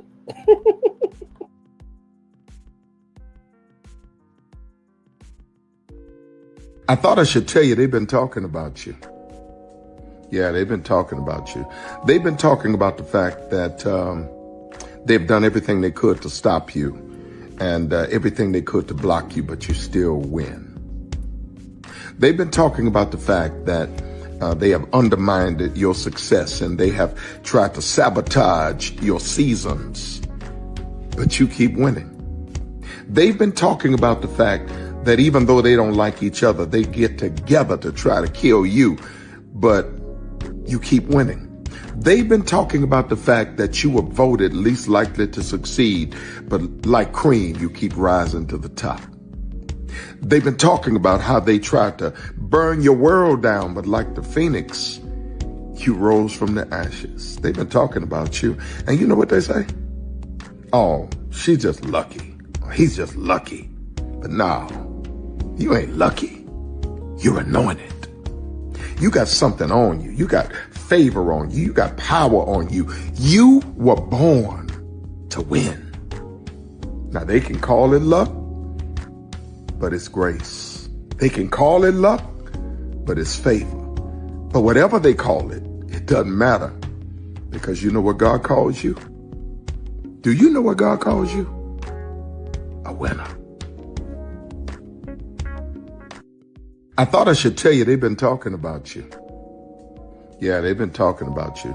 They've been talking about the fact that they've done everything they could to stop you and everything they could to block you, but you still win.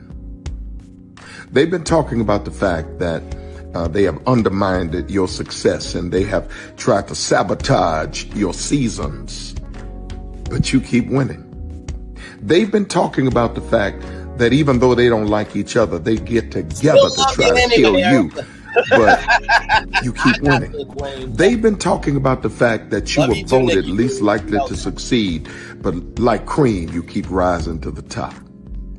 They've been talking about how they tried to burn your world down, but like the phoenix, you rose from the ashes. They've been talking about you. And you know what they say?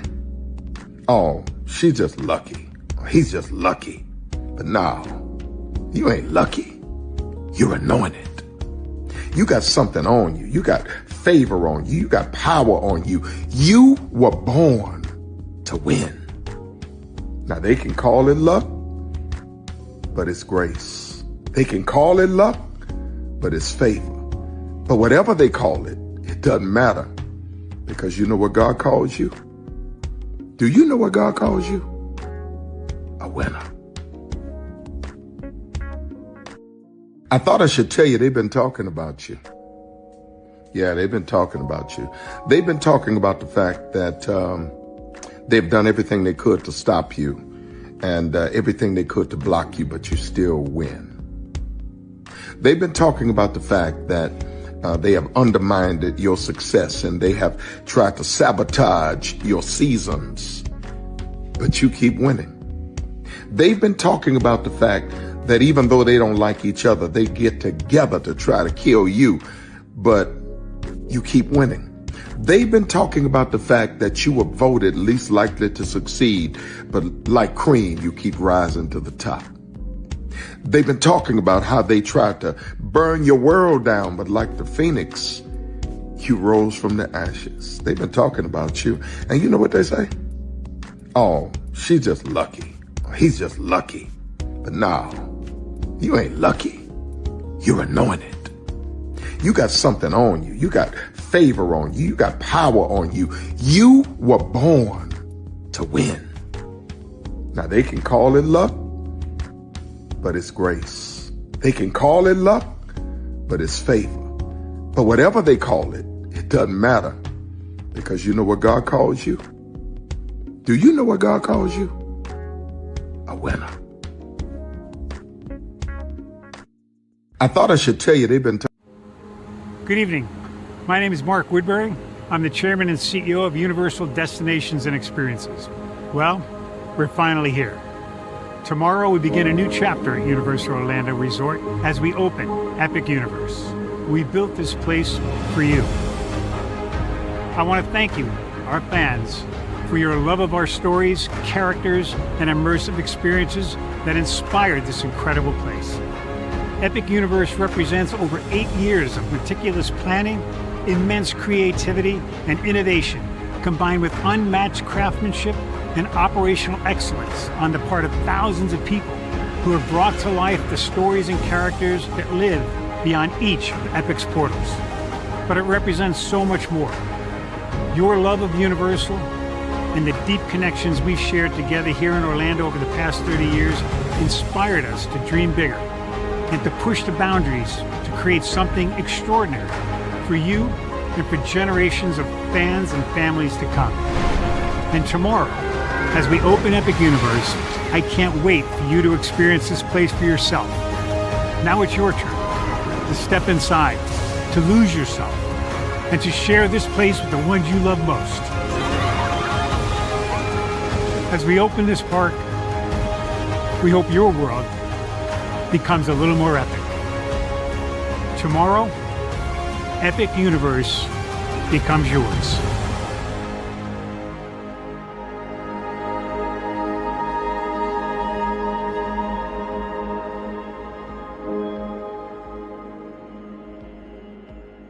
Are video games getting too expensive? This episode, we want to find some common ground because the CEOs want to raise the price even more. Not with these broken ass games. $5 million. That's how much San Andreas cost to make. Is it their fault for selling or our fault for buying? Corporations claim all this stuff. Devs say otherwise. Sports gamers, cozy gamers, whatever you call the people who play Power Wash Simulator. I think it stings a little bit more because I'm spending my actual money and my mom is not. Imagine they get rid of all movie theaters and then charge you the same price to watch the same movie at home. That's like every streaming service. It doesn't have to be the longest of games, but am I having fun with it? This is Lex. I'm Ronell. Let's get right into it.